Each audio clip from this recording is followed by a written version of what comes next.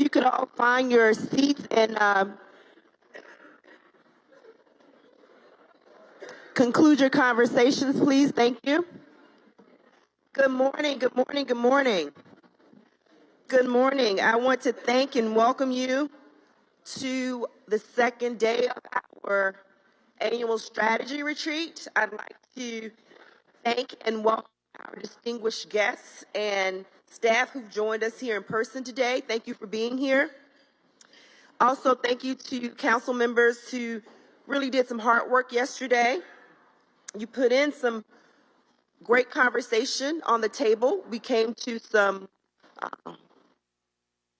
awakenings or identified some resources that will help us move forward as a high-performing council. There's more work to do there. We'll look for continuing those conversations at the appropriate time, and we'll also look for an opportunity to and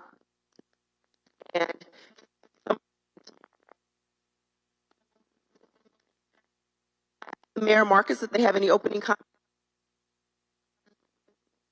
I want to say thank you for everyone for being so present and making the difference that we had to have the ability to speak openly and to move forward. I'm sorry, Stephanie. As I was saying, I want to say thank you to all of you for your presence and being present. That makes a lot of difference when we're talking together and getting things out. And so I'm excited about the next steps that we're taking.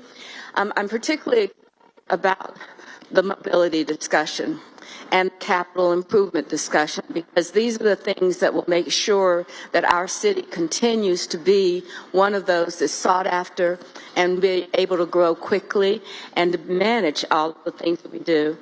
When we started out on the journey of mobility, it was all about the idea of how do we make sure that the people that live in our city have a way to get to work, a way to have a home, and the ability to move around to do that in a way that they would choose. So we've got a big challenge to make that happen. It will continue to be one of the things that I believe that this council will stand up and make possible. So thanks very much for what we're going to do today around mobility. And I want to say especially thanks to the team who Marcus has put together. I don't know how you followed him, but we managed to get everybody here today that you have the ability to ask any question, to carry forth any idea, and we ought to make sure that we take full advantage of the talent in this room. So let's make it happen.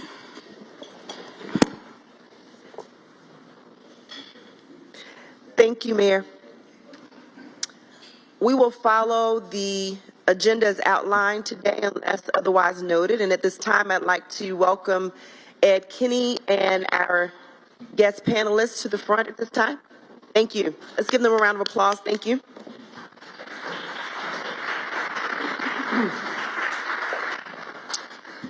Good morning. Again, Ed McKinney, the City Manager's Office. I'm glad to be here and excited to talk about and start our day to talk about mobility. There's a couple things I want to accomplish and hopefully get out of this discussion this morning. I want to be able to convince you that we have a plan, that we're excited about that plan. We've been demonstrating how to deliver on that plan. I'll show you some examples later as we get into the discussion.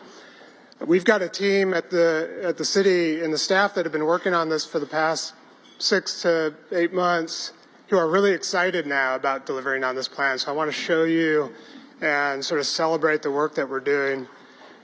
I believe 2025 is going to be a pretty big year for mobility in a region for the city. So this is a great opportunity to demonstrate our ability to deliver on this infrastructure, to set the stage for how that will support the policies that you have beyond just mobility. We'll talk about that throughout the day. So very excited. What I want to do, though, is we have a great opportunity to hear from another city that's done some very similar things that we're about to do this year.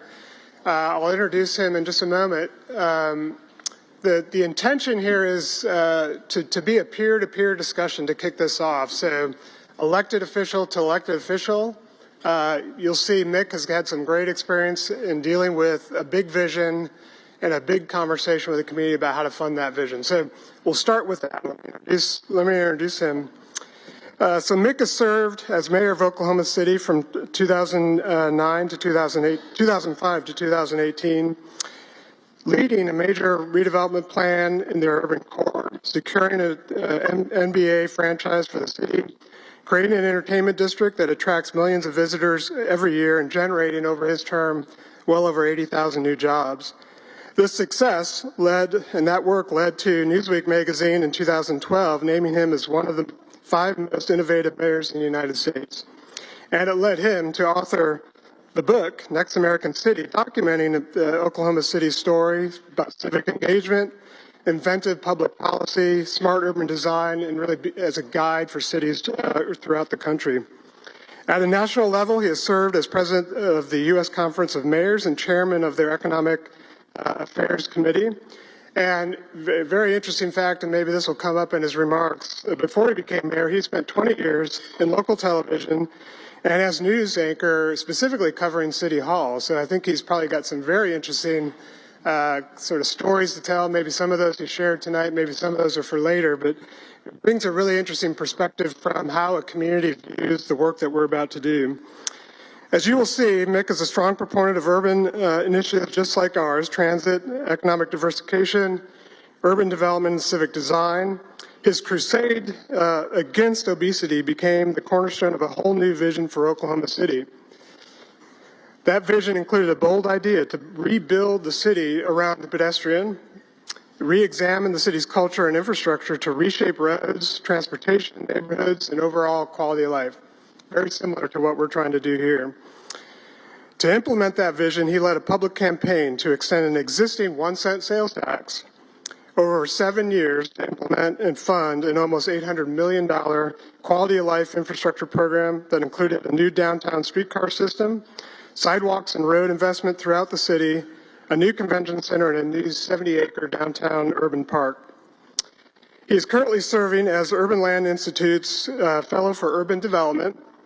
ULI's mission is to shape the future of built environment for transformative impact on communities worldwide, and this fellowship was created to advise and collaborate with ULI and its members on issues related to urban development, revitalization, and it is part of their Curtis Infrastructure Initiative, which identifies and promotes infrastructure solutions, creating new global and strategic partnerships, providing technical assistance, building capacity at the local level, and investigating innovative and effective strategies for real estate, infrastructure, and land use development.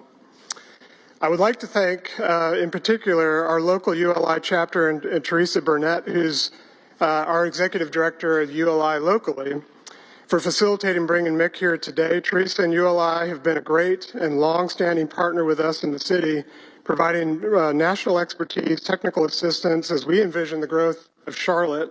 I just want to mention a few things. That has included bringing leaders and experts from around the country to advise us on a range of issues locally, specifically into some really key ones for our policies, specifically most recently helping to envision the Albemarle Road Cultural Trail within our corridors of opportunity, extending and really exploring our transportation demand management techniques as we were looking to include that in part of our development regulations, and most recently looking at resilience innovation districts as a policy tool to implement our strategic energy action plan. So again, thank you to ULI for the partnership, and thank you for Mick for being here today. And I'm going to turn it over to Mick to engage you in a conversation about the future of what we're doing and some stories about what you achieved in Oklahoma City. So thank you. Thanks, Ed. Thank you very much. Is there a microphone? Pick a mic, any mic. Just turn it on. I'm sure the people in audio-visual love it when you just pick up any mic.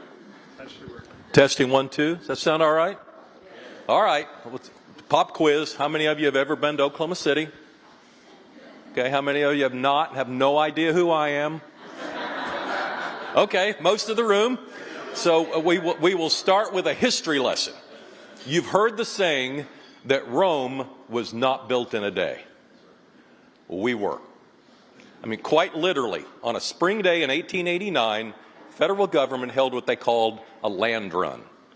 Now, the land run, best I can figure, is when you line up thousands of desperate people and you fire off a gun and they roar across the countryside and they put a stake in the ground. And wherever they put that stake, is their new home. And the population of Oklahoma City went from 0 to 10,000 in one day. And our planning department is still paying for that. You can imagine the calamity at the Lands Claim Office at the end of that first day, multiple parcels of land, all having the same claimant. It was a mess. They kind of worked on it. They struggled through it. And at the end of that first week, they got together and they elected a mayor. And then they shot him. Yeah. It's not that funny, but I appreciate the feedback. It lets me see what type of audience I got going here. Oklahoma City made some economic development mistakes very early on in that they traditionally tied their economy to the price of a commodity. So early on, it was the price of cotton, later the price of wheat, ultimately the price of oil and natural gas. But when you tie your economy to a commodity, your economy goes up and down with the price of that commodity. So in Oklahoma and Oklahoma City's history, what you see are a series of boom and bust times. The 1970s, the price of oil zoomed up to $40 a barrel. It was some of the best of times. People in Oklahoma spent money like it would never end. And of course, we know the good times in the oil and gas industry did end. In the early 1980s, the price of oil began to crash, and our banks and many of the oil and gas energy loans all of a sudden were upside down. We had a particular shopping center bank. Didn't seem all that important of a bank, but it had a number of energy and oil and gas loans. And when it closed, the federal government came in, the FDIC, and closed that bank because they were underwater.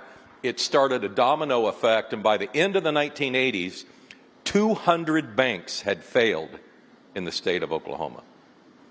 I'm sure the cynic in you is thinking, Oklahoma had 200 banks?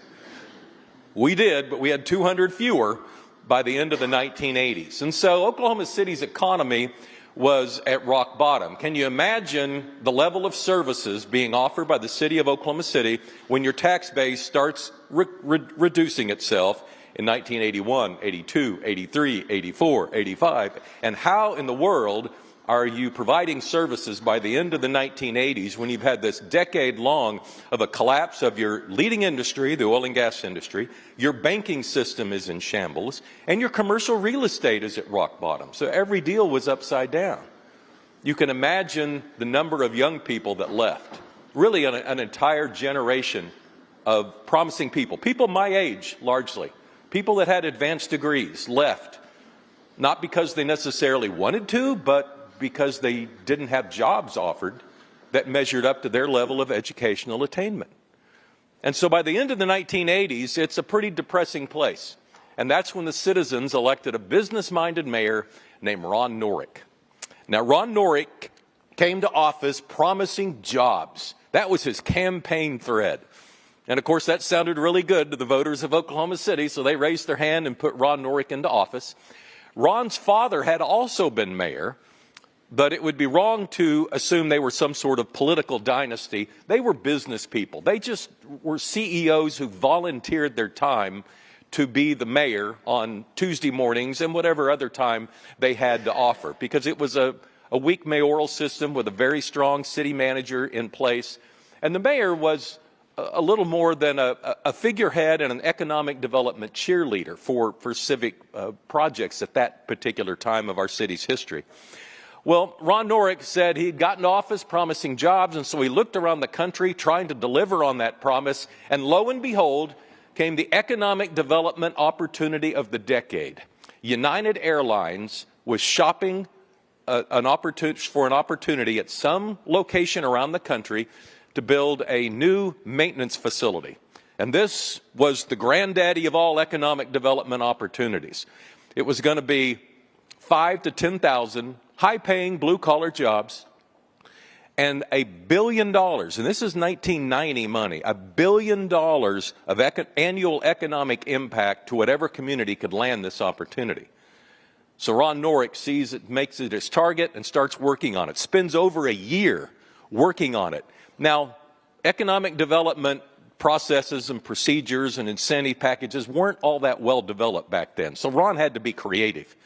And so he started visiting with United Airlines, and he found out very quickly that United didn't really consider Oklahoma City as one of the places they would consider. And so Ron came up with an idea. He decided, what if we went to the citizens and got them to pass a sales tax, and we spent that money building the facility for United? All United would have to do really is bring in the jobs. We would hand them the keys to the facility that they're seeking to build somewhere. United said, well, that's a tremendous idea, Mr. Mayor, but your citizens are never going to vote for that. Well, United underestimated the desperation of Oklahoma City. That election passed 62%. And suddenly United Airlines is looking straight in the eye at Oklahoma City in this incredible incentive package that's being laid on the table for them to come to Oklahoma City. And so they start whittling down the finalists for the opportunity to land this facility. It comes down to a final 3, and they call a press conference in the city of Chicago. The board of directors is there, the CEO's there, all the finalists are there. And in Oklahoma City, it had been very high profile. You know, today, a lot of economic development ventures are behind the scenes, and you don't really know they're going on in the general public. But because of that sales tax election, this was obviously headline news. This press conference was going to lead the 10 o'clock news regardless, and it was being carried live back in Oklahoma City. And the CEO of United got in front of the microphone, stood in front of this small audience of media and other personnel from all over the country and said, we're going to build this facility in Indianapolis. And it was about that quiet back in Oklahoma City because we had our hopes up. I mean, we just knew we were finally going to get some momentum and finally get some jobs going back in Oklahoma City. And Mayor Norick was really dumbfounded. He couldn't believe, after spending more of a year of his time, really all of his political capital,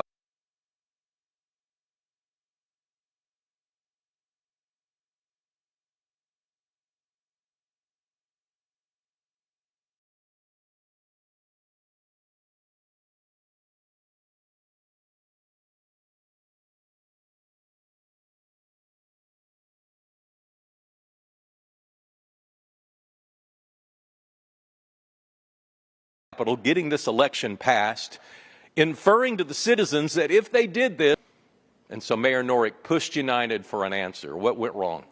What did we do wrong? And United, as you can imagine, didn't really want to talk about it. You know, they had their own criteria, and they looked at it, and they said, Mayor Norick, you didn't do anything wrong. You were always on time. You always provided all the information we asked for. That sales tax election was fantastic. You just finished second. You know, there's no hard feelings. And Mayor Norick said, well, that's not enough. We got to learn from this. What did we do wrong? And United came clean. And they said, well, Mayor Norick, unbeknownst to you and the people in Oklahoma City, we sent in some mid-level executives and their spouses and had them spend a weekend in downtown Oklahoma City. And when they came back, they filed the report, and we read it. And at the end of that review, we just decided that we couldn't put the facility in Oklahoma City because we couldn't force our employees to have to live there. Wow. Was that the kick in the teeth that the mayor needed to hear? The mayor did a second proactive thing. He went to Indianapolis. Now, he did not move there, although at this stage of his political career, I'm sure it crossed his mind. And he said he got off the plane and he rented a car and he drove downtown, and he couldn't believe what he saw. What he saw was department stores and shopping and retail, and there were water features and there were sports arenas. All of these activities that were going on in downtown Indianapolis. There were condo towers. People lived in downtown Indianapolis. The only people that lived in downtown Oklahoma City at this venture were in jail. If you had choices, you didn't live in downtown Oklahoma City. Oklahoma City was down to very few restaurants. It had no retail to speak of. There was one hotel in downtown Oklahoma City at this point, and it was struggling to stay open. And Mayor Norick took this experience, came back to Oklahoma City, and said, okay, I've got it. We were trying to incentivize people to come to our city to create jobs. What we have to do is invest in ourselves. And Mayor Norick noted that the citizens of Oklahoma City were willing to vote for something. They were willing to tax themselves for something to make their city better. Could Mayor Norick come out with a sales pitch that would allow them to invest in Oklahoma City as opposed to invest in United Airlines? And so he started working with the business leaders and his city council, and they started coming up with some elements of what we now call MAPs, Metropolitan Area Projects. And with a city council committee kind of helping to design and choose what projects they would put, they put some typical economic development features in there, like some improvements to our convention center, some improvements to our performing arts center. There was a transportation link, some rubber-wheeled trolleys. There was some improvements at the fairgrounds. Mayor Norick even had the audacity to believe that we could put water in the river. Now, I drove past one of your rivers here, and it seems your river came complete with water. Oklahoma City's did not. We had this extremely dry, huge ditch in downtown Oklahoma City, and the grown-ups called it the river. And I can remember growing up in Oklahoma City and looking at my geography books in middle school and looking at the rivers of the world and thinking, man, that doesn't look anything like our river. The city of Oklahoma City had a line item in its budget to mow the river twice a year. Mayor Norick's idea was to build some low-water dams and impound water. And the water wouldn't flow anywhere, but at least there'd be water in the river, and who knows what development might take place along its edges. And when they started polling the MAPS projects, they had all these wonderful ideas about, going into this abandoned warehouse district and trying to create an entertainment district. They had seen the canal in San Antonio and thought, what if we built a canal through this boarded-up warehouse district? Maybe people would visit. But these were far-fetched ideas. But boy, did people want to put water in the river. Putting water in the river sounded really cool. And so Mayor Norick started a campaign. They started polling it, and the polling was awful. The problem was, not everybody liked all the projects, and Mayor Norick was forcing them to vote on this entire package with one vote. So you had to either vote up or down. You either got it all or you didn't get any. And as Mayor Norick recalls, it wasn't so much that people didn't think that all of these projects were worth a penny. But you got to remember, this was after 10 years of declining sales tax revenue and tax revenue. And the citizens just had a lot of questions and doubt that the city could pull this off. I mean, the city was barely able to pick up the trash. They were barely able to put police officers on the street. And now they're going to build sports arenas and build canals through this abandoned warehouse district, and they're going to put water in the river. Are you kidding me? And so Mayor Norick could see that the polling was going down, and as the election day neared, he threw out kind of one very common sense Hail Mary. He went to the media and went to the voters and said, look, even if nobody ever comes to visit because of MAPS, and even if nobody ever comes and creates a job because of MAPS, the worst case scenario is we're going to have a better city for us. Wouldn't you like to have your kid and your grandkid have a better place to live and maybe have a better chance of keeping them to raise their families? Well, with that kind of common sense sales pitch, MAPS passed with 52% of the vote. It's interesting today that you can't find anyone who will admit they voted against it, because ultimately it changed everything.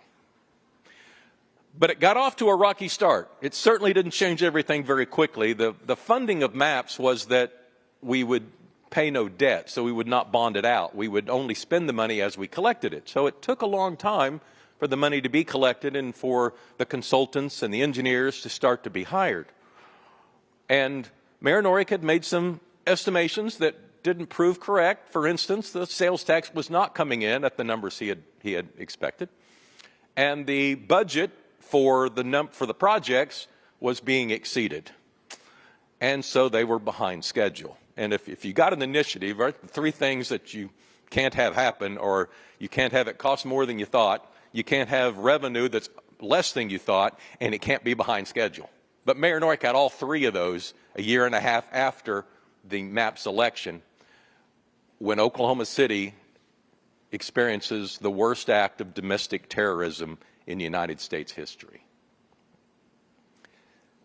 So a bomb goes off downtown, and 168 people are murdered at 9 o'clock on a Wednesday morning. And I think it's pertinent at this point to kind of take a snapshot of Oklahoma City and where it is. This was a generation of people who had been through the economic collapse of the 80s.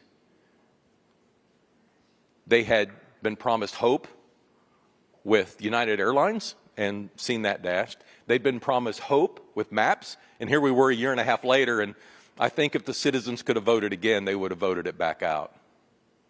And now, resting on their collective shoulders is the emotional burden of this extremely large mass murder. And it's very interesting to see, and you can only see it with hindsight, but to look back and to see what happened in Oklahoma City. It's almost as if the citizens of Oklahoma City reached down and grabbed hands and pulled each other up.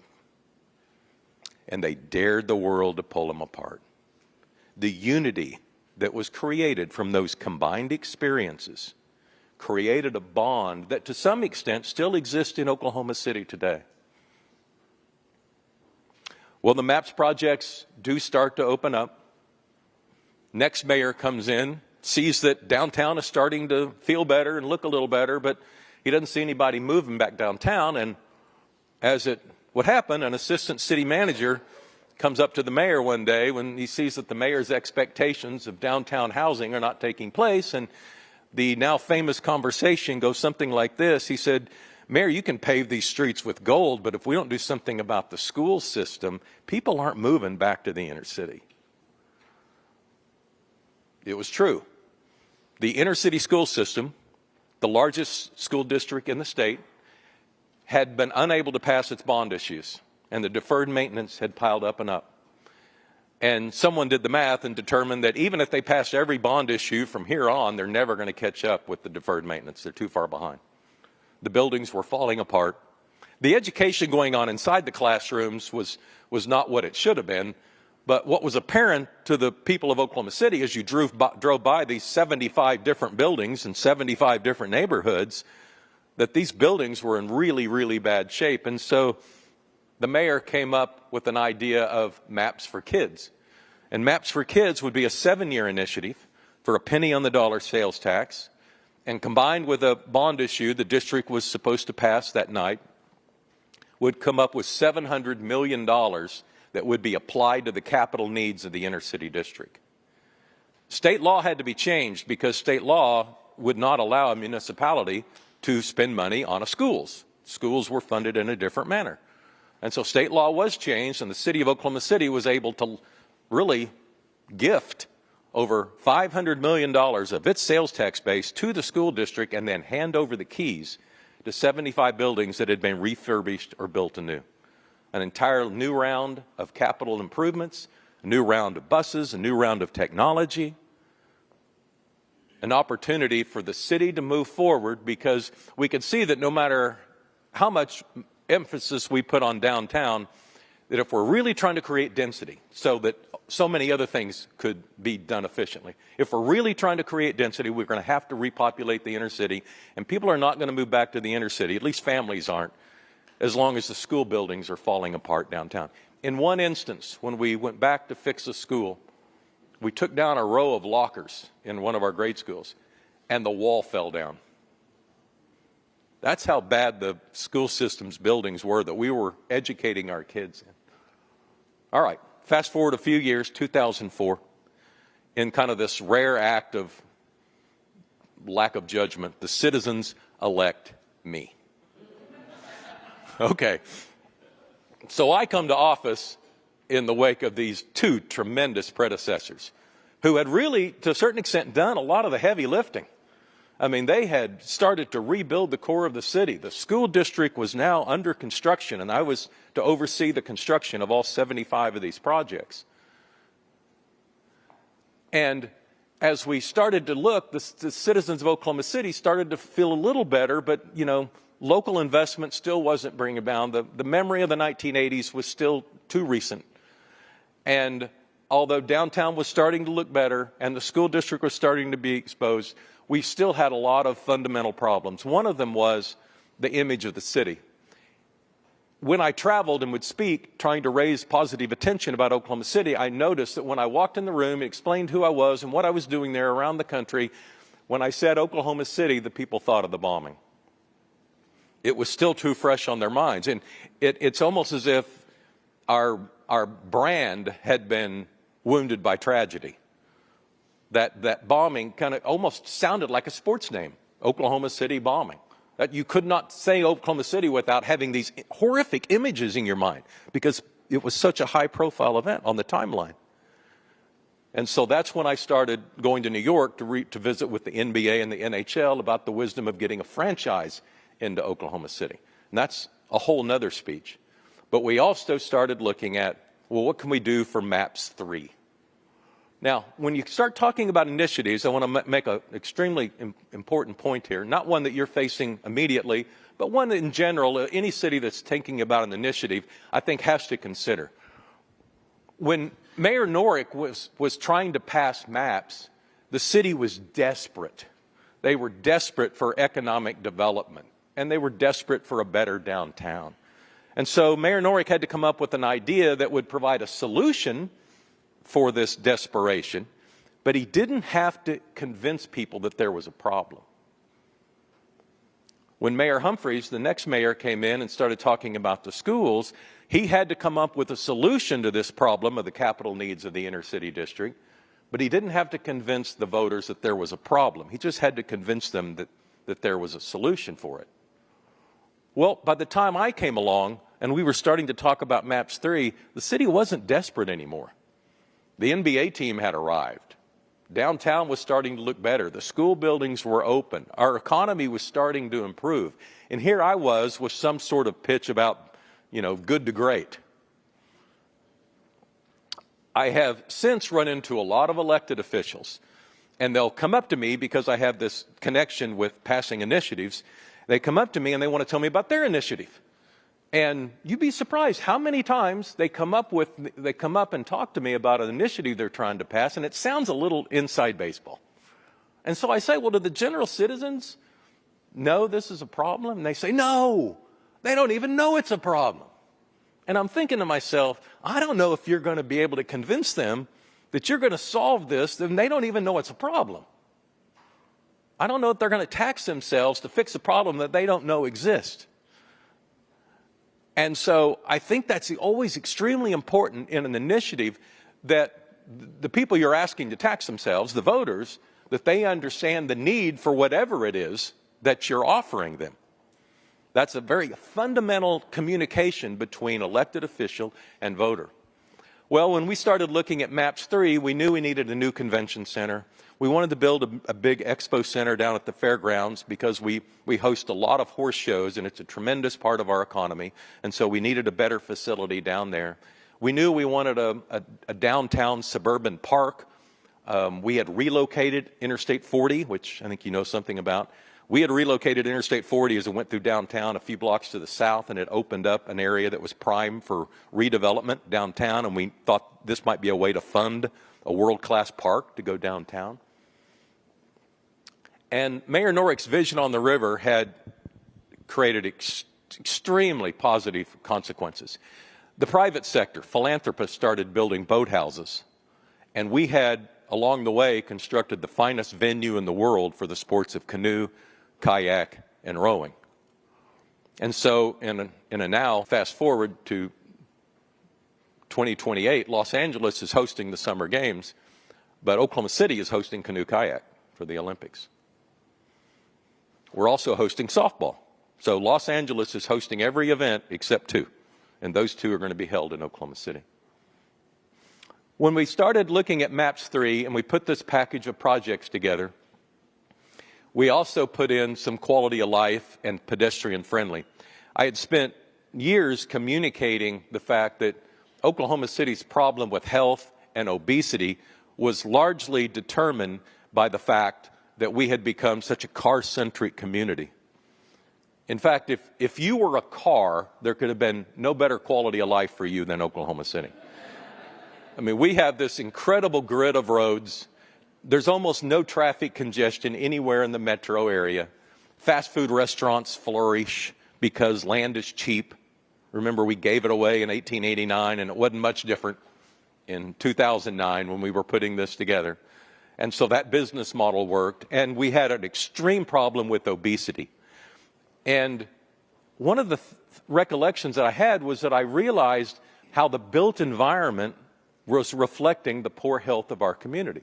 We had built a complete community around cars. It was as if we had challenged our civil engineers that their sole job was to see how fast you can get a car from here to here. Meanwhile, downtown, we had built all these amenities to attract people. But once the individual arrived downtown, we had created an extremely unfriendly environment for them to move around. Here's what I mean. We had 5-lane, one-way streets everywhere downtown. And you would walk up and you would hit the walk, don't walk button. And after seemingly waiting quite a while, it would say walk. And you would take a step off the curb and then another step, and all of a sudden it would start flashing. Don't walk, you know. And you still have 4.5 lanes to go. So you start to lose confidence in the system, and you start walking faster, and then you start to jog, and then you would leap to the curb just as the cars started roaring behind you. That's how we made the pedestrian feel in downtown Oklahoma City. And the cars, of course, they couldn't believe that they were inconvenienced by a pedestrian. They would roar behind you. So we took all of our one-way streets, made them two-way, completely redesigned our downtown grid, put in on-street parking, completely landscaped them, and basically dug up our streets 10 foot to find out what was down there and to relocate all of the utilities and the necessary objects that go under streets and to give an entirely new street grid downtown. And that completed the downtown transformation some 30 years later. Fast forward again, I mentioned in 1990 we had one, really up till 1997, we had one downtown hotel, and today we have 29.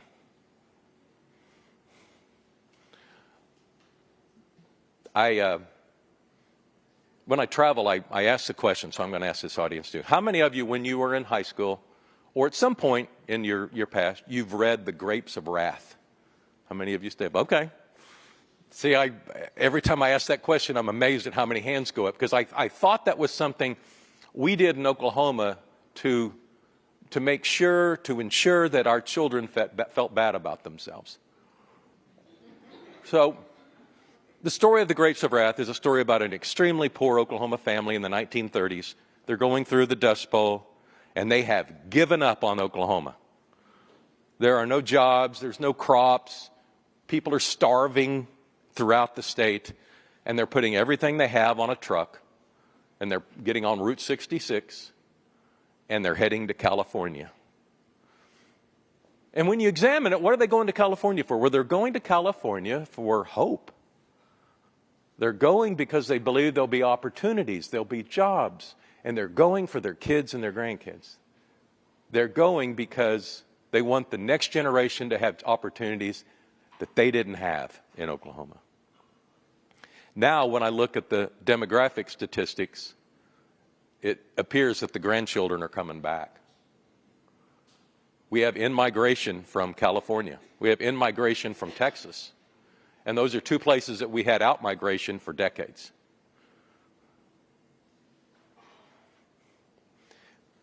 In office, I fronted a number of campaigns. So I ran for re-election and mayor. I ran 4 times, and I ran for city council. And then I fronted initiatives and bond issues, and the school district would pass a bond issue, and I would front that for them. Overall, there were 10 elections in which I was kind of the face of the election, out in front of the public, trying to get people to vote for whatever I was pitching on that particular day, either me or another candidate or some initiative. And I noticed after a few of these elections that there was a pattern developing. As I'm giving it my best pitch in these, far off suburban neighborhood meetings, I could look in the back of the room, and no matter how much I smiled and no matter how much energy I exhibited, there's some person in the back of the room and they are scowling back at me. And I came to learn after a few of these encounters that I could make some assumptions about this person. Number one, they don't like taxes. Two, they don't like downtown. And three, they don't like me. But when I'd lost the intellectual argument, when I'd given them every bullet point I had, I would close with this. I would say, well, all I can tell you is that we're creating a city where your kid and your grandkid are going to choose to live. Oh, they hated that argument because they knew it was true. If they had been around in the 80s, they saw how many young people left, promising people. And it affected nearly every household. And if it didn't affect their household, it affected their nephew or niece or cousin. Everyone knew somebody that left in that time frame. And they were doing remarkable things now, but they weren't doing it in Oklahoma City. They might be doing it in Charlotte or New York or Dallas or Tokyo. But that generation left. And now there's this sense that young people that grow up in Oklahoma City, there's a high chance that they might want to come back after they go off to college. And there's certainly demographic information that shows that people in North Texas and the Dallas area, a lot of them are moving to Oklahoma City. Why are they moving? Why are they coming? Well, it's the same thing really that Mayor Norick learned throughout his experience with United Airlines. They're coming for a quality of life that Oklahoma City now offers. They're coming for the same types of things that a lot of what I'll call mid-sized cities like Charlotte, Oklahoma City, Little Rock, Omaha. It's the theme of my book, The Next American City. It's that the quality of life that the millennials and the generation after them, it's the quality of life that they really choose are based on affordability. Can they afford to live here? Is there affordable housing? Can I have a job and raise a family here on my salary? Can I do that? They also don't want traffic congestion. They want a better transportation system. They want public transit. I joke that they always don't want to ride public transit, but they want there to be public transit. You're not going to have that if you don't have a strong core. The quality of life in the suburbs is directly related to the intensity of the core. If you don't have a strong core, you can't be a suburb of nothing. And the quality of life in the entire region suffers. And the last item that generation is looking for is fresh water and clean air. And you can't necessarily find that everywhere on the East and West Coast anymore. And so cities your size are positioned perfectly to reach out to these highly educated 20-somethings, this technologically savvy, entrepreneurial generation, and attract them for the quality of life that you offer. And if you can attract that generation, they'll bring the economy with them. They'll create jobs on their own. But you have to have a city where they want to live. And I think Oklahoma City's experience is example A of how far a city can come when it concentrates on creating a quality of life instead of trying to incentivize others to come to their city and create jobs. And that's our story. Thanks so much. Thanks. Ed, do we have some time for Q&A? Okay. No one ever wants to ask the first question. Okay. I should have known you raised your hand.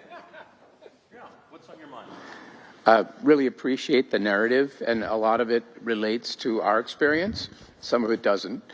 When you went out to promote the referendums, what kind of marketing was done, or what was there private sector funding for advertising?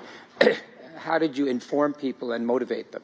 Well, that's a great question. His question is, how do you pass something? You know, you have to have a marketing campaign. You know, what we've done in Oklahoma City, and it's similar in almost all communities that are passing these, is we work with the business community. In our city, that means working with the Chamber of Commerce. There are other different types of organizations around the country. But you're right. I mean, the elected officials can't put money into a campaign. We can use our bully pulpit. We can get out and talk about it. But in our case, the private sector raised the money to put forth a political campaign to pass it. And in MAPS 3, we had a funded opponent, so it was not easy to pass. And this is, 15 years ago, the Chamber of Commerce and its members had to come up with close to $3 million ultimately to make sure that initiative passed. But, even though the money is being raised by the private sector, there are certain things that I think the elected officials have a responsibility to. One of them is just positive energy about the city, and it's not just about the initiative, just in general about things that you're working on. Because if you're asking a voter to go to the polls and vote yes, I just think it's in everyone's best interest if there's positive energy and there's a confidence in the people that are running the city, both the staff and the elected officials, and that things are moving in the right direction. I don't think it does the city any good to be pointing fingers and blaming problems on each other. If the leadership, I'm not just talking about the public leadership, I'm talking about public and private, doesn't really matter. If the citizens of the community feel like they're having to be the referees for the leadership to decide who's right, who's wrong, why are they blaming them? Who's at fault? Why did that happen? If that sort of disharmony and negativity exists, it's harder and harder to pass these types of elections. You need a positive energy, and people need to realize that there's obviously a time to be honest with your constituents about the problems you're facing, but you also need to be honest at what you're doing to work on them. And so there's an answer to the questions. Because you've never fixed every neighborhood's problems. It's just an impossible task. There's at least an answer to the question of what you're doing about it to try and address it. I think that answer to the question is really important. Yeah. Yes. First of all, thank you for the presentation. It's very informative. I have two questions for you. One is, you talked about your referendums in terms of MAPS 1, 2, and 3, and it's an interesting concept because I wonder, would an Oklahoma City resident think that MAPS 4 is right around the corner, and that there's a rhythm to how these things will come about, and they will be involved in paying for the growth. So I'd like to hear your insight on that. Yeah, but the second, because it reminds me, I didn't really complete the story. My successor passed MAPS 4. oh, there you go. He was my former chief of staff. So my former chief of staff is now the mayor of Oklahoma City. And he passed MAPS 4 a couple of years into his time in office. And MAPS 4 was much more about the social needs of the city that his predecessors had helped create. And so there were capital needs for a lot of nonprofits, for like domestic violence or mental health. And there's also money to kind of help subsidize the operations for these types of endeavors. So taking on the social needs was part of it. Now, MAPS 4 also included some economic development ventures, some things in technology and things like that. But largely, it was based on the social needs of the community and not the economic development needs. But really, that comes back to creating a better quality of life for the community, when you're addressing the social needs. So it really all fits in the larger theme. But it took some convincing because, it wasn't traditional. It wasn't what the original MAPS 1, 2, and 3 had been about. It was different. But it passed, I think, with over 70% of the vote. Wow. Yeah, his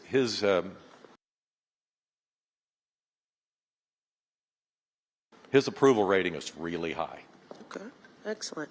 The second question I have is somewhat tangential, but you mentioned you were able to acquire the NBA franchise. Right. And I personally spent some time in Northwest Arkansas, so I've been to an OKC game, and I remember that, your franchise had some of the best attendance in the entire league. There was a lot of vitality around that.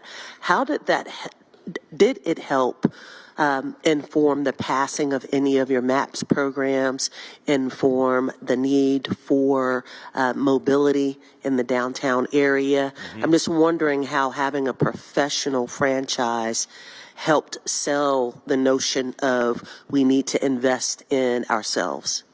Yeah, I think having professional sports and supporting those professional sports is mandatory for creating a city where people want to live. There's a number of people that, even if they're not sports fans, even if they don't want to go to a game, they want to be culturally relevant.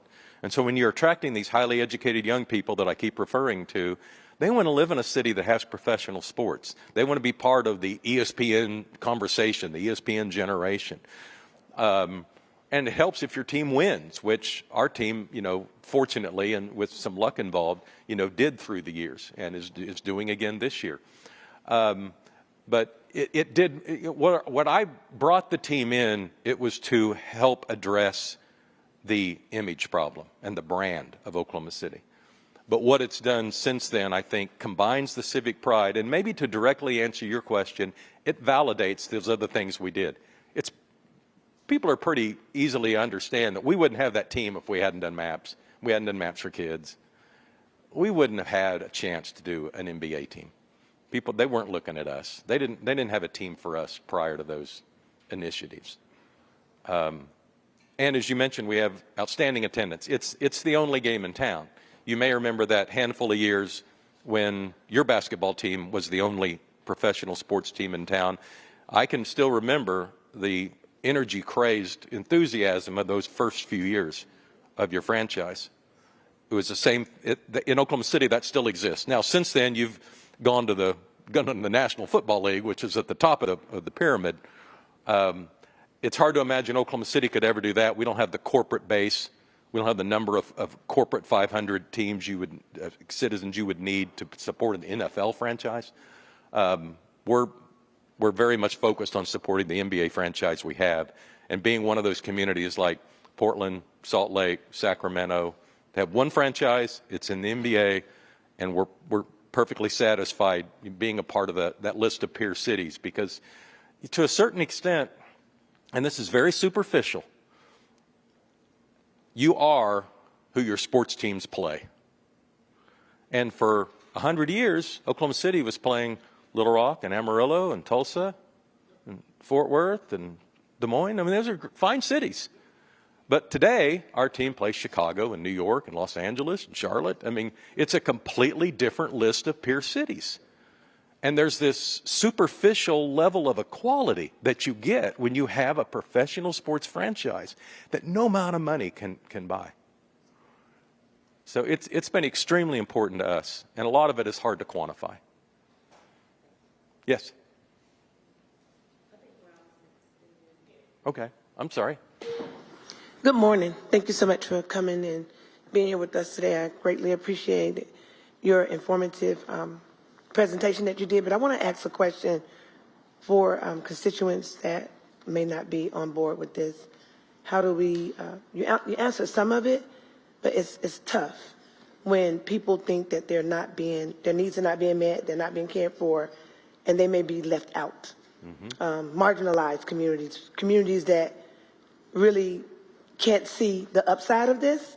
And so for me, because I know the city has to grow and it has to move forward, how do we collectively come together to share that this would benefit you too? It's very difficult and it's very challenging. While it sounds very great for the business community and people that are thriving and companies that are moving to Charlotte, and we're growing and we're going to continue to grow, but I have to remember the population that is not in the class, that's not in this room and may not even hear this presentation, but I also have to go out and reach them and let them know that we care about you two collectively as we're moving forward. Yeah. I need some language and I need to be able to share with not just my district, but other districts that may come to me and ask me those questions. So the information that you provided is amazing. You've done some great things, but we have many teams, compared to Oklahoma City. Our soccer team, our football team, our baseball team, our NBA team. So just help me with that, please. Yeah, so there are parts of your city that acknowledge, the city's doing great, but what about us? Why have we been left behind in this economic, improvement?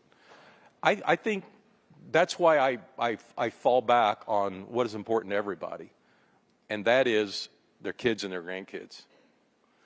And because in your specific instance, this is about transportation, almost everybody has a need for transportation. And my city manager one time, was talking to me, and he gave me a line that I've used before, and that is, like, you can't fix all your problems in one day.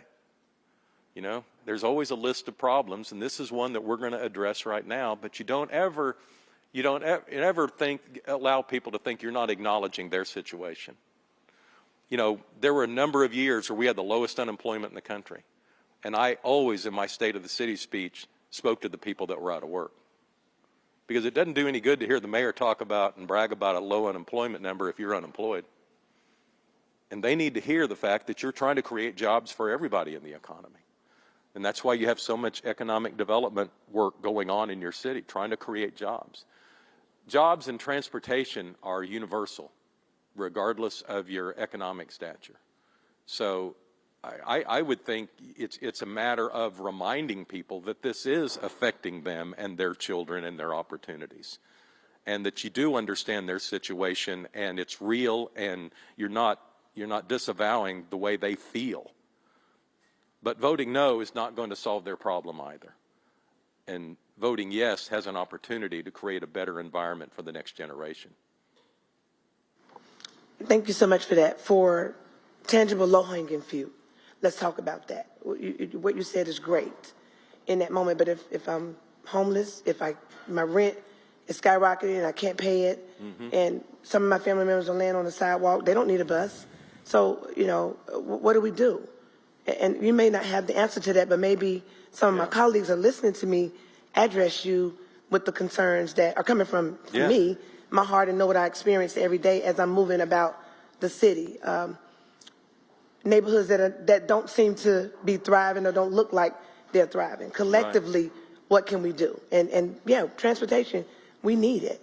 But we also need to make sure that when we get the transportation is able to go and get the folks that's always been using it, and that it's upward for them as well. But I do appreciate your feedback, and I can take it. It's positive, and I can move forward with it. But that's something for me and my colleagues, I guess, and speak to the mayor and the city manager, and Mr. Driggs, who leads the transportation and is highly educated when it comes to this. But these are tough questions that people may not want to ask, but I just have to ask those questions. Yeah, there's not a city council in America that's not working on homelessness right now. And I think the push and pull and the conversations that I hear are a lot about it's expensive to manage homelessness, and we wish we had more money to prevent homelessness on the front side. And that continual discussion on how much attention do we spend on trying to prevent homelessness and how much do we spend on trying to deal with the homelessness we already have is what every city council and elected officials are trying to deal with. So I feel for you. Well, I thank you so much. I know that it is a global issue, not just in the city of Charlotte. I go some other places and I say, wow, we think we got a concern, but then when you move into some of the larger cities, Atlanta, I'll go downtown and I'm like, wow, it doesn't look like that. Or in different neighborhoods, it doesn't look that way. But again, I always think there's more that we can do, and we just have to push a little harder to let people know that we care. Right. It breaks my heart. Thank you. My comments are actually very much in line with Councilmember Brown. I know that we talk about and we spend our energy on the things that we think are going to recruit high earners. But to Councilmember Brown's point, what about the people who we are taxing to get that? And we talk about their kids and their grandkids, except your kids are going to a 4-year institution and they're going to become doctors, lawyers, engineers. Where are they going to live? And so I'm curious as to how you all think about recruiting along the economic the economic mobility ladder and how you think about how you incentivize so that you've got different segments of the population within your city, because just as much as you want people who can afford to pay tickets to go to these sporting events, you also need members of the community that are willing to work there and keep up the facilities, for example.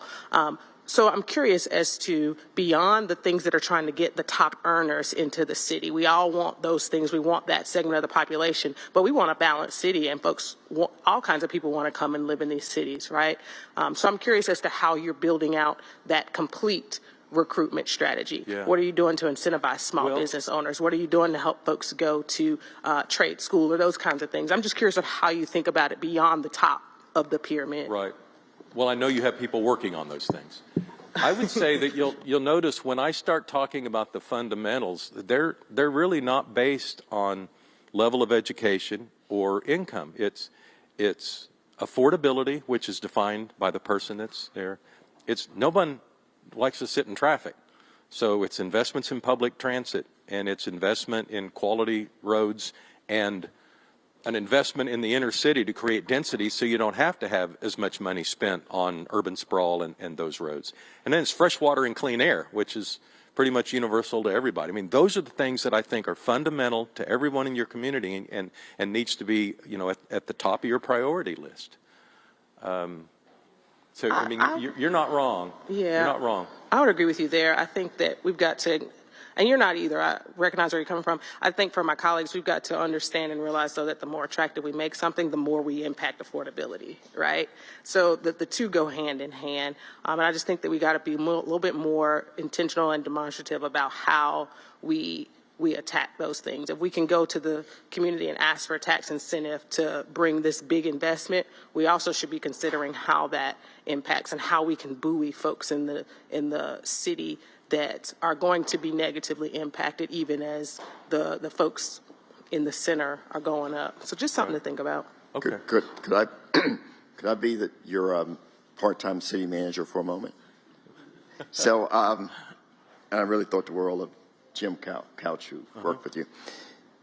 So what I would offer is, it's not just the mobility plan, $25 billion over 30 years. And it's not just that in isolation, it's what we're doing around housing, the $100 million bond, and anti-displacement. And so if we start to decouple that, it's not a great story, but if you put it together, and then let's start to think about, of that $25 billion, I think add $5.7 billion is coming directly to the city of Charlotte. And so what we have are all of these projects that are going to be constructed. So it will be one of the biggest workforce development initiatives that we've ever done. And so it's looking at it that way and not just a mobility plan. How's that, Mayor, for being your city manager for, I'm sorry. No, I understand it's well thought out. All right.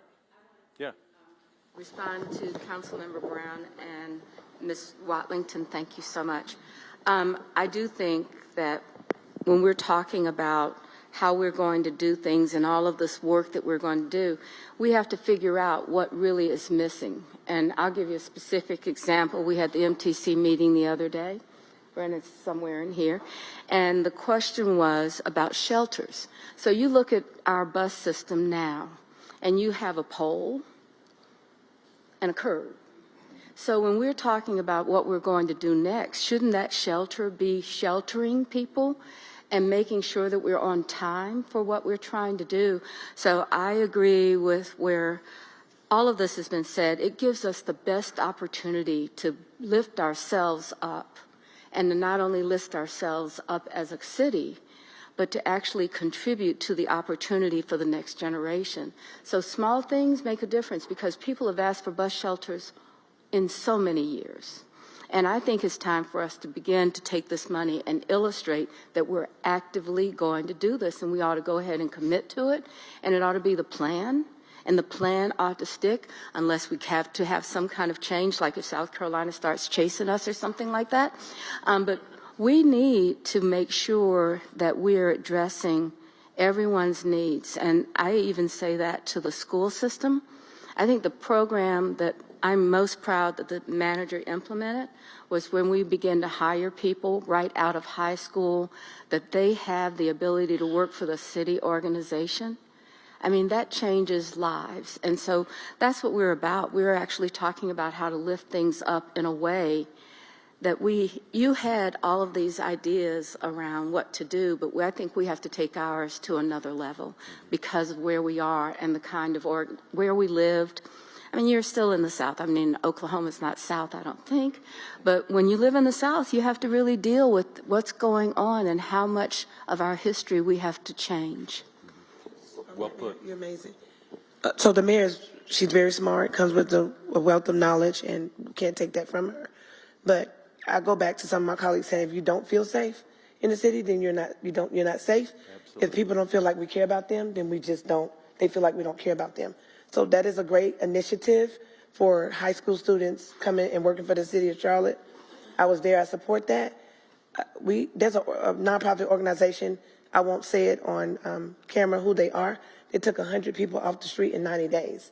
If a nonprofit organization does that and provide housing for people, imagine what we can do. So this strategic meeting that we are in is for us to move the city forward collectively for everybody. So I have to go back to elevating and let's not lose focus on mobility, housing, jobs, and all of that. As we attain and we move forward, remember the folks that feel like we're not moving them forward.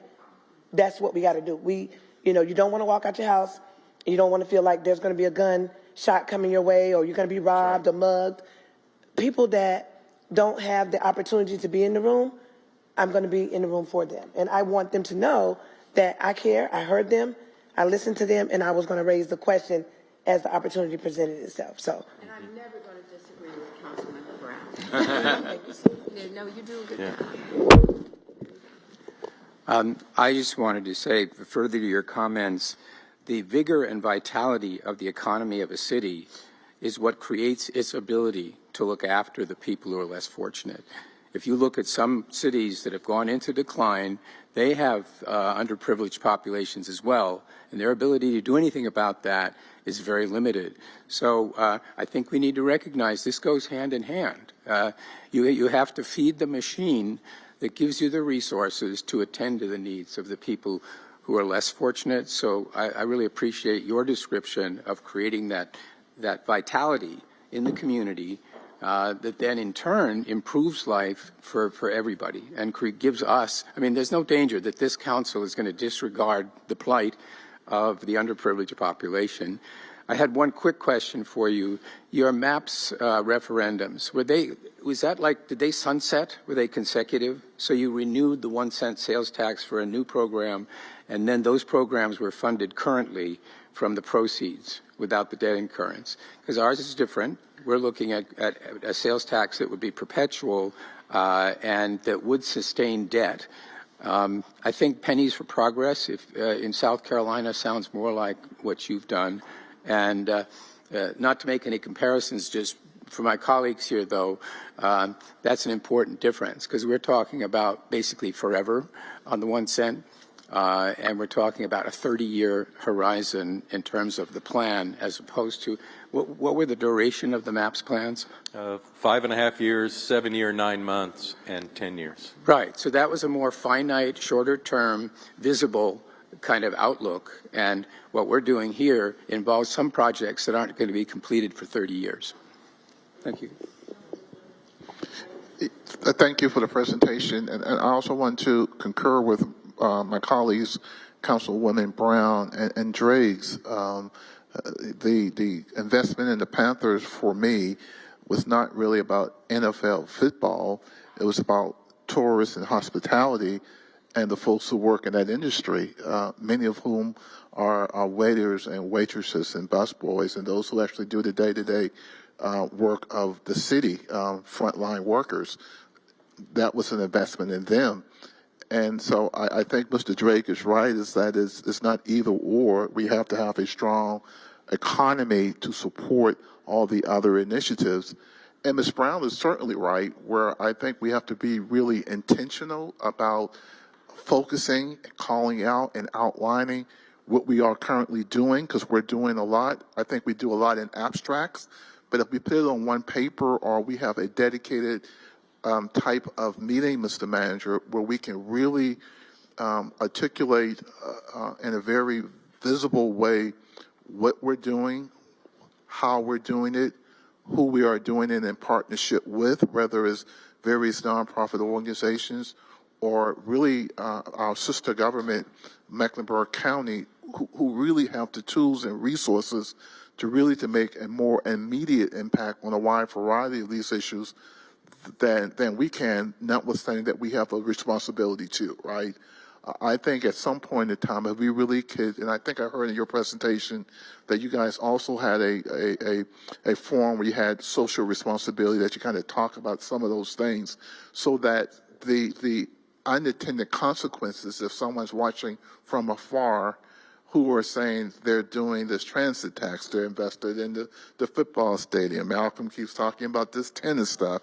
It's not about the tennis, it's about being peer cities with Paris or London or Melbourne, you know, that's, and the tourist dollars that comes with that supports those frontline workers who are doing that. So, Mr. Manager, I don't know when, how, to what extent we do that. I think Councilmember Brown makes a good point that we need to carve some time and space where we really kind of talk about those issues, because we are actually doing a lot, but it's fragmented, and I think people can't see the cumulative impact of the decisions and the partnerships and the relationships that we're having. Thank you all very much.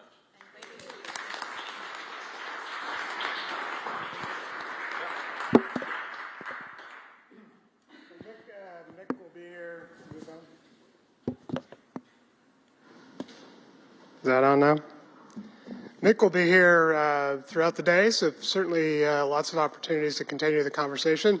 This has been great because certainly we got very quickly to the heart of today, and I don't need to repeat back to you what you just were talking about. Our mobility plan really is fundamental to the strategy about economic mobility, affordability for housing, access to jobs. So that's really what this day is about. What I want to do quickly, because I don't want to stifle the good conversation we just had, I'm going to try to run through really quickly, give you an update on where we are with our plan and our work, and then hopefully we get back to the conversation and can tie this aspiration and transformation theme that Mayor Cornett just gave us to the kinds of projects and aspirations we have. So, strategic investment areas. We've been talking about those for the last couple of years. I want to give you a quick update on what we've done over the last 6 to 8 months, and then talk about what that means for our larger plan. We've talked about this before, so in the last couple of years, we've been building sort of a case for our plan. The first document was really around what our needs are. We talked a lot about that a couple of years ago. Last year at your retreat, we talked about what would be our approach, right? We have an extensive sort of catalog of our needs. The question was, how do we approach it? Our approach was strategic investment areas as we have been building that strategy over the last year. As a reminder, we did sort of a data-driven analysis. We went to the places throughout our city where we could target the kinds of needs we have around congestion, around access and safety, around connection to our transit system. And what that gave us was sort of a heat map of places where we needed to go. So the idea was to be a place-based focus, tie our needs to our policy, and then begin to build kind of our infrastructure strategy around how to meet those needs. The question was, where do we begin? So we were very fortunate for you in your last year's budget to have given us the ability to test this strategy with the $55 million bond program for strategic investment areas. So we took that challenge very seriously. We took it with a sense of urgency because we wanted to be able to come back to you at this retreat and show you what that strategy looks like, demonstrate what we can do with that kind of investment, and then show you what that could potentially be in terms of sort of scaling that to the larger strategy we have long term. So the question was where. We picked two areas, and there's sort of a danger in that, right? There's why not in my area, why not in this other area? But we did it very carefully. We were wanting to demonstrate sort of a spectrum of conditions. We sort of screened out initially all the areas that had recently or underway with larger capital investment projects. So we wanted to go to places where some of our investment hasn't been recently. And then we wanted to do sort of a testing of spectrums of certain conditions.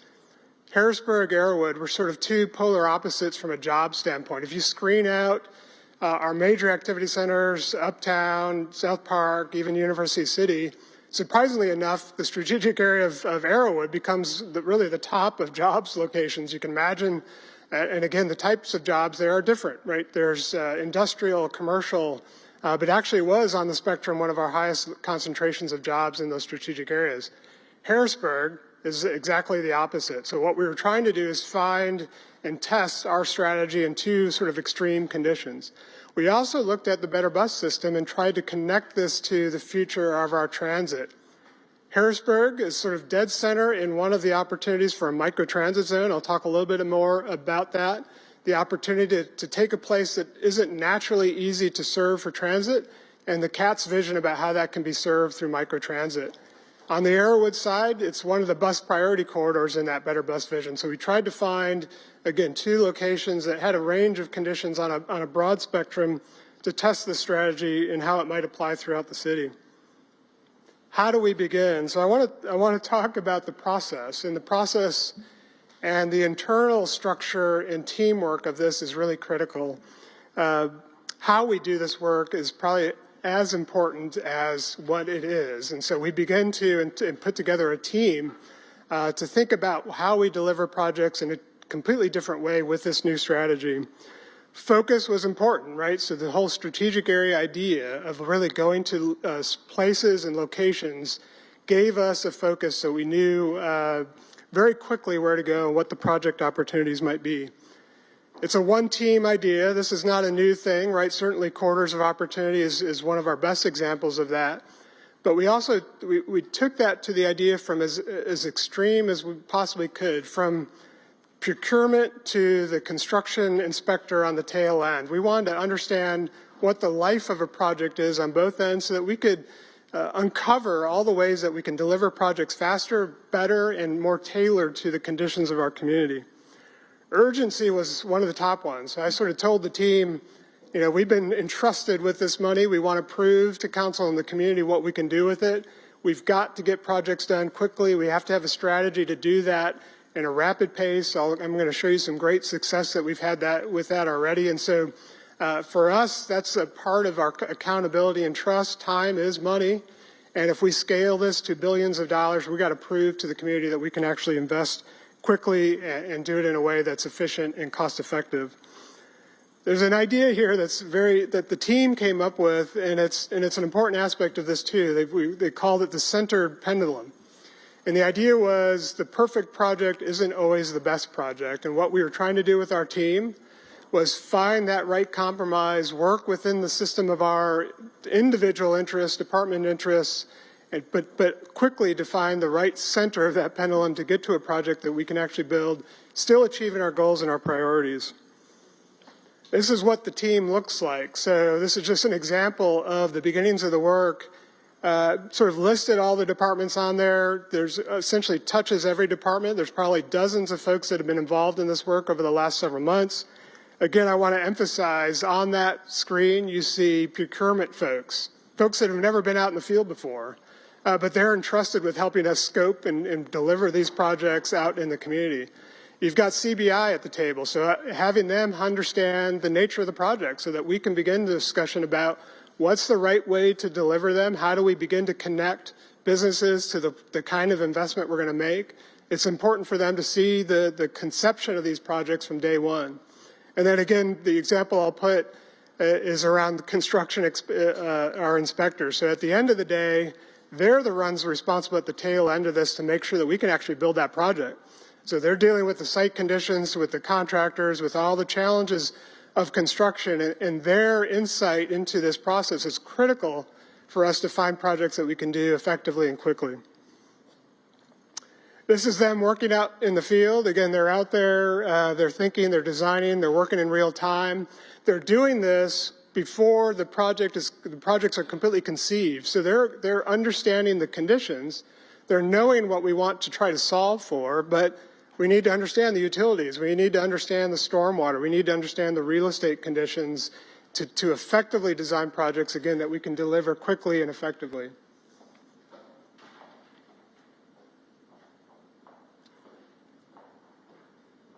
I'm losing my screen a little bit.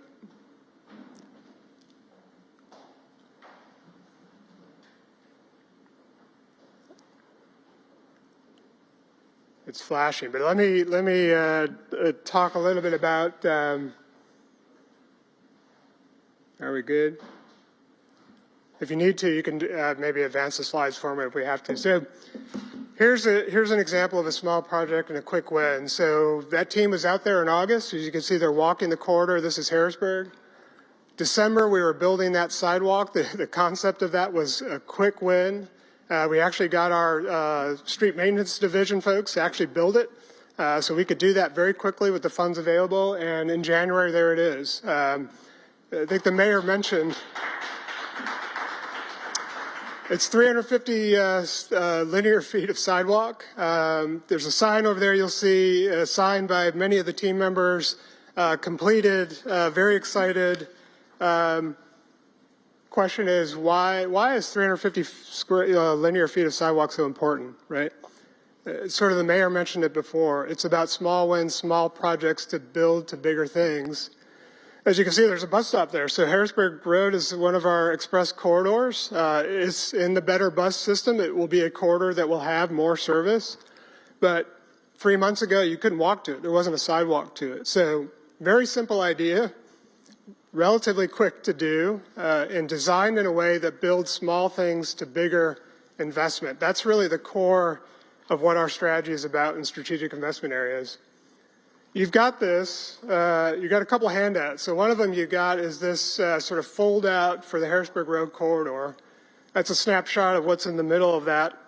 So you can look at that in more detail. But what that shows is that small project within the context of many other projects. So that's the strategy that we're deploying and we would deploy throughout these strategic investment areas. Small projects to big projects. I think last year I used a word that probably was incorrect. We talked about bundling, the idea of like bundling projects, but this is actually the opposite. We're unbundling a big project. So at the end of the day, we're going to invest all through that corridor in a series of small projects. It'll have big impact, but we've unbundled the big projects so that we can do things quicker. And that's, again, the strategy that we'll deploy throughout the city in all of these strategic areas. They'll all be different. As you'll see, the context of this was about basic things, sidewalks, pedestrian crossings. We've got some new traffic signals, investment around the bus system, very simple things, but collectively big impact. You've got this in your book as quick snapshots. So I want to highlight a couple of things. Again, it may sound insignificant. At the end of the day, when we build all this, it's about 2.2 additional miles of sidewalk. Seems relatively small. These are gaps along that corridor. But all those neighborhoods that are around on that map collectively have about 57 miles of sidewalk. Disconnected because of the way Harrisburg Road corridor didn't essentially provide that infrastructure. So with 2 miles of sidewalk, we're now connecting a system that already exists of 57 miles. So that's the kind of impact we can have on the quality of life of neighborhoods. You can now cross that street. There's the Harrisburg Road Sports Complex Park that you literally can't get to because you can't cross it in a safe manner. We'll have miles of street lighting. That's another basic thing. In a corridor like this, the lack of street lighting is a safety issue. It's a pedestrian comfort issue. It's a transit issue. And so again, one of those small projects done in the sequence of kind of delivery in a quick way, street lighting. So I just give you an example of all the pieces that go into that. You can look at your the handout there to kind of give a sense of all the detail of what that looks like and an example of how that will apply over time throughout these other strategic areas. Quick snapshot of where we are on the 55 million. The notion here in these colors are tiered projects. This gets back to the idea that there was a triage of looking at short-term, mid-term, and long-term. So tier 1, tier 2, tier 3. You see the colors there. The point to be made is quick, right? We're very quickly finding projects that we can do. We do them like the Harrisburg Road sidewalk. Tier 2 are sort of longer, sort of mid-term. Tier 3 are longer term. What we have done thus far is essentially programmed 60% of that $55 million already, just literally in a matter of months with that team working very intensively. So those projects are underway. They're in process.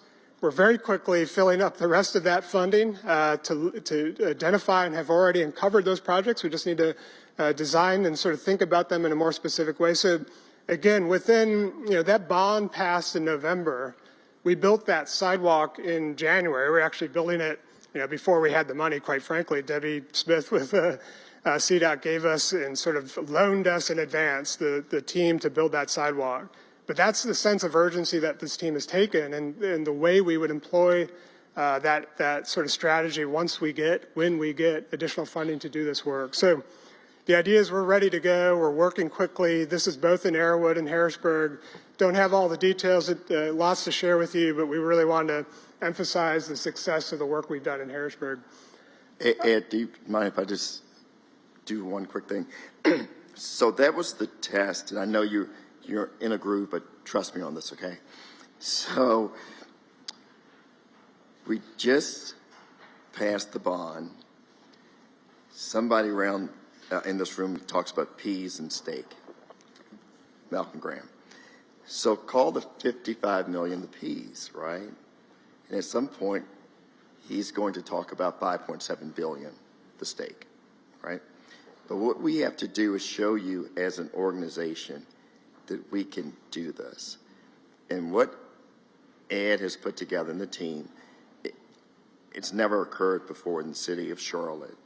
On the front end, having procurement, CBI around the table, much like Team of Teams, much like corridors. So when the sales tax is passed, we are already proving to you that we can deliver.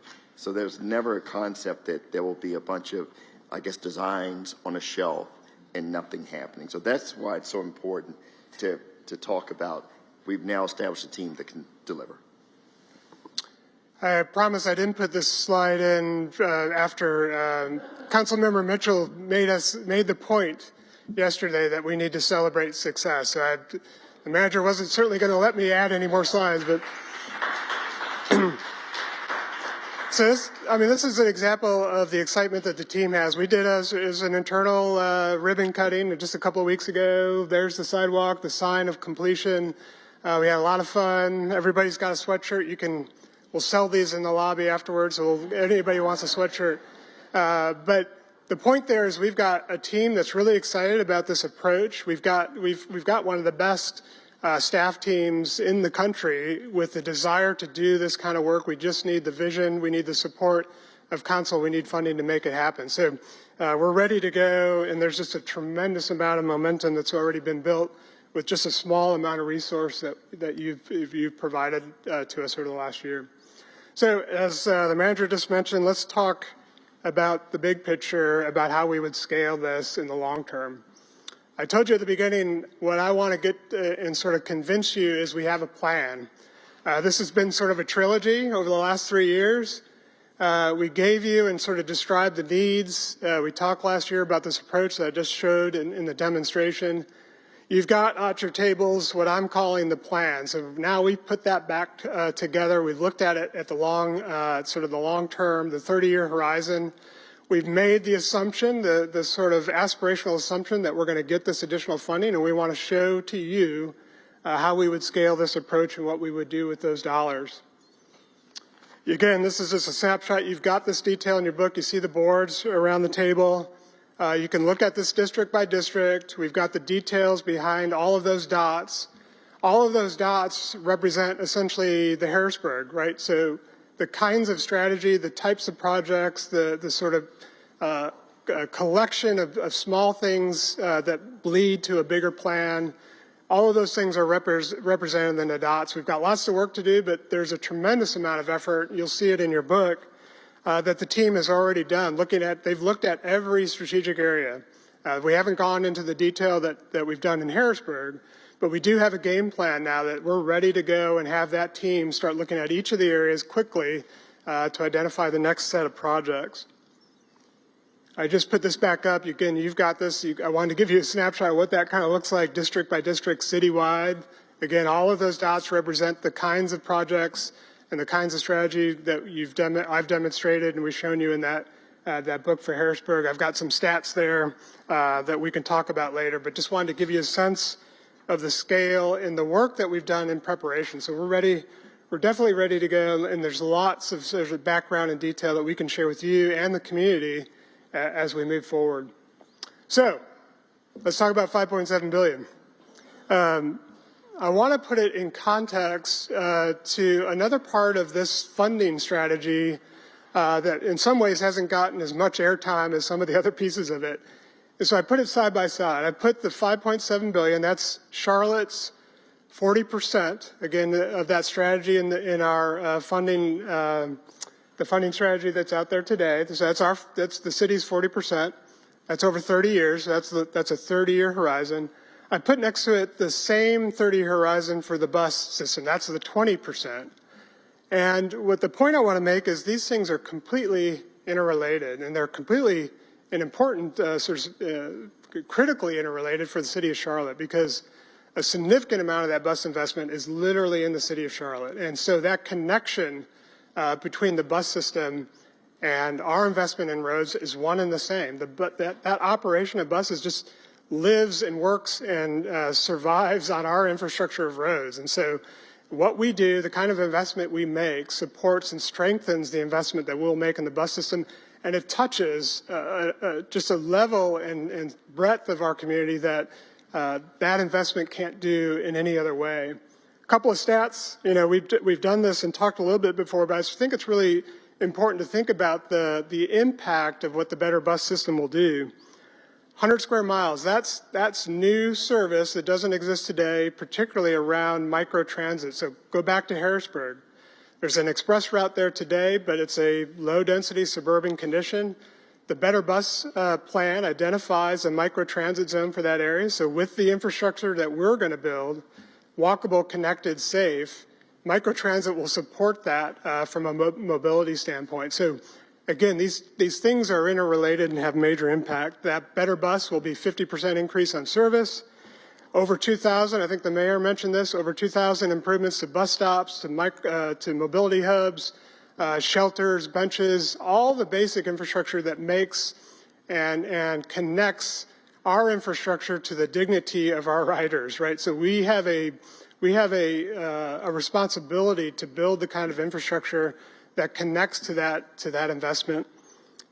Last thing I want to say, 15 for 60. What that is 15 minutes service for 60% of the existing bus riders. That's the impact.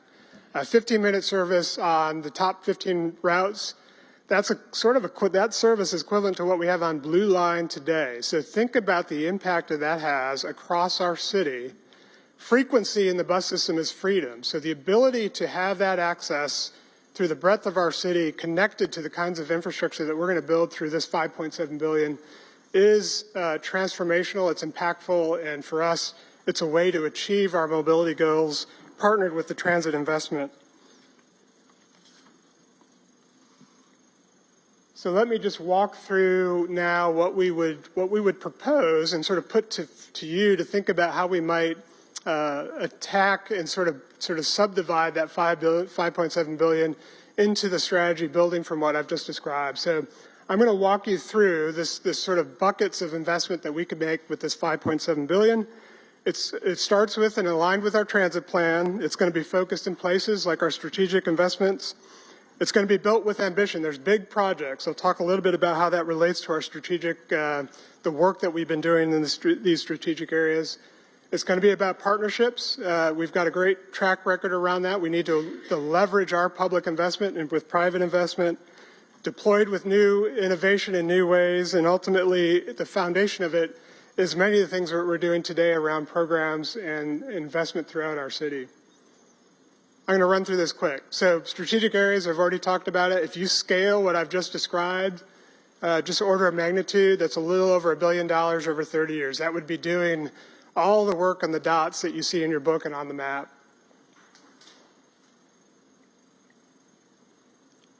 Big moves, what we call the big projects. These are driven from the work we're doing in the strategic areas. So what's going to happen? Those are being uncovered as part of the strategic area process, and that's part of our strategy. As you can see, that's a big dollar amount. That's $3 billion. That's $100 million projects. A great example I continue to use because it's sort of relevant in certain parts of Charlotte. That's widening and building Audrey Kell as a good example of a place that has a congestion issue, certainly a walkability issue. That's building a road like Audrey Kell to meet the needs we have from a traffic standpoint, but also mobility, walkability, safety, transit. That's the kind of scale of projects. We have those across the city, intersection improvements, new streets, big projects tied to our strategic investment areas. Partnerships. Don't need to talk a lot about this because we have a great track record on that. We want to make sure that we've provided space for that. The examples you already know, Ballantyne, River District, the Pearl.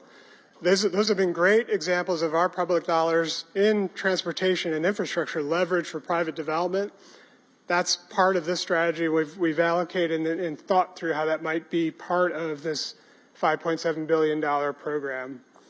Innovation. So a lot we know, a lot we don't know. We're doing some things, and we've already done some partnerships. We've got a great foundation in our infrastructure today with our fiber optic network connecting all of our signals. We're partnering already with private providers to look at ways that we can collect data at those intersections, have that inform how we operate those signals and operate our system, make it more safe, make it more efficient. There's a horizon there that we can't define, but over 30 years, we need to be able to take advantage of it, and that's part of this program, making sure that we've got the resources to be leaders in that across the country. And then finally, programs. So these are all the things we're already doing.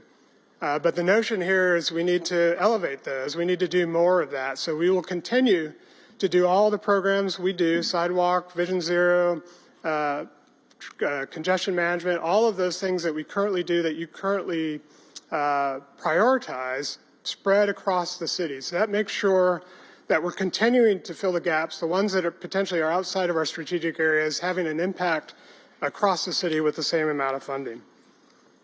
Next steps, let me just talk about where we are going and what the next year looks like relative to this opportunity for funding.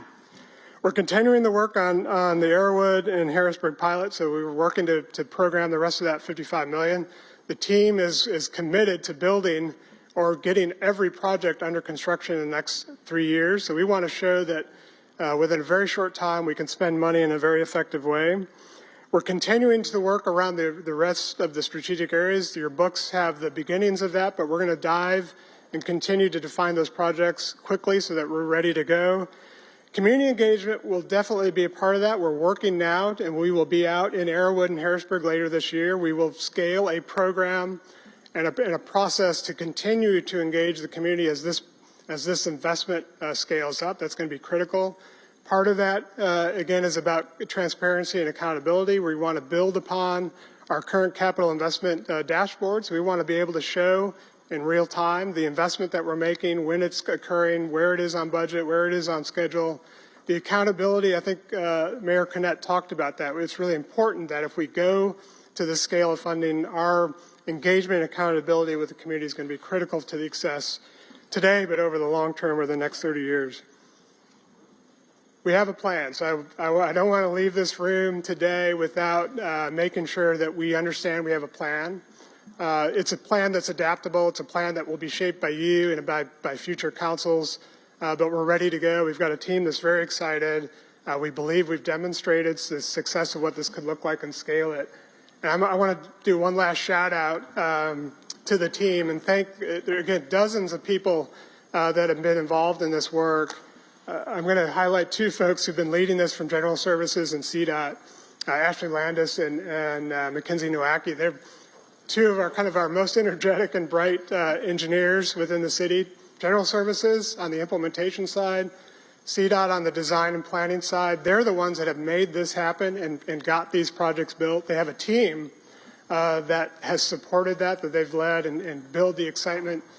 But the point is, none of this is successful, and we can't be successful without the right team, without the right energy and support. I think we've got that. We're ready to go, and we're excited to continue the conversation. So I'll stop there.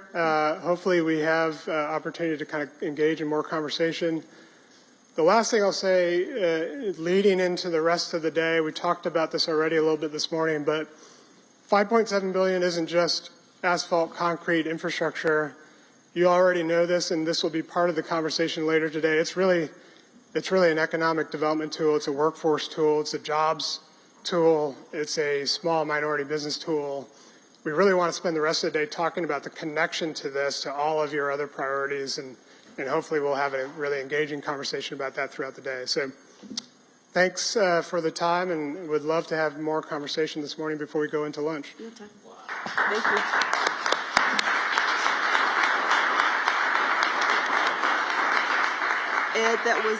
Ed, that was so inspiring, amazing and inspiring. We want to thank Mr. Cornett for your storytelling. You're a master storyteller.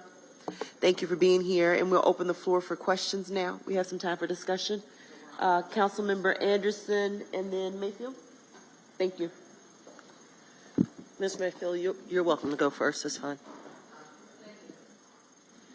Mr. McKinney and team, thank you all for the work. This is extremely exciting. I'm going to say for my district rep in District 2, I am really happy to see that we have specific investments off of Mount Holly, Huntersville, Belhaven, and Brookshire that is coming up. I want to ask a question because you're probably already thinking about it, but I just want to get a little more clarity. When we're looking at the Better Bus as well as the potential of this new autonomous vehicles, the manager and I had a conversation earlier this year regarding our airport and one of the challenges that we're having with our employees at the airport and those that are using public transportation, and how long it can take, say if you're coming from the east side trying to get to the airport, and really Steel Creek, which if by vehicle you're 15 minutes away, that's still an hour plus commute. So I would like to know, while we're looking at a pilot that includes Harrisburg, are we having any conversations regarding a pilot to get our current residents to and from one of our largest employers, and that is our Charlotte Douglas International Airport? We haven't looked, and again, one of the strategic areas is in that part of Charlotte. That's probably one of our next, we're touching all of the strategic areas. We're working very closely with CATS on the work that will come very quickly, potentially, with the Better Bus system. So it's a great question. To me, what I would describe is that's a sort of a front and center opportunity through all of this work as we're looking forward to connecting the infrastructure that we're building to transit. And so great examples of that throughout the city, not just at the airport. Think about Westinghouse, thinking about Steel Creek, think about University City, all different, but all have the same connection and mobility issues. So that is front and center. We believe one great example, microtransit will be a part of that, but more to come in some of the specifics as we move forward. So, Mr. Manager, as our direct report, I think it would be helpful if we do hear the actual plan. While we have great success and we're continuing to grow, we know that that is a definite need, and that could create a immediate positive impact for our residents and our neighbors, as well as our partners, all of the small businesses that are run within the airport that have a challenge to make sure that they have full coverage, since we will soon be a 24-hour airport. So, if I may, and I think Mr. McKinney's holding some of his cards close to the vest. We've also talked about, in that same scenario, are there ways that we can engage with employers to try to help with economic upward mobility in terms of not buying passes, but is there an opportunity that is not just about transportation, but it's also something that helps these employees have opportunities for upward mobility too. So it's not just, the routes, but how do we engage, like for instance, the city, for all of our employees, you have an all access pass. So something that typically costs $1,400 a year, I think it's $32 a year. So things like that, I think, is what we talked about also. So, Mr. Manager, thank you for that. I just want to make sure that we do not lose. Having a pass is great. If it's taking me 4 hours of my day, 2.5 hours to leave my home to get to work, another 2.5 to get back. If I get off at 7, 8 o'clock in the evening, 9 o'clock, and I'm having to figure this out much later in the evening, here's that great opportunity on the front end for us to show our residents, our taxpayers, when we are making investments in workforce and training, we're also making the investment to get you from point A to point B. You also know I've asked for us to really look at the impact of you're not climbing on a bus without paying. That individual, the driver, that meter is there as soon as you step up those 2 to 3 steps. We have heard, I have seen, I'm quite sure my colleagues have seen individuals utilize light rail in a very different way, mainly not paying, and ways that we can streamline that process using modern technology, using AI, so that our most vulnerable are not the ones who continuously are hit the hardest, and making sure that we have true equity and access for those who use light rail because it's a convenience versus our residents that use bus for necessity. Okay, thank you. And Ed, thank you for the presentation. I heard your overarching thing that this is indeed a plan, right? And so the evolution of, what we've seen over the last several years to what you have here is really insightful, and in particular for District 1, when I'm looking at these strategic initiatives, it really touches all aspects of District 1, right? From Dorada to the Sugar Creek Corridor to, Matheson, NODA. It really has a wide reach.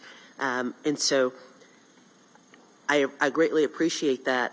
A couple things. One is I just want to underscore the importance of, the mobility plan and your approach that you're taking with having this team of teams. So having CBI, having procurement there day one gives them a longer runway to understand how they can bring minority and women-owned businesses into this and have a real procurement strategy that can further have an economic impact on the city and the region. But also it allows us, from what I'm understanding, for us to think big, but also think at a macro level, but also think at a micro level, right? So the large projects, but then the ability to unbundle and be laser focused on a particular micro issue is a level of nimbleness that I'm hearing this year as opposed to years past. And so I appreciate that approach.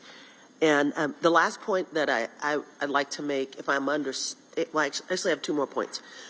The first point is, when you did the breakdown of the $5.7 billion, there was about $300 million that was allocated to innovation. And, I know even with our trip to Germany and what we've seen from when we did our mobility tour, I want to make sure that we're always having at the top of our mind how we can innovate and ideate. So just as a percentage of the base, it's a small percentage to invest in innovation. I'd actually like to see that be increased. So just keep that in mind as you are continuing to get added dimension to the plan here. Yeah, I want us to always embrace that innovation lens, right? And then my last point is, when you were talking about, and the manager brought this up too, you're really sort of demonstrating to us that you can execute on a team of teams approach with this $55 million that we funded you with, right?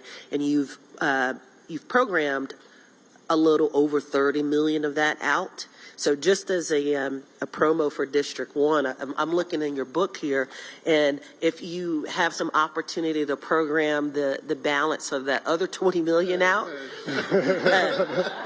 I'm seeing projects in, the Norris Ave street lighting project, the Dorada and Gibbons pedestrian crossing, and the Graham Street Statesville Mobility Hub would be wonderful projects, I think, to demonstrate to the balance of council that you can execute utilizing the 20 million. Thank you. Whoops, yeah, I guess I put too much in the plan. I do. Let me make a quick point about two things you said. You're right about this. So this is a first take.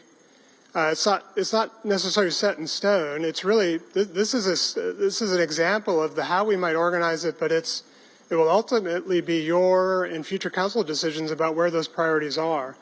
The innovation one was a sort of a quick thought about what that might look like today, but to your point, lots of things we don't know, lots of opportunities to scale that differently. The other thing I'll say real quickly about your point about needing to be in other places and promoting. I want to go back to the strategy and make clear that what we're not going to do, what we did this demonstration, we did pick the two, and I described why, for the focus. In your books is work that was going on concurrently, so now we have a really clear picture of the rest of them. We're now able to quickly go into all of those to find the tier 1 projects. So we're not going to like finish one of those and then move on to the next. We're going to very quickly screen out tier 1s across all of those so that when we can very rapidly be working throughout the city with the ideas that we want to find quick projects, the tier 1 projects, continue to move forward and work throughout. So I want to just make clear that the way we want to scale this strategy is not one by one, year by year. It's going to be ultimately a citywide approach, really with the kind of urgency around project delivery. Thank you, Ed. And at the risk of starting a district fight, this is not an invitation for such. We'll recognize council members Brown, Driggs, and Johnson in that order. Thank you. Well, thank you so much. I think pretty much Councilmember Mayfield went over the areas that I wanted to, but I did want to just point out from a standpoint of the airport and getting people from a microtransit perspective, coming from the airport to any parts of the city, because that is the #1 economic driver. And so I heard you touch on it a little bit. Is there anything specific that we would need to share with our constituents when we're out in the community and we're speaking with them about how we can sell this to them as far as they're moving more efficiently and effectively throughout the city if they were to give up riding cats versus going into the mobility plan that we're trying to move forward for this, which I love your presentation, and thank you so much to you and your staff, and that's why everybody had their lane. This clearly isn't mine, and I'm not mad about that. You all did an amazing job, but I want to make sure that from a standpoint of trying to go out in the community and tell people that, you take cats every day, you may walk just a couple of blocks, what is going to be the benefit collectively for everybody? Once again, you notice my conversation is always going to be about how we can move it forward for the entire community and the entire city. I'm glad you brought it up. We're ready to do that. I mentioned, we're now working through thinking what a broader community engagement strategy is. A couple things I'll say about that.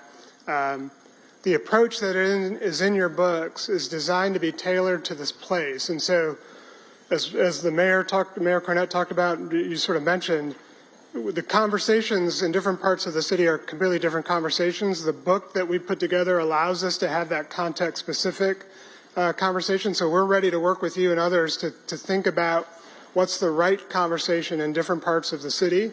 I do want to make a plug to the transit work that's happening now. Maybe that's what Brent's coming up to talk about a little bit, but the community engagement around the transit plan that's happening, we have the ability to start working with CATS and talk about the relationship between this kind of investment, what microtransit and some of the benefits of the transit plan will look like area by area, because there's different opportunities around microtransit depending upon which part of the city you're in. So again, we're ready to have those kinds of conversations specific to different parts of the city. I don't know if you Okay, want to add. so for you, before even Mr. K can come up, thank you so much. I just want, because the way you put the package together is great. It's strategic. You spent a lot of time on it, but for me, the simplex part of it, for people just listening in, trying to understand, the numbers sound good, the money sound good, the economic piece sound good, but when you break it down from a standpoint of someone that needs just to get to work, a working person that use our public transportation, I want them to understand that they're not left out and that it's going to be a piece in there that elevates them as well. And so I appreciate your response, and I appreciate that he's going to come up with CATS as well. We know that something needs to be done, so I'm all ears. Yeah, so using the airport area as an example, because it is an example, you can find other examples, University Research Park in University City, other examples of what Better Bus or areas that Better Bus will help to better serve. Using the airport as an example, when you think about the jobs at the airport, a lot of us think about the terminal and all of the jobs in the terminal. It's true, there are a lot of jobs there, but there are also many, many jobs on the backside of the airport in the cargo area where folks are trying to get to work and they're working on that backside of the airport. They're servicing airplanes, they're providing cargo services. That is a very difficult area for public transit, for CATS today to serve because of the low density in that area and just the different challenges. That is a microtransit zone, though. So that will immediately improve people's ability to get into that area of the airport, to their jobs, from their jobs to their homes. When you also think about the other side of the airport, the front side, the terminal, and connectivity, when we talk about, when Ed talked about 15 for 60, 60% of our riders, that accounts for the top 15 routes, right? So the top 15 routes that CATS has today accounts for 60% of ridership. All of those routes will be taken to 15-minute or better service. The Sprinter to the airport, West Boulevard, Tryon, all of those, Central Avenue, Beatty's Ford, those are the bread and butter of Better Bus. That's where our ridership is really high, and we want to provide better opportunities and enhancements for the folks who are using those routes, which is the majority of riders, to have more convenience, more frequency, better options to get to work. So it's sort of a, both and when it comes to the airport, but that's true all over the city when we talk about Better Bus and how microtransit and improved frequencies has a huge impact for our riders all across the region. Well, I certainly do appreciate you. Thank you so much. Councilor Rodriguez. So, Ed, you and I go back quite a ways. I remember when you were trying to explain to the council what a place type was. I don't think I did a very good job. So. We're still a little confused, but we're catching up. I just want to say I've always appreciated the integrity and the thoroughness of your work. You've just an amazing resource for the city. Appreciate you.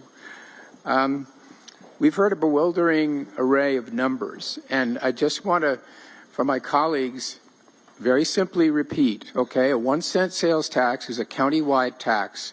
It's expected to generate $350 million in round numbers countywide in the first year, increasing over time as the sales volume goes up. The legislation that we have proposed to Raleigh includes a provision that 40% of the proceeds would be used for rail projects, 20% for bus projects, and 40% for road projects. The bus and rail projects would be overseen by a new authority. So that's 60% in total of the money, and basically the administration of those monies would go to the new authority, which is also proposed in legislation, has a governance structure. That's a county-wide thing. The 40% for roads is going to be allocated to municipalities like us and Matthews and the towns and so on for our use. This plan basically relates to the 40%. So this is how Charlotte would use its 40%, its share of the 40% for roads, just so we break that down. The total proceeds are expected to support $20 billion of debt issuance, which is why you hear that number as the total amount of projects, which in addition to $5 billion from the feds means that we have a scope of $25 billion over 30 years. That context is important to remember. The 60% money is going to be planned separately from this through a process of the MTC. This work is ongoing now. I think Brent may talk about it, but the goal for that, just to sort of create more context, is that we have a plan this summer sometime, and that plan for the 60%, along with this, will support our marketing effort to the public to show everybody this is what you're going to get. So I just realized from my own experience that we keep hearing about this and that and this and that. Sometimes it's hard to remember that ladder of sources and uses of funds. Ed, what I wanted to say to you was this work happens in the context of housing, workforce, public safety, and because it's all one huge system. And I think from these conversations you can hear that people are concerned about the predicament of people who can't get to work, our housing. So to what extent is it possible to take all of this planning and then overlay the things that we're doing in the housing arena, what's going on with public safety? If you talk about lighting, for example, and spending money on lighting, that's a safety concern. So how do you do all that? I mean, this is complicated enough, but we want to be holistic. And where does that fit into your scheme? You're a couple things I'll say. You're leading to our end of day conversation. So we do have some time that we want to talk with you about exactly what you said. There's a tremendous amount of opportunity to layer all of your priorities. So more to come. We have lots of work to do. We've got the best team in the country to do that. We've got some great work that's happening. We've already begun to do that, as you saw from the teams. Housing was part of that. You know, we've had every department has been part of the work, but definitely more to come. There's a lot of complicated layers to that, but that definitely is the next conversation. I think hopefully we'll have a great discussion about that. We've got all the directors here this afternoon to engage in how all these things connect, but you're absolutely right. Appreciate you and your team. Thanks, Ed. Thank you, Councilmember Driggs, for that important context and framing for the dollars. I think that's an important piece of the puzzle. And now, Councilmember Johnson and then McCarty. Thank you so much. And thank you, Ed, for the presentation, the wonderful presentation. Thank you for the 8.5 pages of improvements in District 4, the proposed improvements, so thank you. Where can the public find this information so they understand how it applies to them? Yeah, there's a couple things. Great question. There's a QR code in there should be both QR code in both documents, certainly the one in the Harrisburg that take you to a website. So we've got an online tool, mapping tool that takes you to all of the projects that are in here, so you can dive into every single one in a little bit more detail. We've got more to do to kind of build that. But we've begun to build that platform to get to what I just talked about earlier, where we are going to be engaging in those two specific areas. We're going to be engaging citywide, using that tool as a way to sort of describe the detail and give people more access as sort of a companion to this document. But absolutely, we're working on that now, and it'll be a big part of our engagement plan. So for the city manager, if we want to make sure we get that information in front of the public, we've learned from experience, we have these large initiatives, and then, it takes a while for the public to really be engaged. So I think that we want to make sure that we're getting this information out in front of the public so they understand how it's going to apply to them. And then I want to piggyback off what Councilmember Mayfield and Brown talked about, and actually Dr. Watlington also. I think the city does a phenomenal job of planning for 2040 and 2050 and the strategic planning that we do. But we have residents that are hurting now. And so we're developing strategic mobility plans, but we're bringing up employees at the airport who aren't able to get to work. And for council members, we have to connect the dots. We hear from the unions and hear from residents that are, making less than $15 an hour and struggling. So how do we answer that call immediately? The 1 cent sales tax is going to be great, potentially, but how can we make changes as a council right now to address those issues? It would seem like these are low-hanging fruit to reroute some buses or have express buses. And I'll say the same thing about the university area. We have the light rail and we have the research park, which is a huge job driver. So if there were just an express bus, that would transport people from all across the city to the train and then just have a bus to get to the research park. I understand autonomous vehicles and microtransit, and those are grand ideas, but express buses seem like a more practical solution, especially if the airport's moving to a 24-hour employer, and there's issues that we need to address now.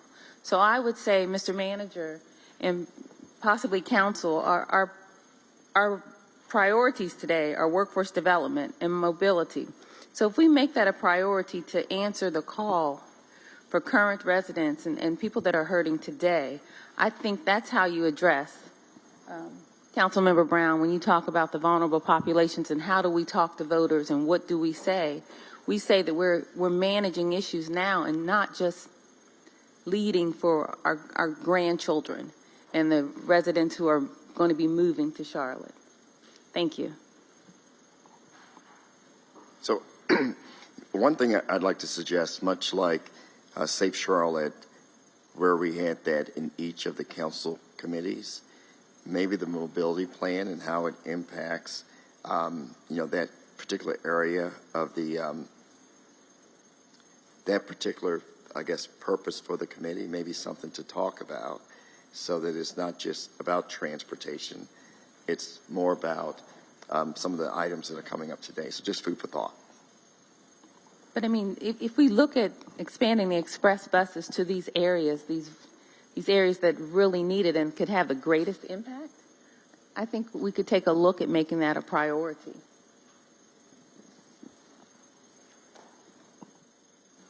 Thank you. We'll have our last question from Councilmember Bakari. Good morning. Start with just a real quick question. What do you have a aggregate cost for every one of the proposed potential projects that are in this book?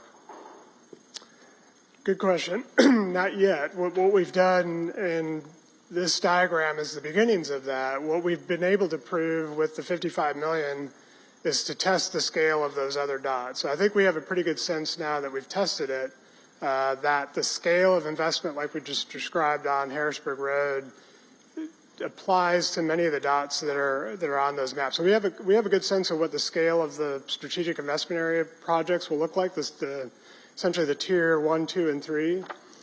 The sort of big moves here is to anticipate the big projects that will come out of that.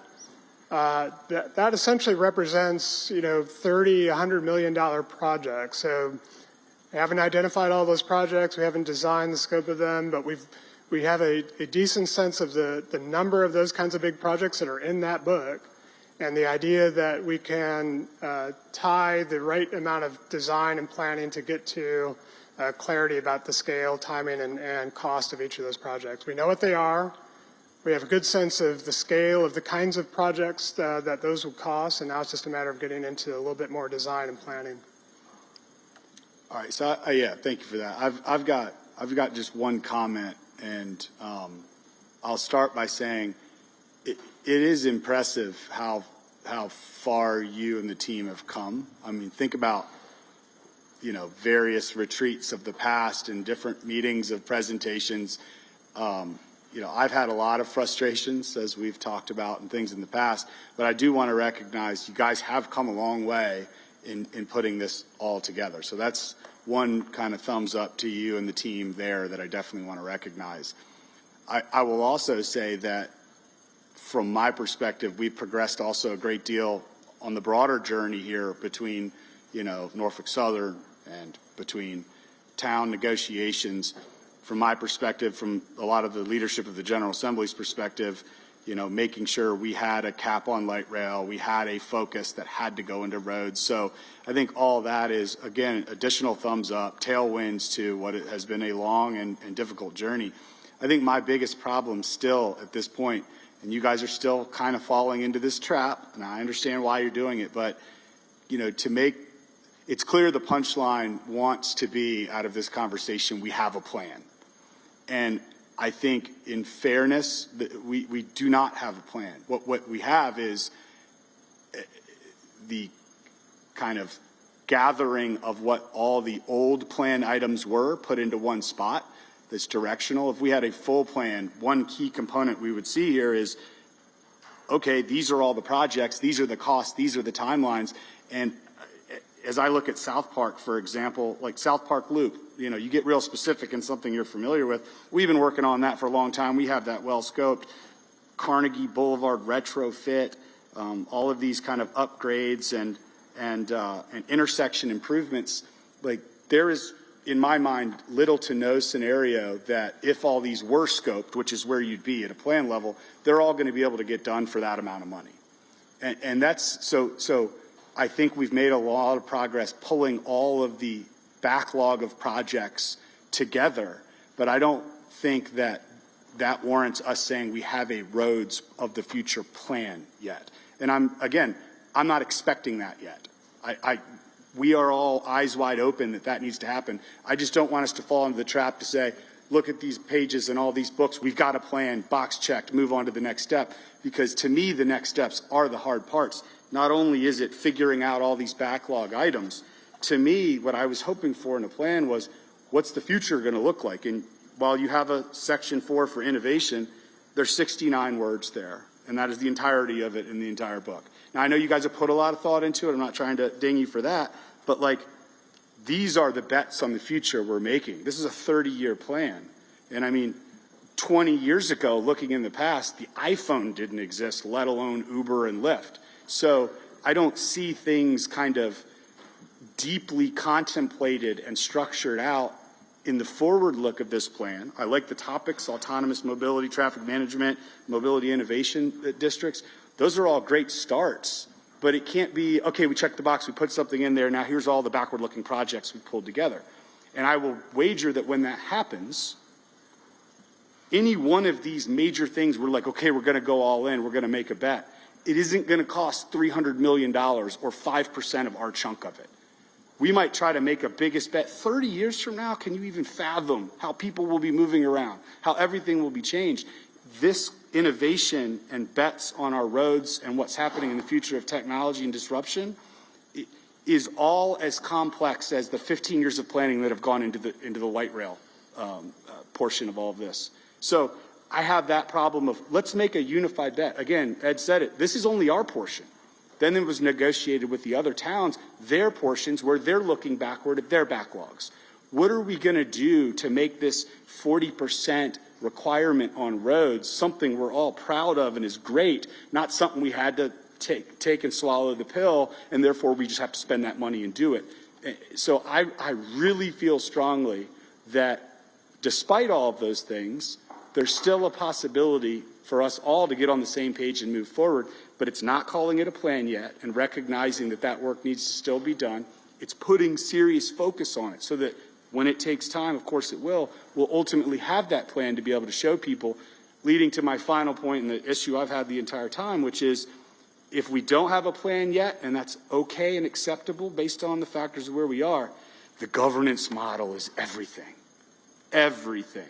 And putting a cobbled together negotiated list of people on a governance body that will make all of these decisions tactically when it's out of our hands and it's out of the voters' hands potentially is so critical, that those be the right people representing the right long-term visions, because at a macro level, we're not going to get these big innovations and bets to make. But even if we miss that at a micro level, we're going to have challenges deciding a lot of things in relation to what backward-looking projects we can and can't do. So I want to deeply applaud you for the journey the team and you have gone on in this entire path. You've made a lot of progress.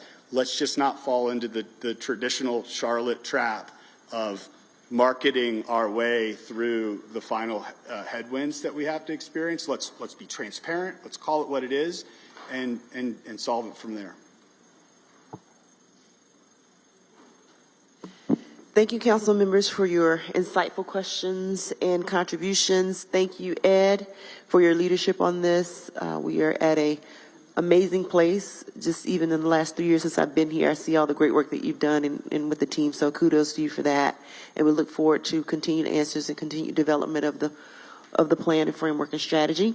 We'll break for lunch now and come back promptly at 11:45. Thank you.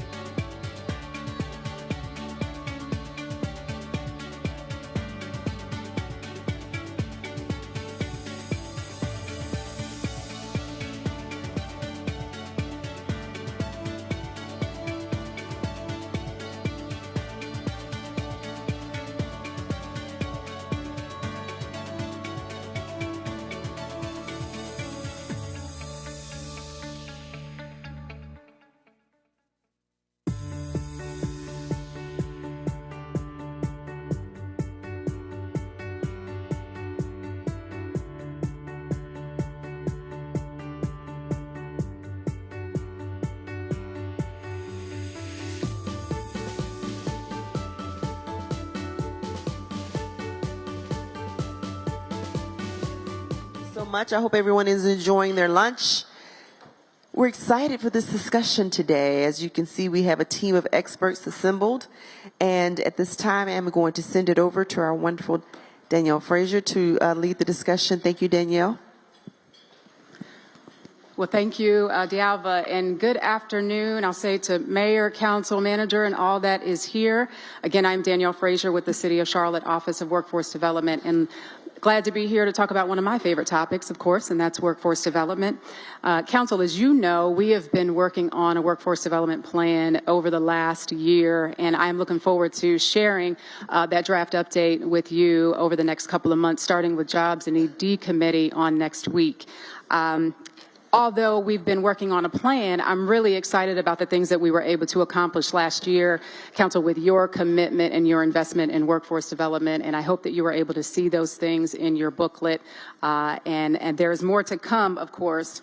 So part of today's workforce development discussion is to allow us to have some more engagement with you, Council, around helping us to finalize our draft plan, as well as getting us to start thinking about what our implementation looks like. And so today I have with you a host of amazing workforce development leaders from across this country, as well as from one of our own employers in the city of Charlotte. So we've got some leaders representing Austin, Boston, Philadelphia, Phoenix, and again with Atrium Health. And so excited for you all to hear from them today. Before we jump into the panel, I do want to share a couple of things. Most of the folks on this panel I do know very well. We sit on the Workforce Development Conference, Council of the U.S. Conference of Mayors. And so we meet on a regular basis several times a year to talk about workforce development challenges, issues, and we share best practices. So while there is healthy competition on this panel, we care about, a couple main things, and that's making sure that our communities are empowered, our talent have the skills to get great jobs, and helping our businesses to find great talent. And so I am thankful to be a part of their group. And while we share those best practices and we share about challenges and issues, we also advocate at the national level for workforce development policies. And so I have to thank Mayor and Council again for all of your advocacy, especially around the Workforce Innovation and Opportunity Act, which was up for reauthorization last year. It's still up for reauthorization, and we thank you for your support, making sure that funds continue to flow to our local communities to support both our talent and our businesses. One last thing I'm going to share, and then I promise you we're going to get to the panel. And so I'm going to pick on one person here, because when we were doing our pre-panel prep, I don't know if you are Sesame Street kids. I am one. It was that episode where, we were on a virtual call, so it was the Hollywood Squares, but it was the which one of these things or people don't belong. And so one of our panelists said, you know what, I'm not like you all. I'm different. And we said, well, you are, because you're representing industry. And one of the things I want to drive home, and you're going to hear from our experts, is that successful workforce development programs are important when you have employer leaders at the table driving the efforts, partnering with the workforce development ecosystem to help us support how we're developing our talent and connecting them to the great jobs. And so thank you, Cynthia, for recognizing that. But you are the most important person on this panel as representing industry. All right, so with that said, we're going to jump right into our questions because I want to maximize our time. So if we could just go straight down the line and start with, if you could take 2 to 3 minutes to introduce yourself, as well as talk a little bit about your organization, and what are some of the, at a high level, because you only have Yeah, good afternoon, everyone. It's a pleasure to be here with you. My name is Losetta Hogan's, and I get the pleasure of serving as the Phoenix Business and Workforce Development Board's Executive Director. I also work for the City of Phoenix, and I'm a Deputy Economic Developer there with the City of Phoenix. And so I'm just really excited to be here. I think some of you actually came out to visit us and visit our mayor not that long ago. I heard a lot about it, and I heard it was a really great visit, so thank you for coming to visit us. So Phoenix, as some of you may or may not know, is the 5th largest city in the United States. We finally beat Philly. I have to throw that out. He's going to come back at me later. So in Phoenix, we have approximately 1.6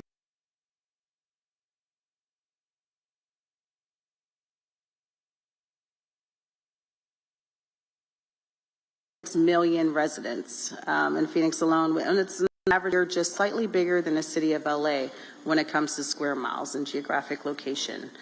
Maricopa County is the county that we are in, and that population here in Maricopa County is about 4.5 million. So you can see there's a lot of people that have come to Phoenix, that have come to Maricopa County, and so we're not short on people being there at all. There's a huge diverse population in Arizona holistically, but specifically in Maricopa County. And then over time, as we've seen this continual growth, I've lived in Phoenix for 15 years, and I can actually look around and say, I remember when this was here and that was there. And having been a native from near Pittsburgh, Pennsylvania, that's crazy to me, right? Because Pennsylvania is it's an old state, you know. So Phoenix Arizona is the youngest state out of all the 50 states. And so what we're seeing now with all of the high growth that has happened in economic development, it's really great to have all of our employer partners there. We're struggling with a skills gap.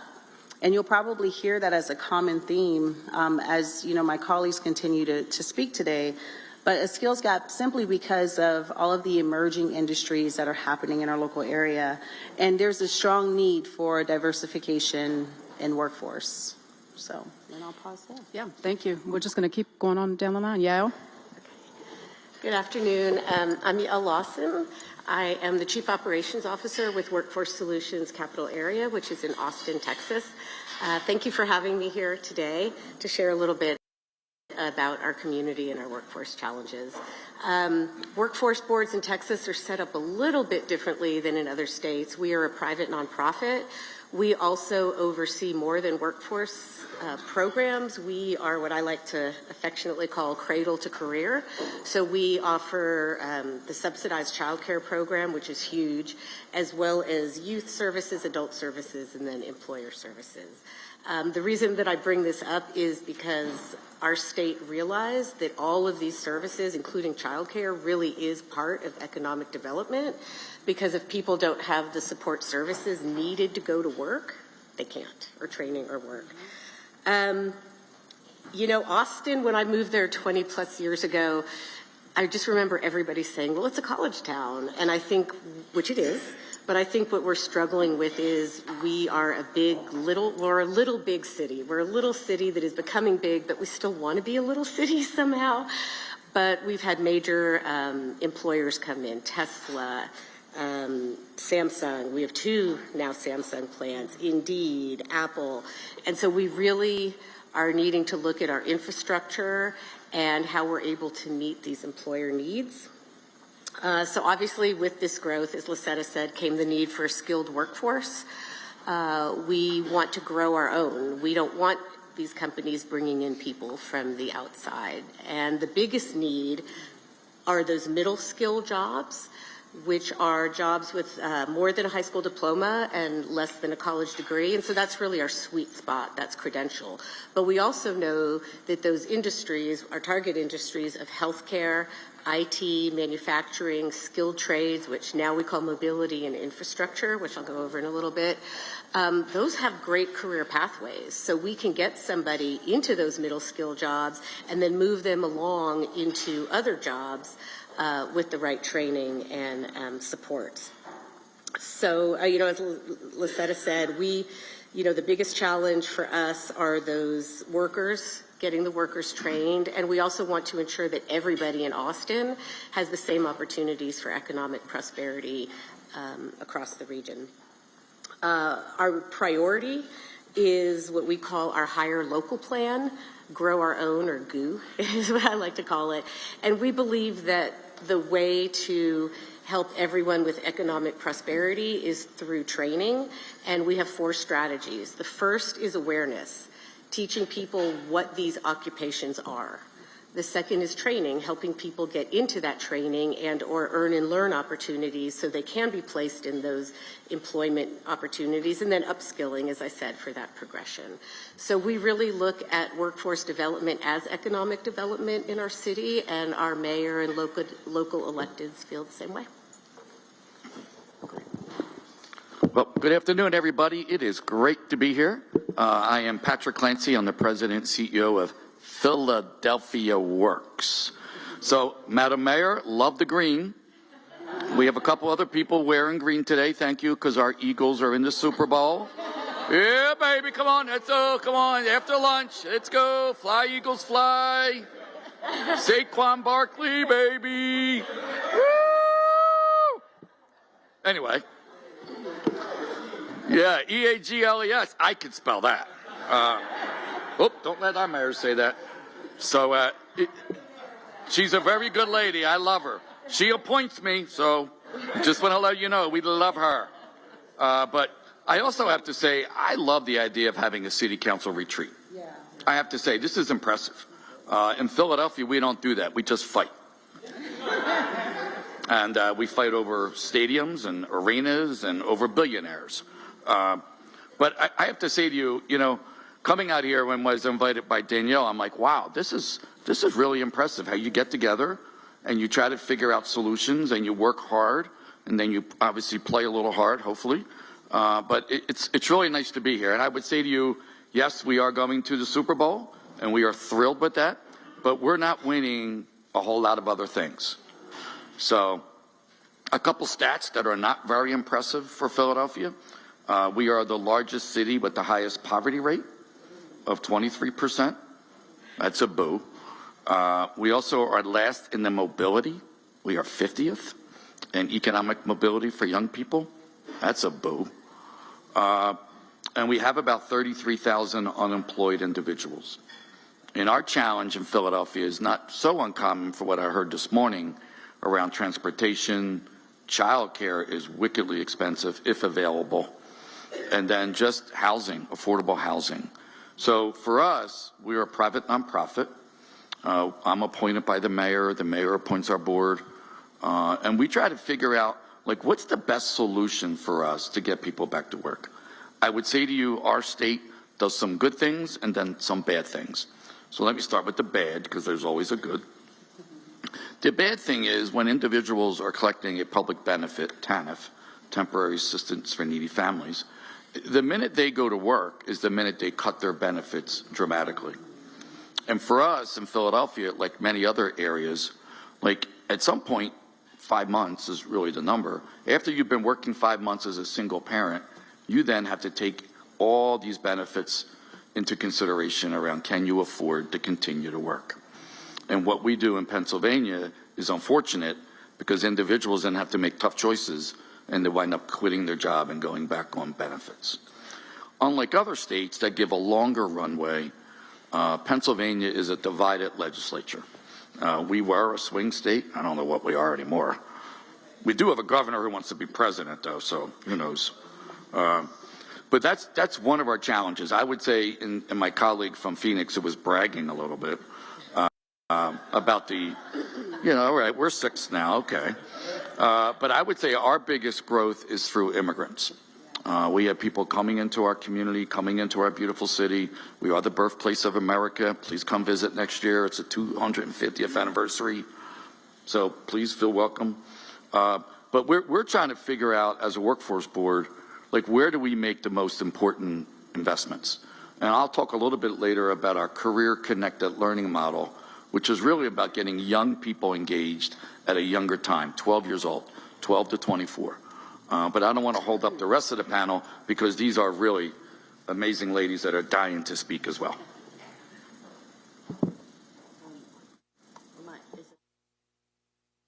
Okay, great, thank you. My name is Trin Nguyen, and I am from the city of Boston. I'm not a sports fan, but I know enough to know that the Patriots are not doing well. I'm not even going to brag about that. Just a couple of things. So one, I have to echo my colleagues here. This is extremely impressive. Boston always thinks we're the best at everything, but one thing that we're not good at always is collaboration. And this is an exemplary testament of the strength of Charlotte and all your work. So I want to thank you for that. My name is Trin Nguyen. I have the privilege of working with Mayor Wu. I have been in this position back and forth 16 years, 4 mayors. I came here as a refugee immigrant from Saigon, so I know where the bodies are buried in Boston. I'm not Irish or I'm not Italian, so that says a lot, and I'm still around. Mayor Wu got in office in 2021. She is the first woman mayor, a first woman of color, and probably one of the youngest. And earlier, 2 weeks ago, she gave birth to her 3rd child. So she's the first mayor mom that represents a lot in a city that's so parochial like the Boston area. We're very unique in a sense that we're a little bit more boutique and smaller, about 5,800 residents. We have an unemployment rate of 3.9%. 55% of our residents have a bachelor's degree. I think last year we were the largest recipient of NIH funding. That may change. I read this morning or late last night, all our funding is paused and on hold, and Mayor Wu was called to testify in the House for a sanctuary city because we're a big immigrant city. So that poses a lot of challenges. I have the pleasure of working with Mayor Wu in the city of Boston. I report directly to the mayor. In 2012, in 2021, she created a cabinet level position, appointed me, and created 3 different departments under our cabinet. One is youth employment and opportunity. The second is labor compliance. And the third is Office of Workforce Development, which I direct with many of our great staff leads. Our budget is about $74 million, and 25% of it comes from city operating. About 63% comes from federal grants, and then about 25-ish comes from private foundations that's leveraged throughout the city of Boston.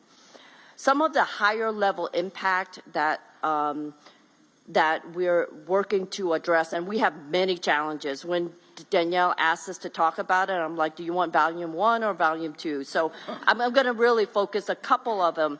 And earlier, I stated that 55% of Boston residents have a bachelor's degree. 45% don't.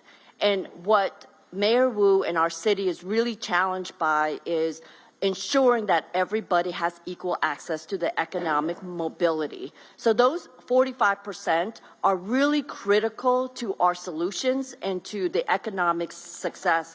We have to make sure that residents who don't have a bachelor's degree, which is our primary focus, gets equal opportunity to move up that ladder. So all hands on deck, not necessarily the 55% because they're doing well, 34 colleges, but what are we doing for 45% who don't have a bachelor's degree?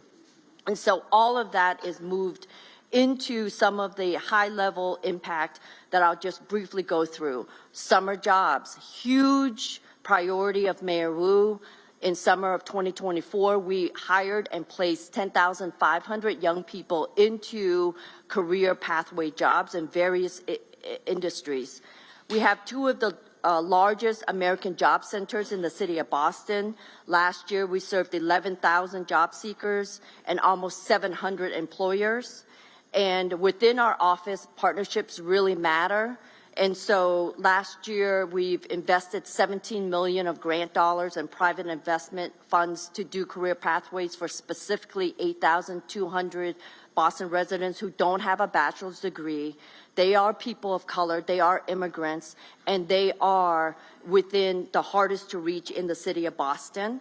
I know that Piedmont area, Charlotte, Raleigh, and Durham received a Good Jobs Challenge grant from the Commerce Department earlier, a couple of years ago. We are the colleague, and so one of the things that we're doing is challenging employers throughout Boston's regional area in healthcare, childcare, and clean energy, and promise to train and place 4,600 Boston residents into good paying jobs, which we have strict standards of. And after forecasting tools, a late start, we're proud to say that we will hit 4,600 in August of 2026. Happy to talk about that at our, after this panel. Workforce development is also a collaborative strategy. We work with the state to utilize the earned income tax credit for low-wage workers. Last year alone, we've translated and provide free tax prep in 7 different languages to our immigrant population, to almost 12,000 households in the city of Boston, all volunteers, managed to put $24 million back into the pockets of families and Boston residents so that they can also do credit building within our Center for Working Families. And we had created 18,000 children's savings accounts throughout K-2 within our schools.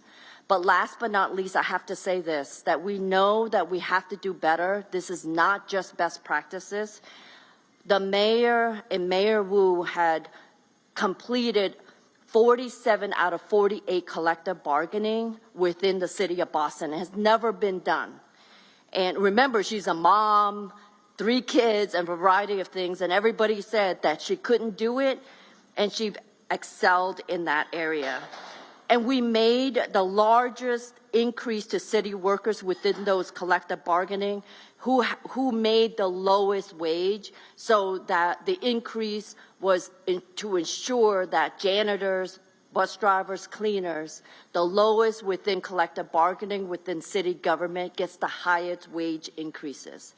Now, there's a lot more to do, a lot of work that has to be done, a lot of challenges in the next 4 years, but we stand ready, and I'm happy to answer additional questions. Thank you, Trin. Hi, everyone. I'm Cynthia Bailey. I am the Associate Director of Workforce Development at Atrium Health in Charlotte, North Carolina.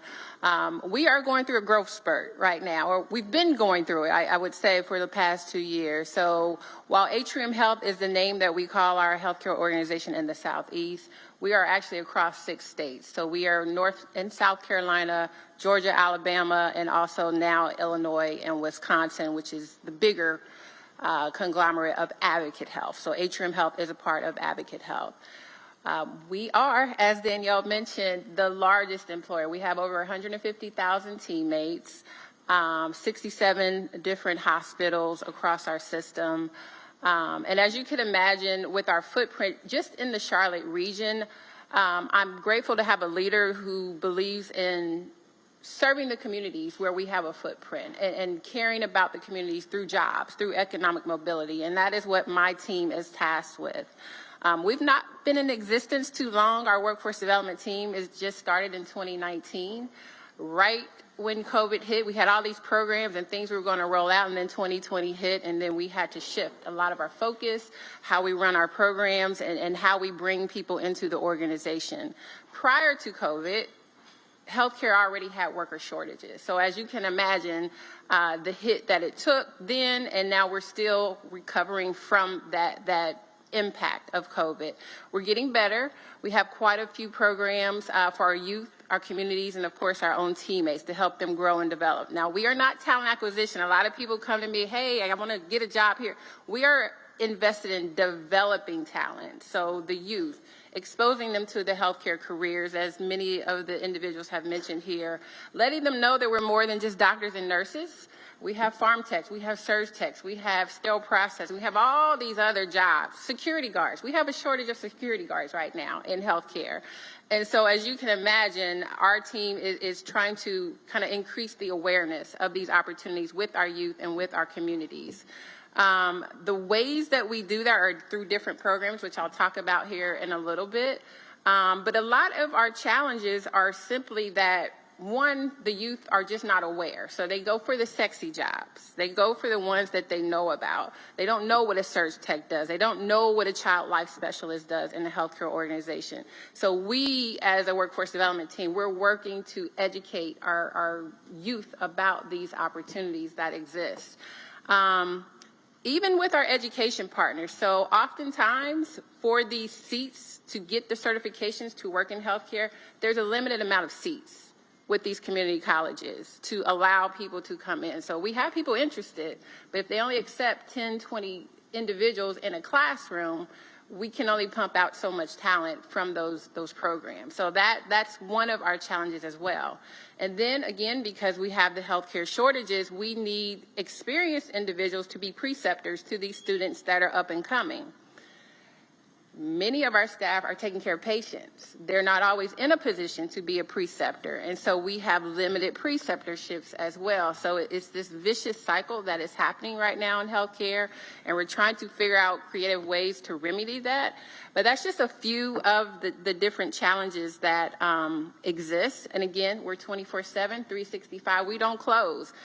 That's not always attractive to some job seekers. It's a different industry in healthcare. You're dealing with patients. You're dealing with people who don't want to be there. They're sick. They're not well. And there's a lot of soft skills that need to come to be a successful and impactful healthcare worker. So all these things are impacting how we're doing things, but I'm proud to say, you know, we are making strides, especially with our youth, even with our own teammates and the programs that we have for them. Thank you, panelists. Council, I think I need to just mention a little disclaimer. As you can see, workforce development, and when it comes down to the implementation, it's different at every local level, right? Whether it's the city that's driving it or the workforce board, or so you're listening to the leaders that are really driving these in their respective areas. And so it's never an apples to apples comparison from city to city on how workforce development looks.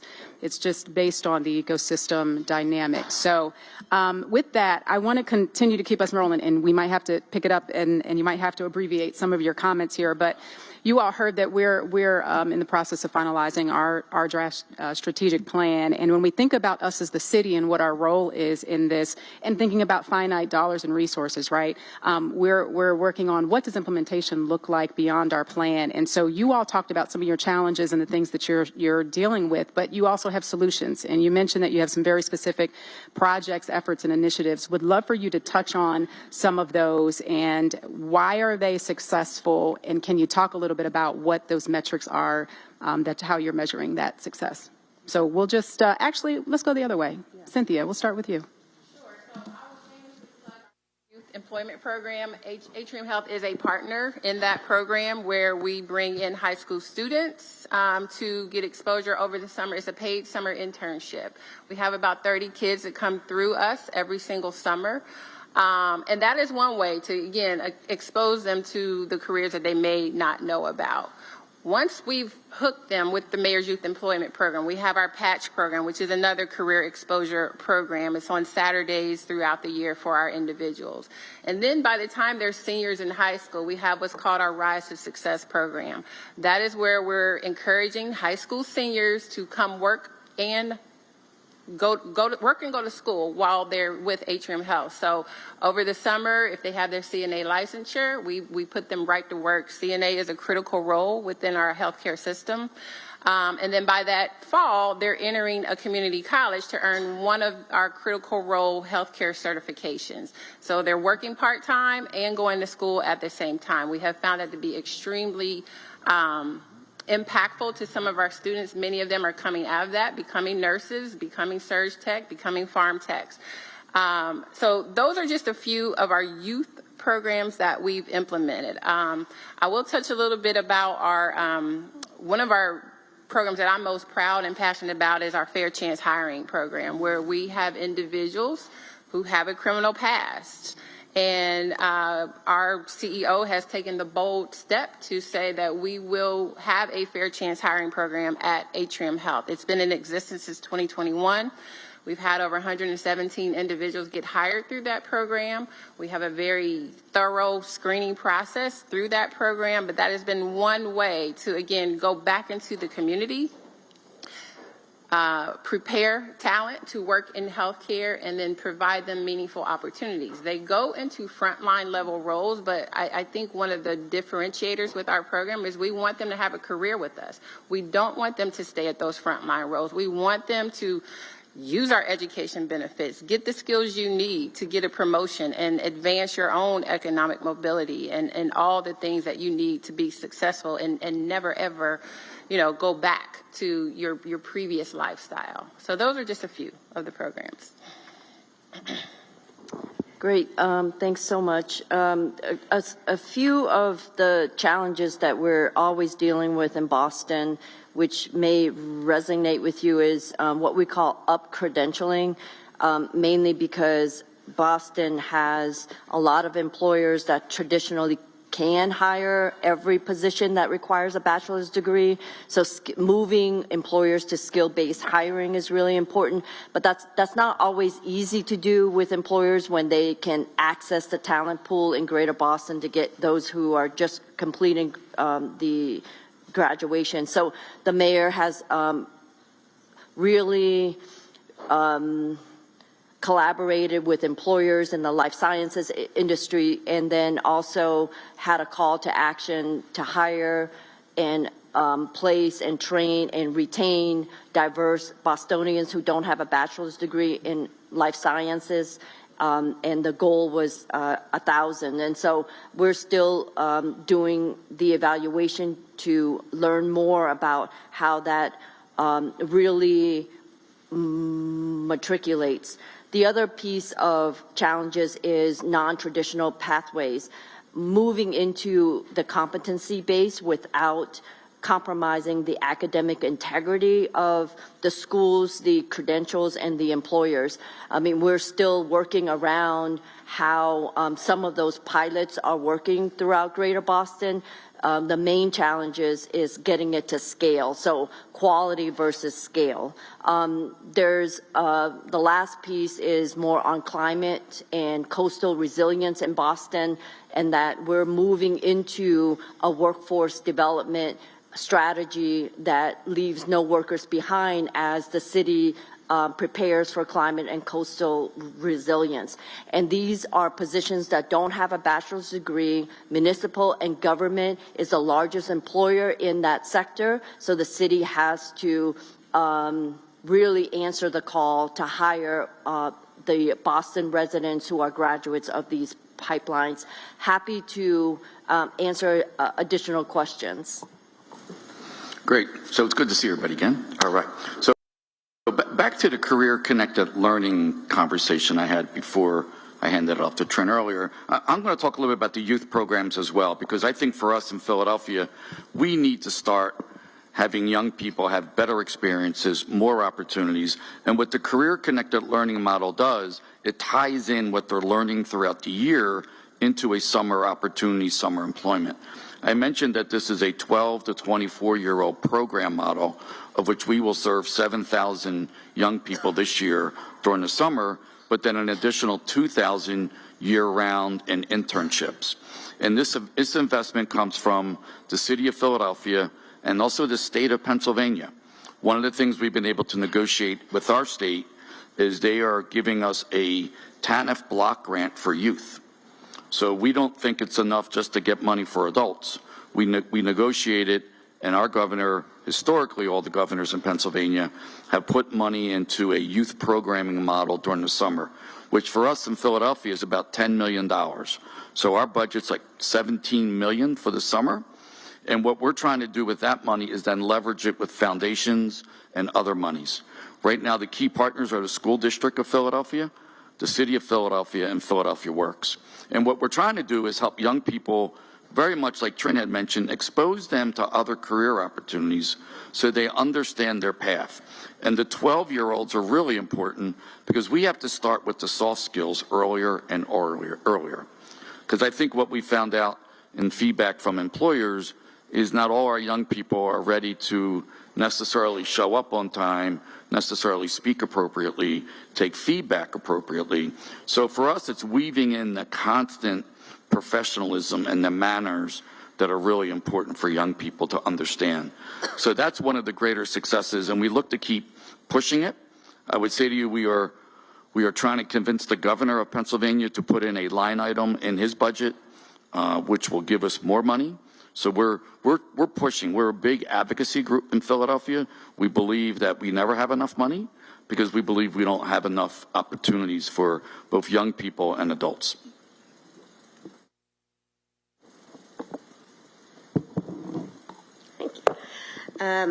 So as I said before, Austin fought becoming a big city for a long time, and as such, we don't have the infrastructure. Our highways can't handle the traffic.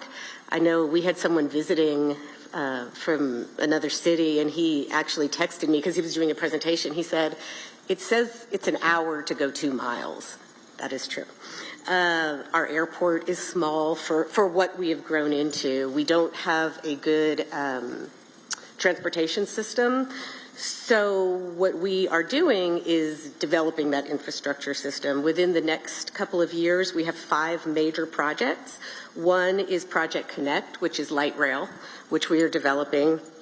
The other is Interstate 35 expansion, so people don't have to wait 2 hours to go 2 miles. We also have the airport expansion, Tesla and Samsung, which are developing right now and growing. And all of these require large numbers of skilled workers. Our mayor, local elected officials, we realize that this is a once-in-a-lifetime opportunity, all of these projects happening at once, to really change the landscape for everyone in our community and ensure that we can tackle our affordability challenges and ensuring people have jobs, but more importantly, pathways, starting one place and then moving into career progression to better jobs. We needed to understand mobility a little bit more. As I said before, we'd always talked about skilled trades. And right now, mobility for us is skilled trades because we're developing that infrastructure. So what we did is we launched a study to see what are the true needs. We know that annually, until 2040, 10,000 jobs will be created to meet the needs of these 5 projects. We also know that we don't have the skilled workforce, as I shared before. We also know that there is a training gap. We have a 4,000 slot training gap in that the training providers aren't producing people fast enough to even meet that 10,000, let alone where we are now. So to meet these needs, we are launching the first of its kind public-private partnership called the Infrastructure Academy, and it integrates recruitment, a comprehensive training hub, childcare and support to connect local people to career pathways in construction and operations. And I bring up childcare because this is huge for us right now. In our election in November, our constituents voted for a 2.5-cent tax increase to provide affordable childcare for all in the community. So that is bringing, we estimate, about $75 million of childcare into our community. And because Workforce Solutions Capital Area oversees the subsidized child care program, we anticipate that we will be that mechanism to fund the training providers so people that are going into these occupations, or really any of our target occupations, can access affordable child care. The Infrastructure Academy was launched by Mayor Watson and Judge Brown, but we also had public and private partners that were working with us and some foundations. We spent the last 2 years in the design phase identifying the critical jobs that were needed. And what was really unique about this is everybody came to the table. We had different design groups, but we brought in employers who were telling us what their current and future needs are. We had training providers who were telling us what their capacity was, even telling us what their curriculum was, because what we want to do is standardize curriculum so there's no wrong door. If somebody goes to training provider A, then an employer knows that that person has those skills. At least they may be lacking some soft skills, which we'll build in, but at least they have the basic foundational skills to be able to go into those jobs. We also brought in community colleges and community organizations, and everyone was really focused on the goal of aligning the programs with our regional needs. Workforce Solutions will serve as the hub. Our strength is in recruiting, assessing, career advising, providing training scholarships, identifying and creating earn and learn opportunities for people, and the supports to help people along the way. So we see ourselves as the hub that are connecting people to all of these opportunities. The city has invested $5 million into this program. The idea being that we are first going to prioritize city jobs that need to be filled, but the $5 million, this initial investment, they intend to continue it so that we can continue to meet the needs of the region. What is really nice is our local community college, and we only have one in our area, is building a new building near the airport, and they are donating space, so to speak. So we really are going to have a one-stop hub. The community college will be allowing in our K through 12 partners as well as local training providers to come in and help recruit and offer services, and CBOs as well. So really what we're looking at is a no wrong door. Somebody can come in. If one training provider doesn't have the space, there'll be another one there that can help somebody. We are actually launching 326, so we're very excited about that. We're launching with a career fair, a specialized career fair for mobility and infrastructure, and at that career fair, where we typically have 400 to 500 people showing up because of the outreach that we do, we're going to have the employers, but we're also going to have the training providers, and we're going to have career advisors on staff as that front of the house, assessing people, helping people to determine should they go talk to the employer right away, and if they do they need supports in order to take that job, or is training the best path? And so we're really looking at this event as a way to help connect people to those opportunities, inform them first and then connect them to the opportunities. We're also looking at what I call the golden ticket. So what we want to do is we want to assess people ahead of time so they can have that ticket, so to speak, so they can go to that training provider and say, I have this voucher for up to X amount that I can attend your training and be enrolled on the spot. So we are very much appreciative of our mayor, and we are looking forward to launching.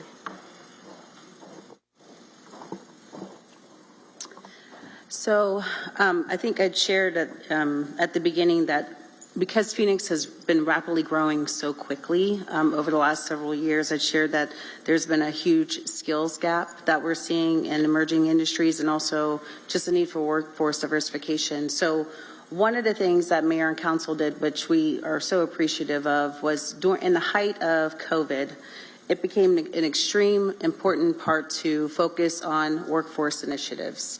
And so Mayor and Council actually allocated $35.5 million to just focus on workforce education and training.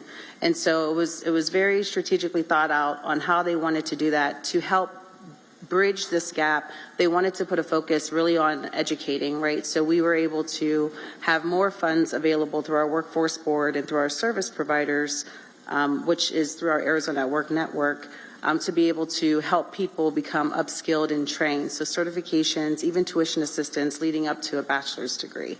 And if you're familiar with the workforce system, which I'm sure you are here in Charlotte, there's limited amount of funds that are available to be able to do that. So that was a really big deal for us to be able to put that back into our community and work very closely with our community colleges. One of the other things the focal point was really helping out our small businesses. We saw that they took the brunt of COVID, right? Huge impact. We were just trying to make sure that they stayed afloat to make it through the pandemic. So we were able to allocate some of those funds to help them with capital improvement programs, as well as to help save even, funding for wages for their employees to help them get over the hump.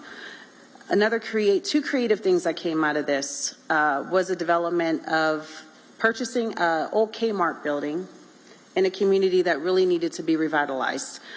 This community in particular, there's huge high sex trafficking in this community, huge homeless population in this community, and the community was really looking for a way to, okay, how do we deal with this? A lot of immigrant population in the community as well, and many of them not having a right to work, established their own businesses through food innovation. And so the city decided we were going to take those funds through ARPA and purchase this old Kmart building to revitalize it. And also there was another building like within the parking lot area called the Crystal Palace. It's not what you think it is. It's actually a banquet hall. So we took those funds to purchase that building, also to make it a food innovation center. And the Kmart building is going to be a workforce and training education center, where we're partnering with our education partners to bring in educational opportunities that are going to help people start off at entry level and then eventually grow into a career. We're looking at advanced manufacturing being in that building, as well as some healthcare, and actually making a small business hub. Another creative thing that came out of that was our mayor participated in the Global Mayor's Challenge through Bloomberg Philanthropies. And so her focus through COVID was we weren't seeing people coming into our job centers. We have 3 comprehensive job centers in Phoenix alone, 5 total in Maricopa County, and people weren't making it. And so she charged us and many other departments to participate in this challenge to figure out ways, how do we get workforce services to the community? Why are we always wanting people to come to us or come to a building? How do we make things more accessible? So the grand idea that we came up with was to have a mobile unit.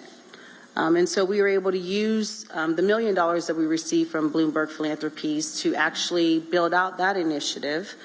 We just got our RV. It took us all this time, actually, to get our RV, but it didn't stop us from piloting the program itself. And then we discovered we really don't need an RV, right? It's really about ensuring that the services are readily available in the communities that need it most, providing access. So through the success of that program, we've partnered with employer partners that are only willing to offer jobs on the spot, which is hard to do. A lot of employers don't want to do that or have a hard time doing that or getting through their systems to do that. What was really great about it, though, was that we were focused on good jobs as well. We didn't get the grant as some of our colleagues did. However, we still wanted to work with the employer partners to establish what does good jobs actually mean. And we started with the city because there's great benefits, pension, right? So we started there. Actually worked with HR to have them look at all of their vacancies because they had about like 12,000 vacancies in the city. Let's look at this and let's see how can we make this happen. And I said if the city of Phoenix can make it work to actually be able to offer people jobs on the spot, or at least a conditional offer, because we understand you have to go through background checks, then we can get any employer to do this. So we started with home. Our board encouraged us to start with the city and see how that goes. So we did. It worked out really well. We've gotten other employer partners, large corporations like W.L. Gore, to come and participate in this, who have a very strict way of doing their hiring practices. But that was some of the benefits that we've seen. And so since now we have the RV, we can actually take this out. We're actually having a ribbon cutting coming up here soon with our mayor and council in February. But I say all that to say that it took things to happen, right, for us to think differently and be creative. Now, I have to tell you, as a workforce board, we only receive a certain amount of funding. And I was starting off that way to say that was a lot of funding that was allocated to focus on workforce initiatives. In Arizona, we've been very fortunate to be pretty steady in our unemployment rate. Over time, we have seen our unemployment rate continue to drop, which has actually caused our workforce boards in Arizona to lose funding. Our workforce board traditionally operates off of only the Workforce Innovation Opportunity Act, right? So we're in a position now, ARPA has dried up, so how do we keep some of the programs that we have that have built great opportunities for our residents in place? How do we scale? And you kind of heard that theme along the way. One of the things that our board is doing in partnership with Mayor is building out a philanthropic arm where we're bringing employers to the table, because we recognize that when you start with employers first, that's where you see the most success. We saw that in working with the Taiwanese semiconductor manufacturing company, TSMC. Many of you have probably heard them in the news. They build many of the chips that go into our phones and computers and cars and things of that nature. Putting them at the table to talk about how do we build a talent pipeline for the 10,000 jobs that you're looking to fill, permanent jobs. 6,000 of those jobs are going to be in high tech. And so our board was able to become a sponsor for them, and we worked with them to develop registered apprenticeship programs. We were able to develop 3 registered apprenticeships. Because of TSMC coming to Phoenix, it's actually caused a lot of their partners in the advanced manufacturing ecosystem to move to Phoenix. So now we're looking at them as well. Like, how do we help you do this? We're able to utilize the funds that we have in workforce to do this, but what we have benefited from the most is having them at the table and them actually contributing to this matter, because in the end, it's their ability to give back to the community as well as build a talent pipeline for their fabs that they're building. They're building 3 fabs as we speak now. So yeah, I'll pause there. Well, thank you all for your responses. So they have a number of projects. They didn't even scratch surface on this, but I'm going to call an audible because we did have a final question, but I want to get us back on track. I have a number of questions, and again, I talk to these folks on a regular, so I want to take this moment to pause and now open it up to council so that you can all have some conversation and engagement with the panelists. And I think I'm letting D'Alva facilitate this. I will let the manager kick us off. Awesome, thank you. And I appreciate everybody who's come to join us today. A couple of things. So Phoenix, please tell Jeff I said hello, and Austin, tell TC I said hello, and none of you can take any of our teammates, okay? So I'll tell you a quick short story. A couple of years ago, a few of these council members came into a retreat and said workforce development is going to be a priority. I don't care what you say, and it was, and it is, okay? And so much like mobility, we're working on a plan for workforce development, and much like mobility, it took us a while, but I think as it is being successful, I'm sure workforce development is going to be successful also. And also Julia Martin, who won't leave us alone, basically said to make sure I put in the room that while we have an all-access pass, we also have prepaid tuition for all of our employees, and we also have home down payment assistance, I think up to $80,000 if it's in a corridor. So really cool stuff that we're doing here for our employees. I think, Tren, you may be the closest to the way we've set Danielle up here in the sense that you have an office. And so I guess my question is to you, what should we be thinking about? We have this internal focus, and we also have an external focus. You guys talked about a lot of money. I think Danielle is down to about 2.9 million. So what should we be thinking about as we put together a strategic plan with this focus that's internal and external? That's a really great question, and I was thinking about that.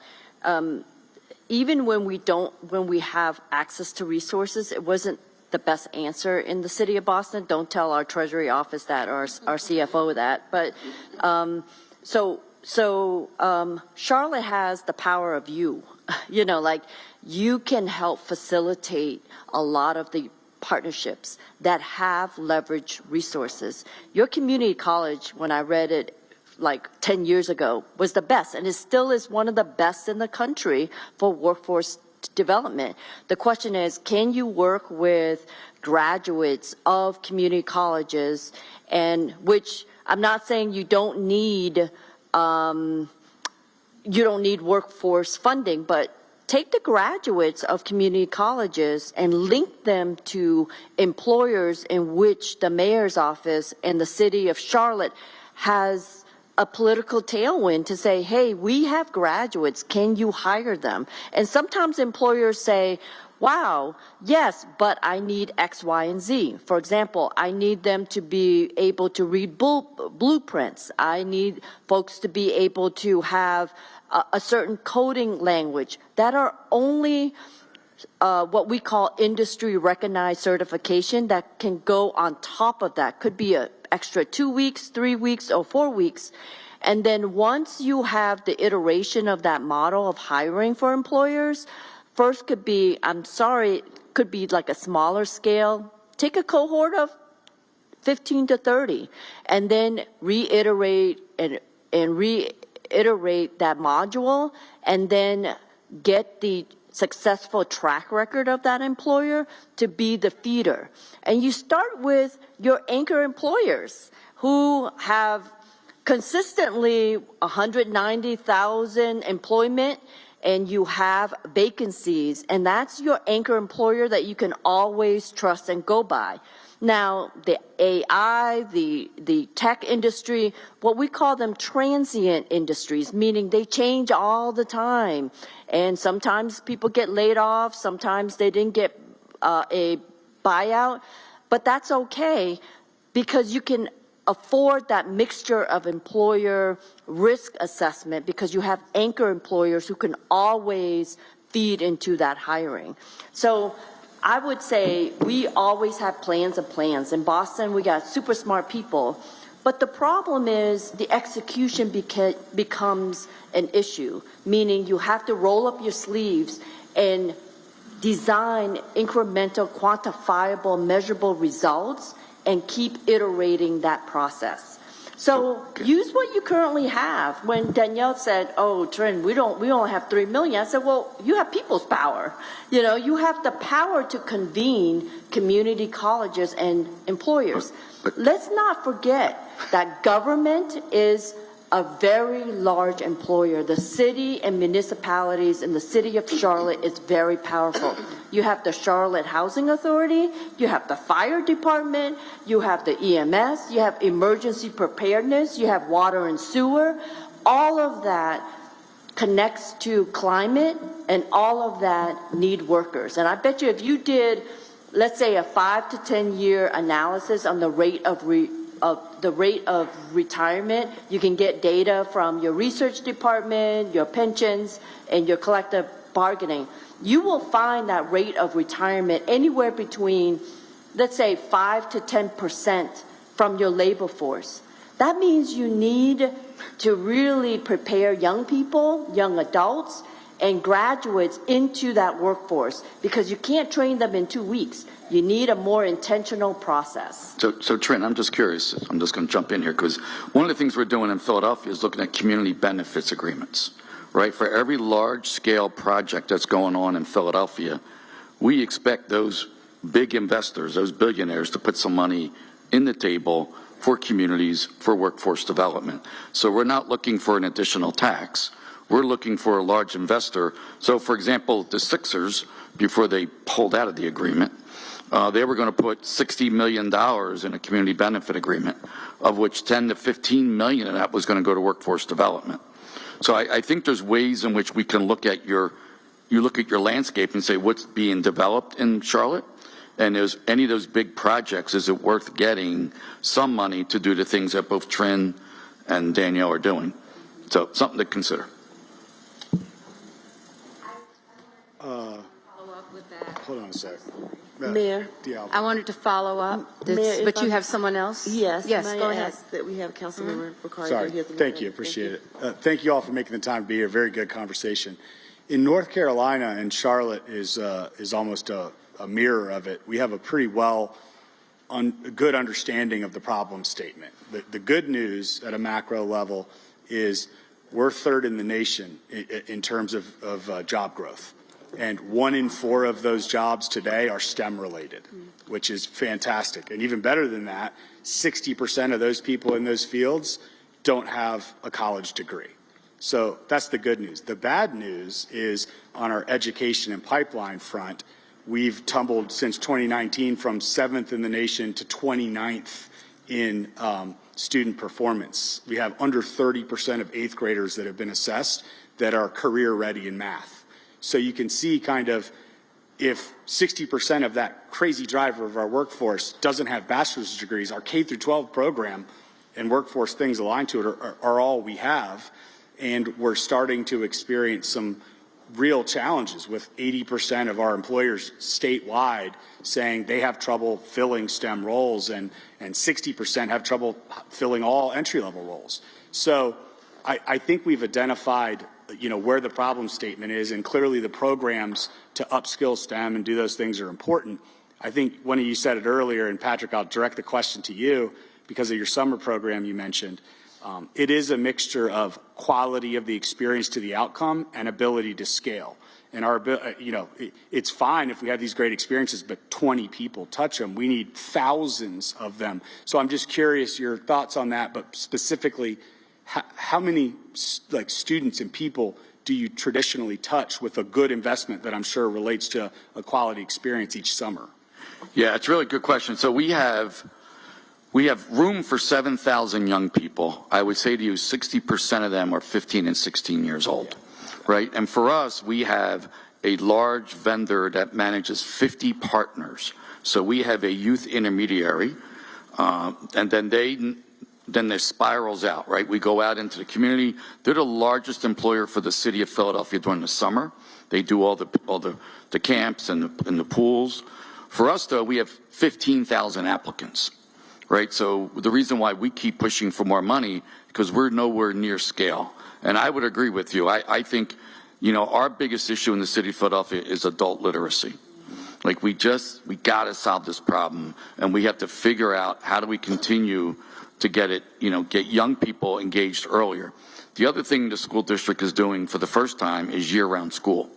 So this mayor has come in with a mantle to change it in Philadelphia. Like she's being a disruptor, and really wanting to figure out how do we get young people at grade level and not let this thing persist. So for us, it's about the quality of the opportunity, but also we balance quality and the scale. Yeah. Like we think if given more money, we could scale up bigger, which is we're sort of unique because our colleagues in the other part of Pennsylvania really can't scale. But our challenge is if we go to a governor asking for money, we have to ask for a statewide program because Philadelphia is the ultimate beggar, right? And I think there's always a sense that we get all the money.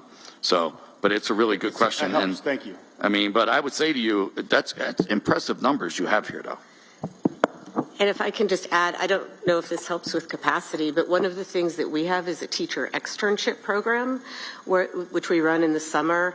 I want to say we serve 200 teachers this past summer. And what it is, we bring teachers in, particularly the career technical education teachers, and they spend 2 weeks with industry. So they are learning from industry what the current qualifications are, what skill level is needed, what the jobs entail. They're paid for this. But really what we're finding is they go back into the classroom and that they are better able to prepare the high school students for those jobs that are available. Very good. Thank you. Councilmember Mayfield.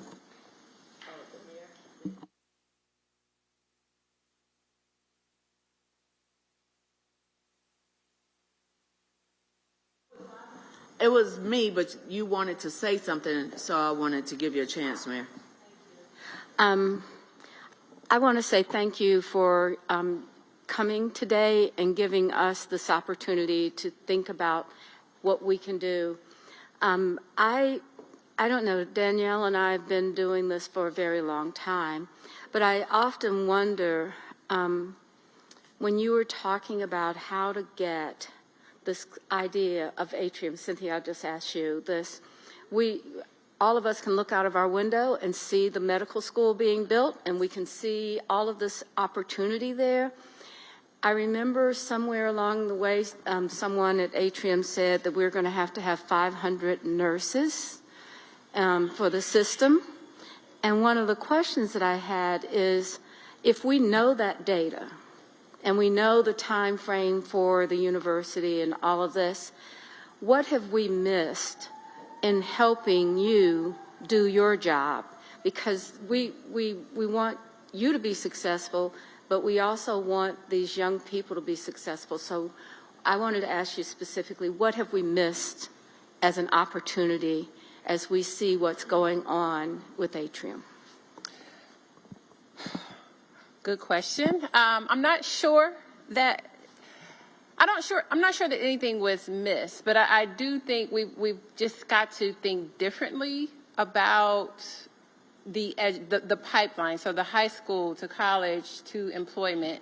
I think we've got to be creative with our students to getting into the schools to really make it attractive to go to community college and get these associate degrees or healthcare certifications. Oftentimes we're trying to convince the parents because parents want them to go to their alma mater or their school, but I can tell you a lot of the jobs where we're suffering and falling short are the ones that just require an associate degree or healthcare certification. So if we can really get the parents on board with this and get the students on board with this, I think that could make an impact as well. Atrium Health has 2 colleges that we own. We're starting to now think about evening and weekend programs, because again, when you think about individuals, whether they're our own teammates or the community, they may have a job, but they still want to go back to school.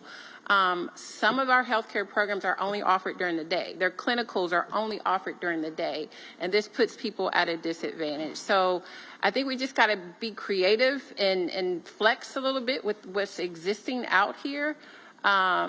And I really do think that I do think that could make a difference for our individuals. So, Madam Mayor, I would also suggest that we have to scale. Like, we have to get our community college, like, to scale better. Yes. If not, they'll just be okay with what they do.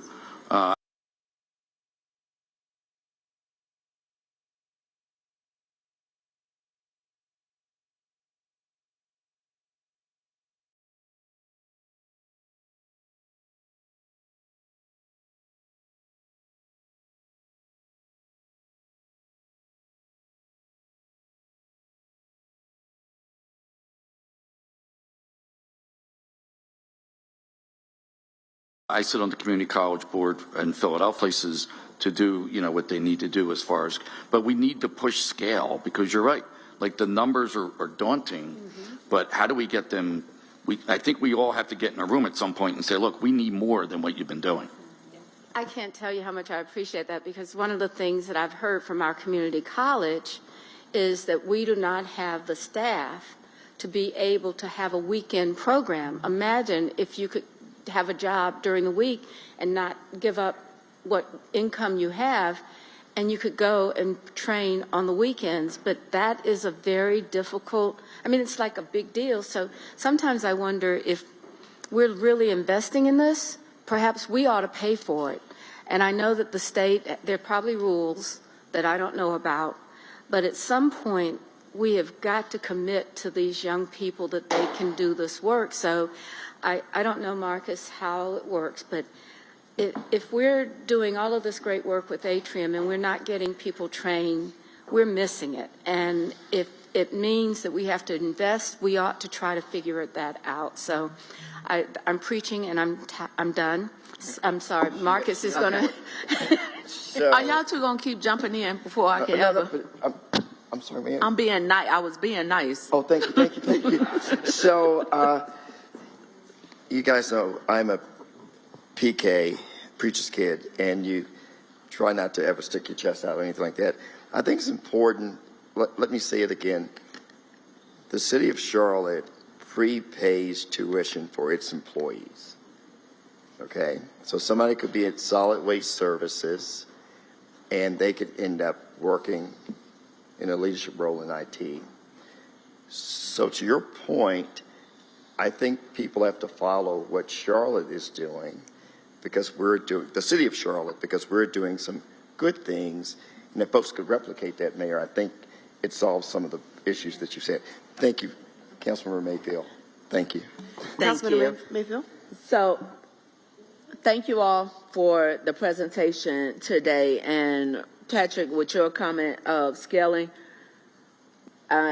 we have a number of us in this room who are graduates of Central Piedmont Community College, which is one of the top community colleges in the nation. And when you think of that, also in in April of 24, with it starting in August of 24, Central Piedmont is one of only 2, I believe, in the state that offers artificial intelligence. So with that, Cynthia, the question I have for you is, what, if any, conversations are Atrium having, especially for our workers that aren't directly in nursing and phlebotomy and other things?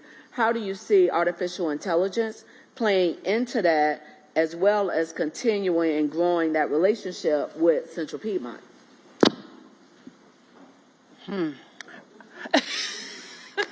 I know we hitting you with all the good ones, but we have to recognize the impact of artificial intelligence today in every Absolutely. aspect of work. So it would just be helpful to get an idea. Absolutely, in healthcare, and even our new Pearl, the new shiny building that is going up. We are starting to identify those innovative careers that will be impacted by artificial intelligence, or we will use artificial intelligence as we go about doing things. So we're assessing that. Our talent acquisition teams are, there's folks prepared and getting ready to identify those roles.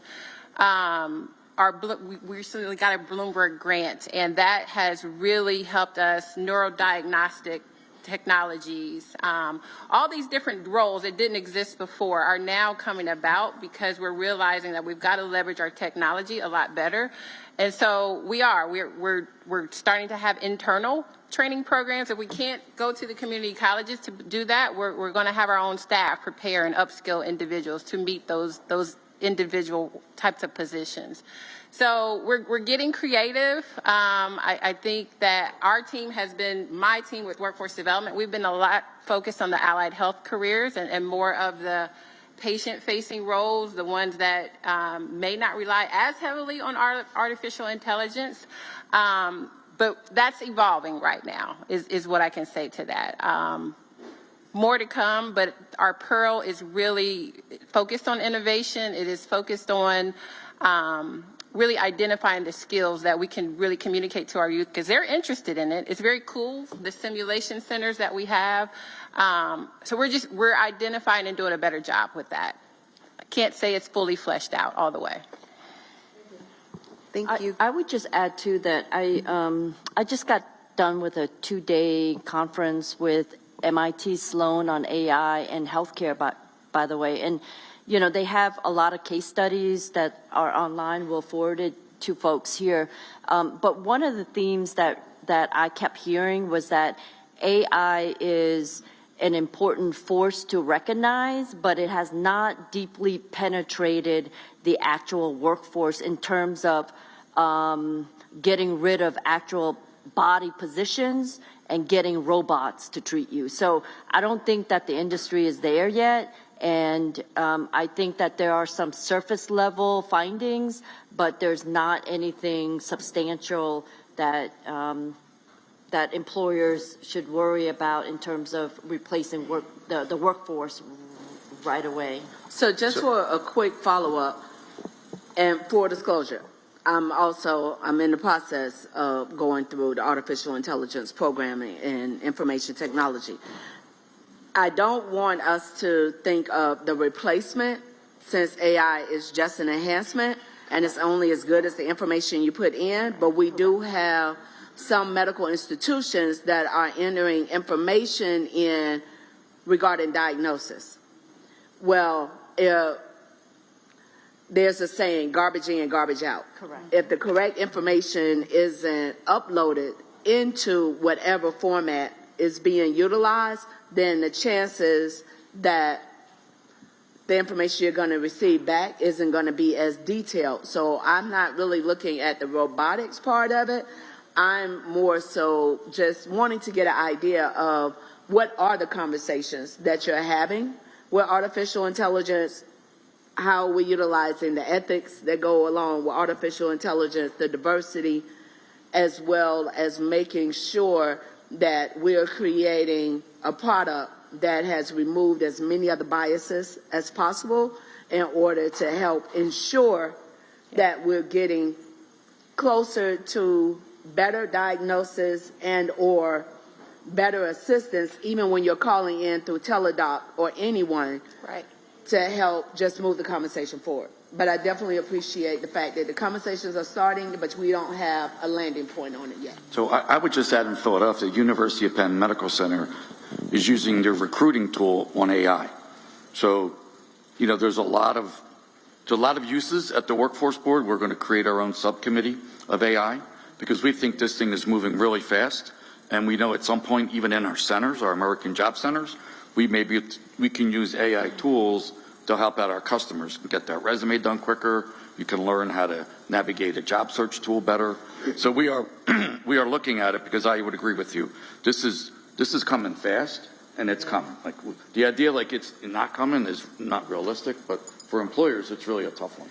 And I would say, I mean, even on the diagnosis side, using AI, obviously that is super critical, but that is more of the lane of our clinical teams and our chief medical officers and things like that. I am certain that is part of their conversation. It's just not within the workforce development space right now. Thank you. Councilmember Graham? Thank you. Thank you, Danielle, for assembling such a distinguished panel for us today. I chair the city's Economic Development Committee, and Workforce Development is a major part of that, and we look forward to receiving the strategic plan relatively soon, Mr. Manager and Ms. Frazier. So I'm excited about that. I guess my first question, and twofold, is one, especially Ms. Train, how do you guys measure success and impact? Right? How do you know when you go home at the end of the year, end of the month, that this was a good month? How do you measure that? That's a tough one, which is why I always get upset, and the staff just wishes I just calm down. I mean, I think any of my colleagues, I think employers would be the best to answer that. But at the end of the day, to me and to us, the real impact is a good paying job for that worker and that resident in the city of Boston. That's why they go to a community college. That's why parents come here from immigrant families. That's why at the end of the day, we cannot afford to spend all this money and resources, whether it's K to 12, which I don't have jurisdiction on, in community college, which Boston doesn't because it's a state profile and controlled.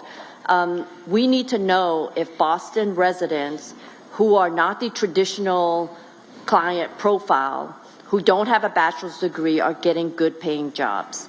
And so when those standards and impact is measured, the success starts to dwindle down, meaning, the easier outcomes to report are, number of recruiting, enrollees,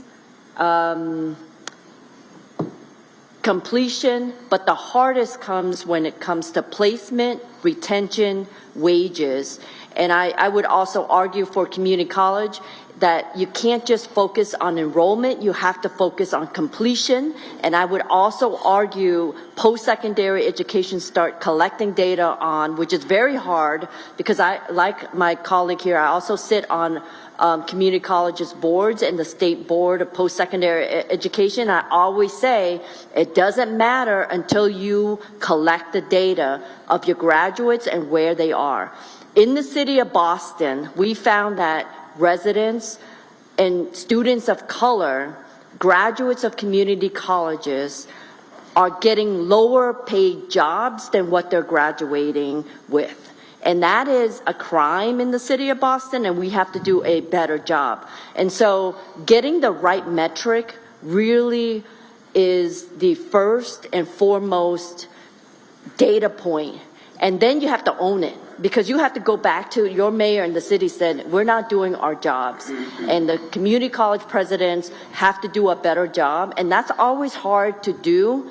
And then, so one, you really have to get those data points. And the state's not always with us. And they might be a little bit slower than the city of Boston.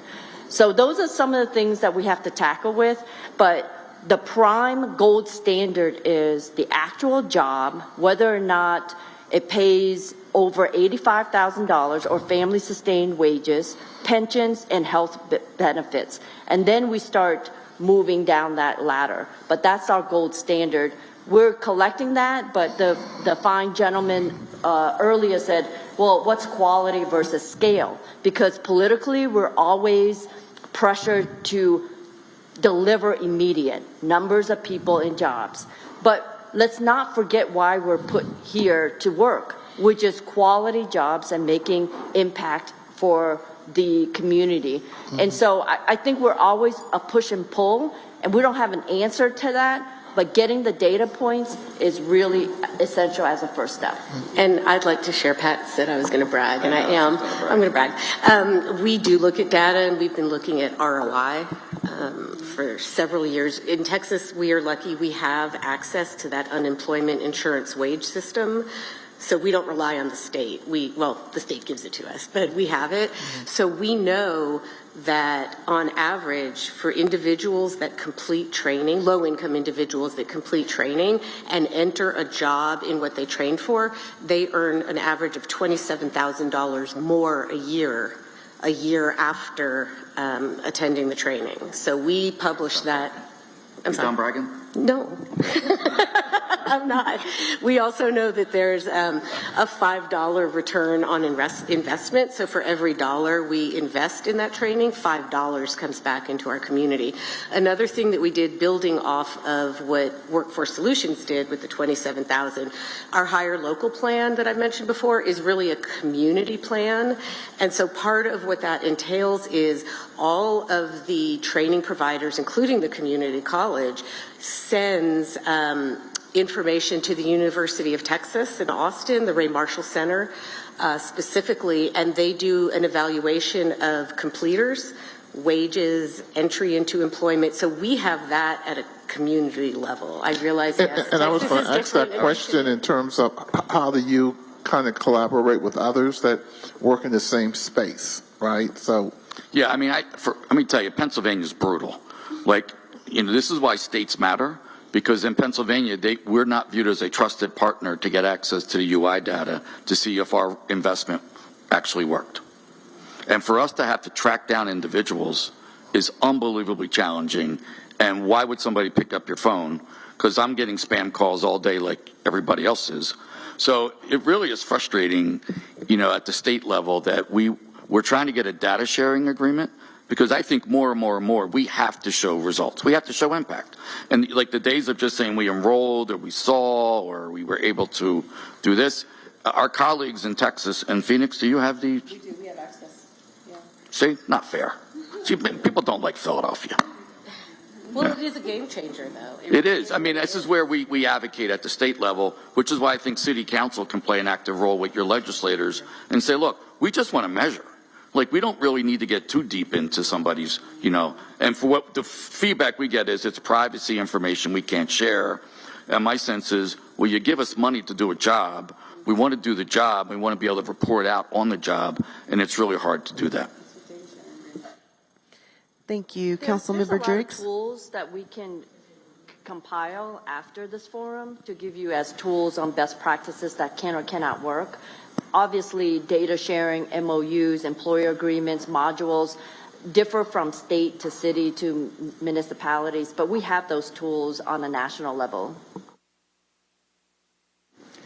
So I went to school and worked in Europe, and as you know, they have quite a different approach to education over there. There's a bifurcation, there's a trades track and a university track. There's no stigma around the trades track, so you do not have the situation we have where a lot of people go to college and have no benefit from it. One of the key things, and Ms. Frazier knows this is something near and dear to my heart, apprenticeships. So the system puts people in school, puts them to work, teaches them, leading to a job placement and a certificate. I don't feel that we've been able to kind of realize apprenticeships in Charlotte on the scale that we should. And I'm wondering, what could city government do to promote that? And again, Ms. Frazier knows all about this, but is it a question of money or a question of working with employers? How could we expand that program? Yeah, that's really a good question that I know I'm fighting my colleague over here for the microphone. But at Philadelphia Works, I'm sorry, Mike. At Philadelphia, we have an apprenticeship unit, right? So we decided early on that we were going to fund staff to work directly with employers to develop apprenticeships. I would say to you, Philadelphia is a highly unionized town, so our building trades are already kind of lined up with those pipelines. What we're doing is developing healthcare, transportation, education, and other logistics apprenticeships. Because we do believe if you can earn and learn, that by far is our best model for our customers. Because a lot of our customers come in with a catch-22. They need the additional skills, but they need to work. And we don't have enough opportunities in the evening and weekends due to scale that individuals can work during the day and go to school at night. So if we can marry the two early, that's one of the things we are building on, and that's why we believe we got to have staff that can go out and meet with employers to explain the benefit. All right, do you want to brag now? You got anything left in Boston? Texas just does it better.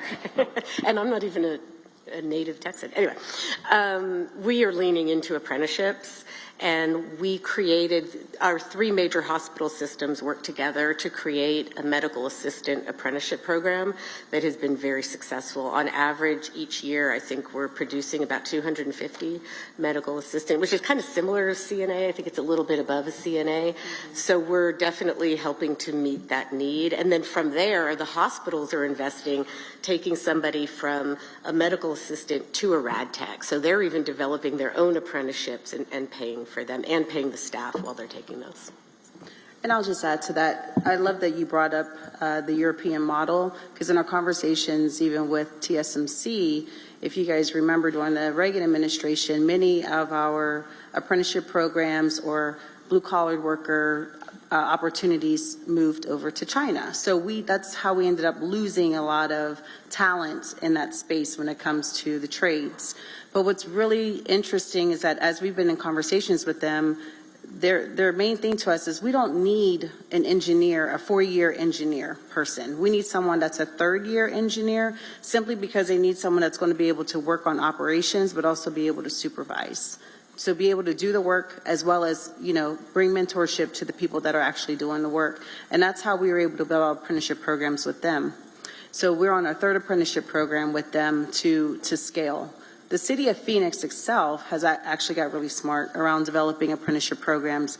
And to date, I wish I had the number, but I can give it to Danielle to get to you.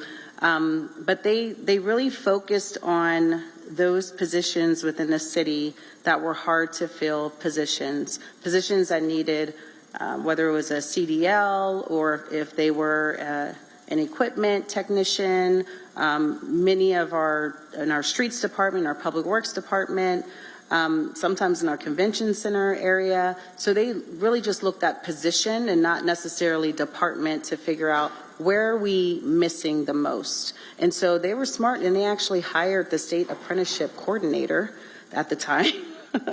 And so now they're actually working in the HR department. And so she's there, and she writes all of the, she ensures that all of the related training instruction is done. She does all the tracking for the registered apprenticeship programs, and each of them are registered with the state of Arizona. And they're great benefits, they're good jobs. The apprentices have the opportunity to visit multiple departments, so it's not necessarily just within one department, and they've been able to scale it. So I'll just add, I've been quiet intentionally so that you all can hear more from them. But I just want to say the city of Charlotte is an apprenticeship ambassador. We have 18, here comes the healthy competition, 18 registered apprenticeships across our organization. Numbers aren't top of mind. That is under the Office of Workforce Development. And I think to Pat's point, when you look at apprenticeships, their model is from the Northern European model. So in advanced manufacturing in that industry, that's how you get in the door. I think for us as workforce development practitioners, it's having someone to be able to go out and talk about apprenticeships with other industries like healthcare. And I think Atrium, you all have some apprenticeship programs now, and in other industries, so that they understand what an apprenticeship is, what it does, and what it means, and then what are those other resources and supports to help them. So really, this part of it too is about access and awareness for our employers to understand outside of those traditional apprenticeship industries and roles. And so I think that that's a place that the city can play a role in as an ambassador of apprenticeships, to say, hey, here's how we've done it. And it's across a multitude of positions. Like Phoenix, it was our high turnover roles, our entry-level roles, but then it's also some more technical roles too. So happy to share more about that. But I think we can be an ambassador and help grow those in the community. Thank you, Councilmember. Was there another comment? Thank you. Councilmember Molina.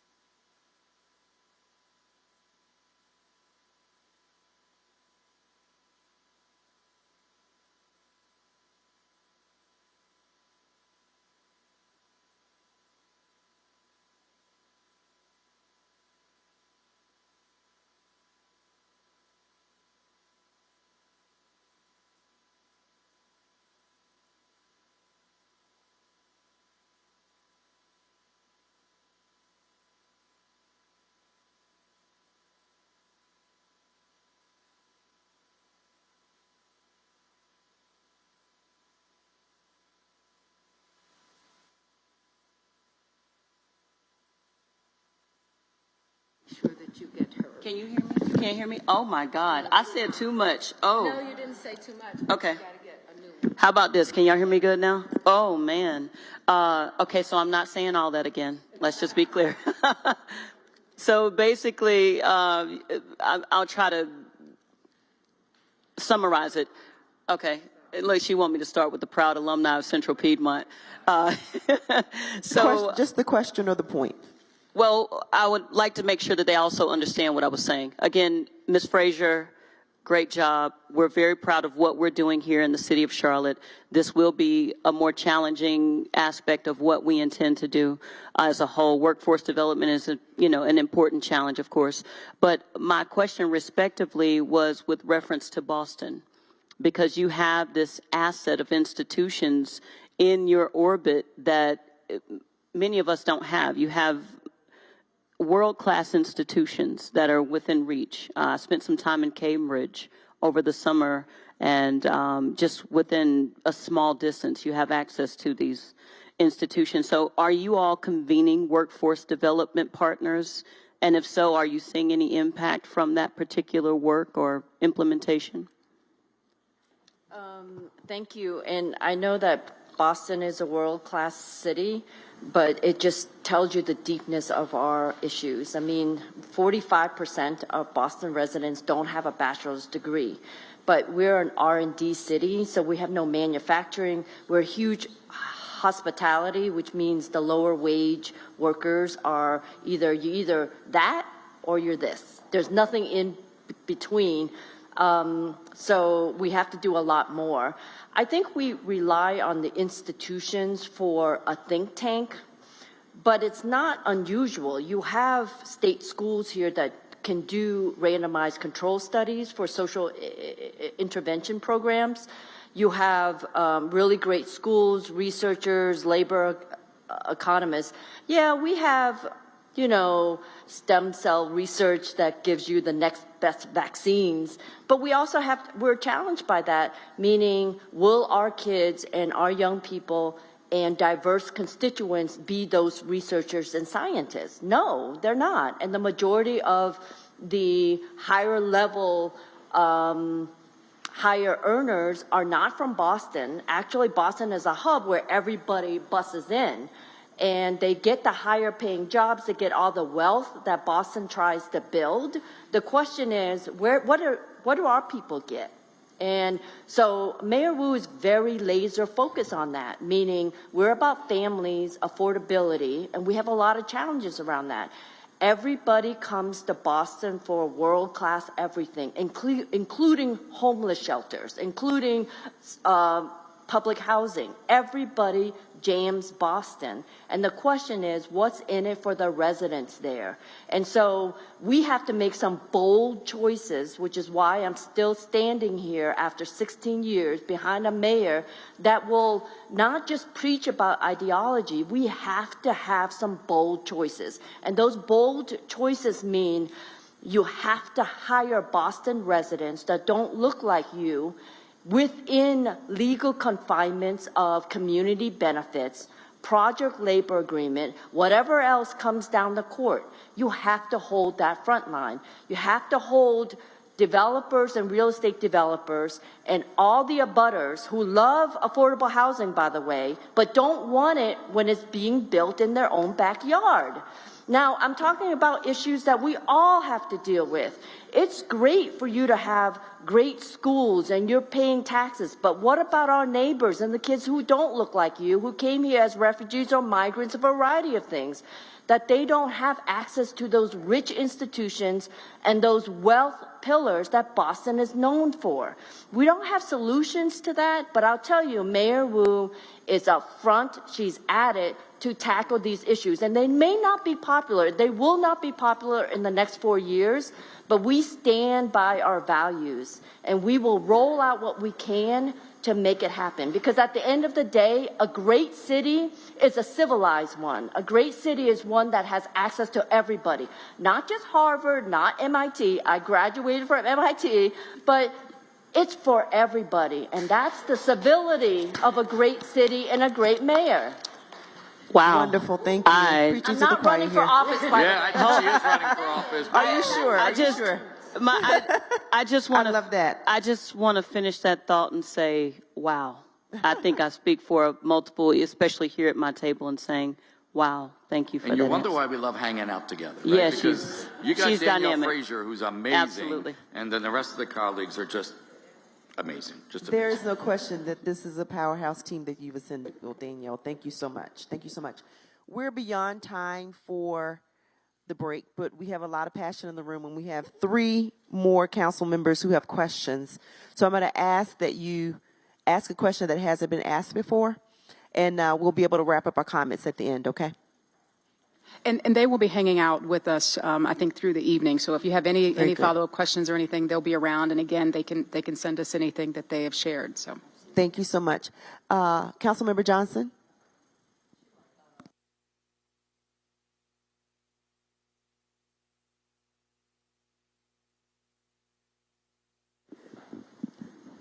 Thank you for your passion. Thank you for your passion, all of you. But thank you for your passion, Trin.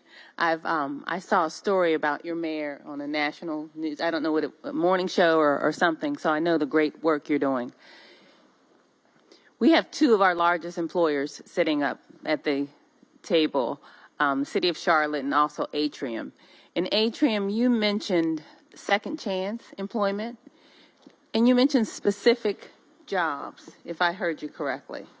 And also, I believe the city has specific positions where we will hire individuals with a felony record or criminal background. And I don't know if that's broad, and I'm wondering, with the new administration, our country has demonstrated that they believe in second chances, no matter the position or the office. So I wanted to know if, as industry leaders and us as policymakers, how we're going to move forward in broadening the opportunities for individuals. Has there been any talk about expanding those positions from Atrium and the City of Charlotte, or anybody who wants to respond? Thank you. So yes, we're always looking to expand. When we started the program in 2021, we had 10 targeted roles, all entry-level roles, all high-demand roles for individuals to go into. Since that time, we've added community health worker. We've added additional roles that exist within our system. What we find is beneficial is, first, we want people to come in the door through one of those frontline roles. After they reach their 6 months of eligibility to transfer, they can go pretty much anywhere within the system.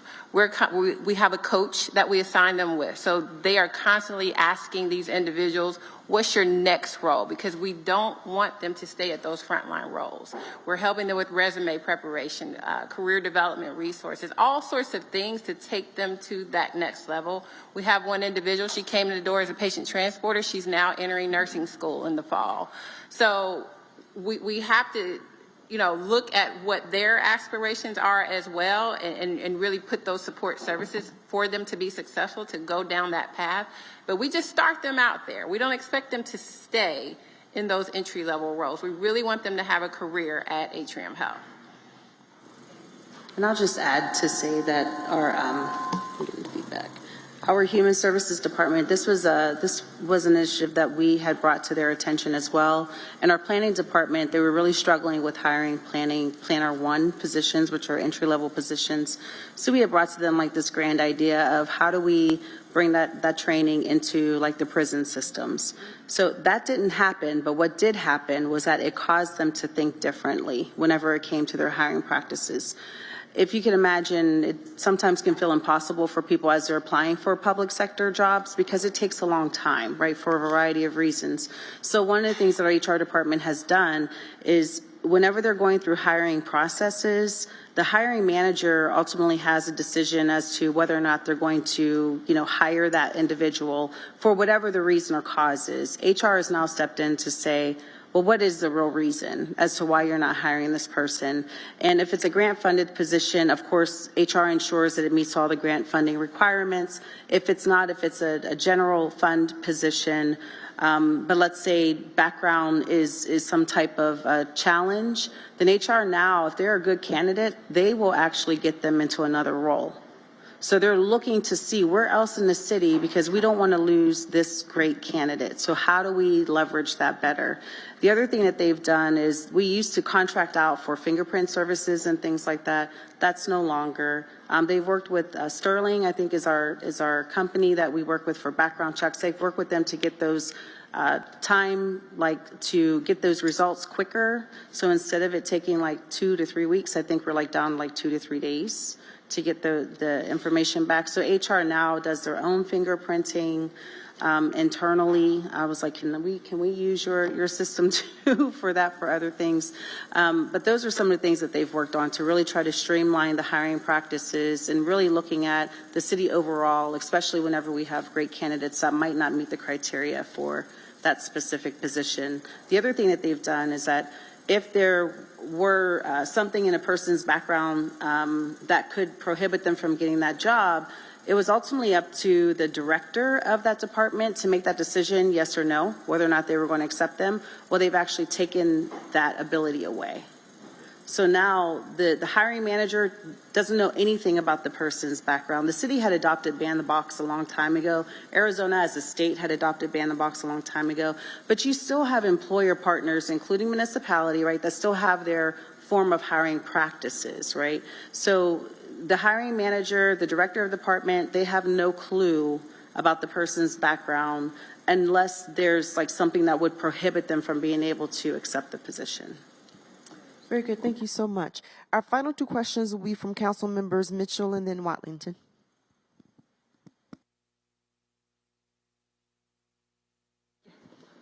Just real quick, first of all, y'all are singing my heart song, so thank you so much for being here today, and thank you for sharing your expertise. It is really exciting to hear about how we're focused on exactly what you were talking about, Trent, and so many others on the panel. It's not just about chasing those hot earners, top educated folks. We understand there's a trickle-down effect, but we got to be much more intentional about making sure that everybody's bolstered. And so as I think about this conversation, and tying it to our earlier conversation when we talk about big economic development and incentives, you all spoke a little bit about how you really tie that to what you call a community benefit agreement, which obviously we all sit in different states with different abilities, but that's, to me, the key is that, like Trin, we got to say it with our chest. If that's who we want to be when it's time to really make some tough decisions, then we've got to say this is what we're about, and we're willing to walk away or make adjustments to the deal if you can't meet us where we are. And I think that is something that, as I look around to my colleagues, and I know Councilmember Brown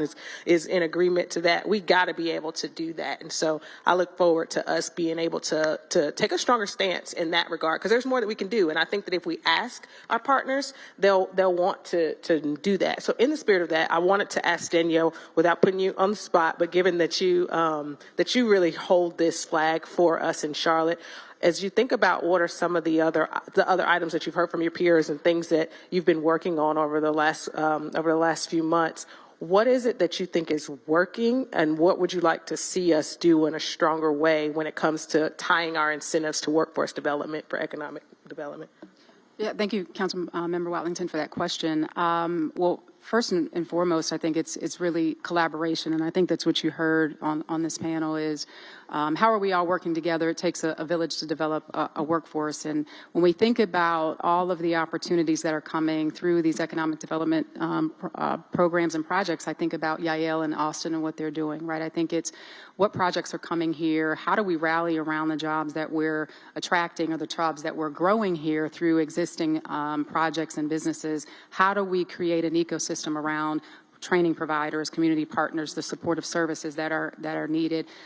That's what I think about when I think about where I think we can really hone in.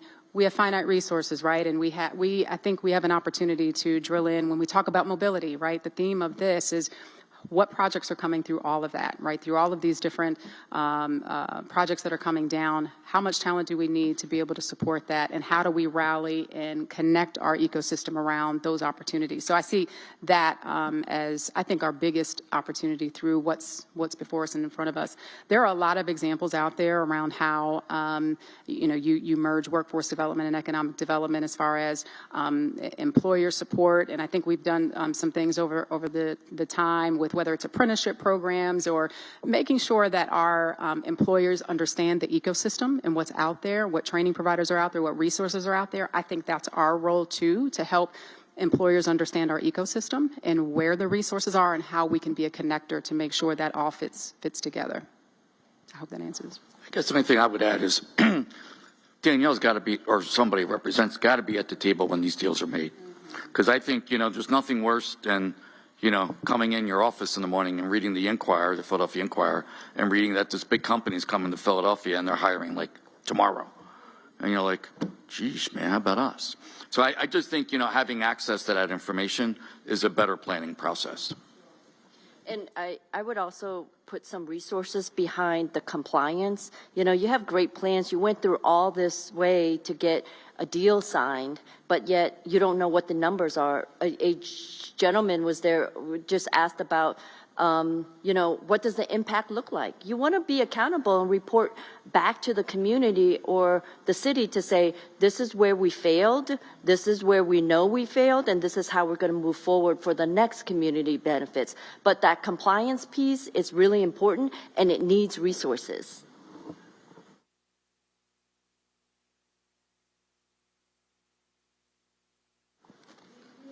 You want to go? Go ahead. Ladies first. Yeah. I have a comment. Yeah, I don't know what a misconfusion came in at, but it's okay. I just wanted to say to Danielle, she's doing amazing. I wanted to make a comment because Danielle does amazing work. And so, yeah, I do want to, give accolades where they're due, but I also want to go to Boston. Trent, I know you. Well, no, I know your name. I know your name because I work with two organizations that know you very well and you advocate for them. One is Families for Justice of Healing. I know you know them, and the National Council for Incarcerated and Formerly Incarcerated Women and Girls, which I sit on the board as an executive member of the board. And I know the work that you guys do in Boston, and you also know the language. If we change the South, you can change the world. We're not there yet with language. So when I hear language, criminal background, felonies, all that stuff in the workplace, it stigmatizes and put labels on people, and we have to really push back and away from that. And I do that on a daily and consistent basis, but I know it's a process. Again, we're in the South.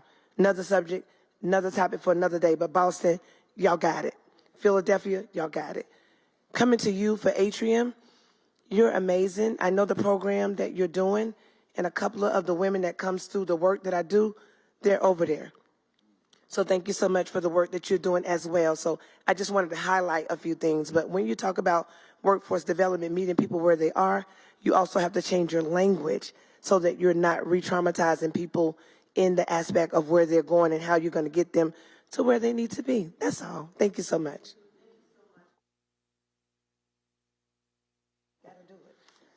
Thank you all for coming. Two quick questions.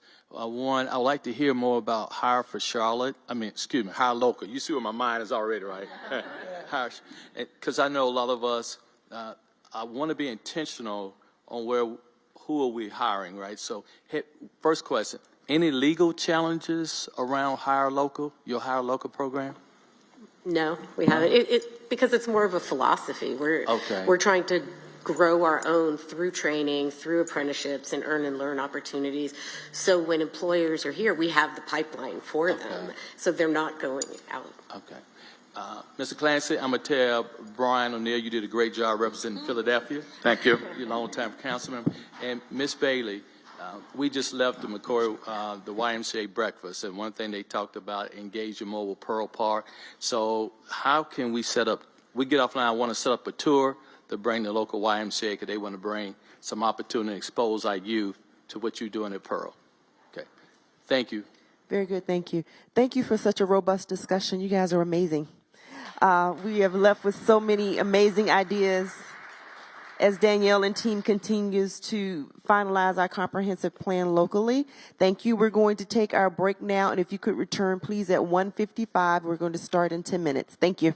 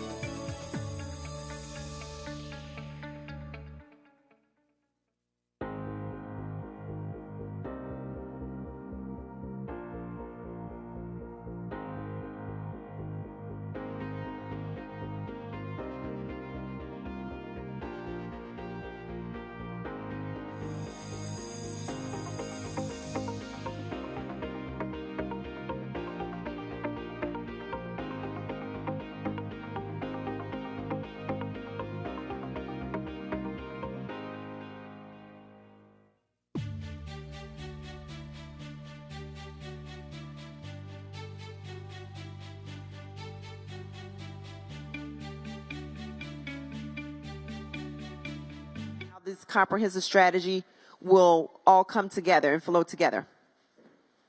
So having said that, I want to introduce you to Monica Allen, who will take it from here and introduce our panelists. Thank you. Is it working? All right. It is. Thank you. Well, good afternoon, Mayor, council members, honored guests, Monica Allen, Assistant City Manager. It is my privilege to introduce today's panel, which focuses on the vital work of minority women and small business enterprises, commonly known as MWSBE, for anyone unfamiliar with this topic and are listening. MWSBE is more than just an acronym. It represents the heart of inclusive growth and opportunity in Charlotte and beyond. When we talk about building a team of teams, it is clear we can't achieve this without the talent, innovation, and determination of our minority, women, and small business partners, especially as we take on large-scale mobility and other infrastructure projects. These businesses are the engines that power our community, creating jobs, driving innovation, and enriching the diversity that makes Charlotte strong. Today's panel brings together voices from different backgrounds, levels of experience to provide insights that will inform our path forward. As we reimagine the CBI MWSBE program, we are focusing on key priorities, enhancing processes, expanding outreach and education, and building capacity, and ensuring more businesses are qualified and ready to partner with the city. This discussion is not about solving every challenge that we have with our program today, but rather it's about setting the foundation for transformative action. What we learn here will shape our 3-year roadmap, a strategic plan to position Charlotte's MWSBE program as a model for the nation. Now let me introduce the exceptional panelists that are joining us today. So I'm going to begin with Franklin Lee. He's with Tidings and Rosenberg, and he brings unparalleled expertise in legal, political, and regulatory landscape of MWSBEs. Mr. Lee's contributions to the Charlotte's early MWSBE program or SBO program laid the groundwork for where we are today. His insights on navigating the current political climate will be invaluable. Next, we have Ulyss Cluckley, CEO of Friends of the Underline, and he will share his unique perspective on integrating MWSBEs into infrastructure projects. From his work transforming Miami's urban spaces to advancing transportation systems, Mr. Cluckley will highlight the economic impact of making MWSBEs central to major investments. And then last, we have Marcus Kirkman, who's a business inclusion manager for the city of Asheville, and he'll provide a candid look at how the city has involved its MWSBE strategies. His experiences, particularly in the wake of Hurricane Helene, demonstrate the importance of adapting policies to meet the needs of diverse communities. And then I also have with me Stephen Coker, who's the MWSBE manager for the city of Charlotte. He's going to be assisting me today. So with that, each panelist will have about 12 to 15 minutes to share with you more of their background, their experience, highlight their roles in the MWSBE space, and provide their perspectives on key topics. And some of those key topics include just what's the general landscape and some of the challenges that are facing MWSBEs, representation and inclusion, and if there's any initiatives that can help increase representation and be more inclusive in the public sector, especially with regards to decision making. What are some various resources and tools that can help us grow this program, expand this program, and make great impact? The future of MWSBEs in the public sector, and then any broader legal or policy implications that are before us. And with some changes that have happened today, I'm sure there's some questions that people may have. So after each panelist, offers their perspectives, we'll open it up for council for questions, and then just broad general discussion, because I do know that this council is particularly interested in our MWSBE program and seeing what are the ways that we can expand and enhance our program. And I also want to hear from the council on things that we need to consider as staff, so that as we go forward and prepare the strategic plan and again our 3-year roadmap, that we're taking all the input that we can receive on the front end, especially as we go into the development of that plan, but also as we conduct our assessment. So with that, let's get it started. All right, so I'm going to turn it over to Mr. Lee, and he's going to kick us off. Good afternoon. It's great to be back in North Carolina. When I first got involved with the city of Charlotte in its efforts at economic inclusion and public policy, I had no gray hair. So I've earned every last one of these, particularly given the challenge that we're experiencing right now today. When I was called to Charlotte back in the early 1990s, the city's MBE program had been sued. There was no disparity study, and so the city was forced to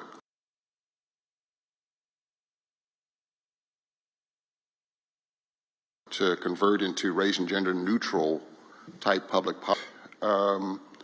And a number of stakeholder meetings to try to develop a commercial non-discrimination policy. We had a number of efforts that came out of that. I think Vi Lyles was actually city manager at the time. That's how long ago that was. However, fast forward to the present. Well, you got a challenge from, I think it was the Southeastern Legal Foundation back then. There was, in 1989, there was a constitutional challenge to minority business programs to kind of shock the whole nation back then, led by the Heritage Foundation. Does that sound familiar? They are the kingmakers, once again, with this whole network of anti-DEI efforts that we see across the nation today.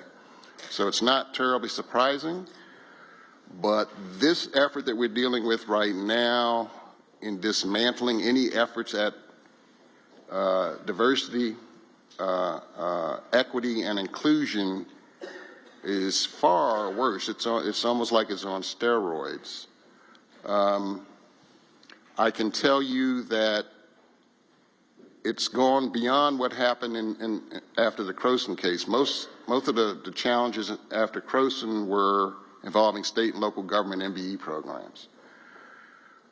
They're trying to dismantle everything at the federal level now. They're also trying to even go after private sector initiatives, minority supplier development councils and supplier diversity programs in major corporations. Any federal contractor that has a contract with the federal government, if they have a supplier diversity program, they're going to be challenged. Just this morning, we've seen that the federal government has actually pulled the plug on all grants and loans to state and local governments. The same mechanisms that we used throughout the 60s, 70s, 80s, 90s to extend an inclusive public policy in terms of affirmative action, or what's come to be known as DEI, to extend that to the private sector. Those same pathways are now being used to challenge any efforts at inclusion. And it's kind of wild, but to think that the word equity has somehow been demonized. Equity is a legal term that goes back to our nation's founding and is built into our jurisprudence. Now it's being called a dirty word, it's immoral. Inclusion, trying to include those that have been heretofore relegated along the shores of our economic mainstream as mere spectators, that's considered a dirty word. We've come a long ways, and now we're on the verge, or really on the precipice, of a return to, quite frankly, Jim Crow 2.0. That's what we're facing. And it took a tremendous amount of courage to get over the initial hurdles of Jim Crow. I participated in a number of disparity studies across the country where we actually talked to minority businesses in communities across this country, Durham, Charlotte, Columbia, South Carolina, elsewhere, where we learned how overt the discrimination had been when African American contractors tried to engage in contracts with the government. Some cried during interviews and said they'll never forget what happened when they tried to submit their bids in the city of Atlanta, for example, and they watched the city employee on the other side of the counter take their bid and drop it in the trash can right in front of them. Old racial stereotypes die very, very hard. And those programs required a lot of courage on the part of elected officials, folks like Maynard Jackson in Atlanta, who took a stand saying that that airport, the Hartsfield-Jackson Airport now in Atlanta, would not be built unless there was 30% black participation on that contract. And he caught hell for that. But he was intentionally inclusive, and the rest is kind of history in terms of the firms that came out of that effort are now some of the most well-qualified, successful entrepreneurs in the country. H.J. Russell really took off and got its start as a result of that airport project in Atlanta. And if you go today to our nation's mall, Washington, D.C., there is an edifice there absolutely amazing, the National Museum of African American History and Culture, which was built by a joint venture between two black contractors, one being Herman or H.J. Russell and the other being Smoot Construction out of Columbus, Ohio. The design of that building, the architect of that building was Freeland, the Freeland Group out of North Carolina. And if you have not visited that museum, I urge you to do so. Technologically, design-wise, it is astounding. We hear this mantra about, well, now we've got to get back to what do they call it? Meritocracy. But it took these firms this long to get to a point where they could get a major project, even though, for example, Herman Russell was considered one of the best contractors in the country.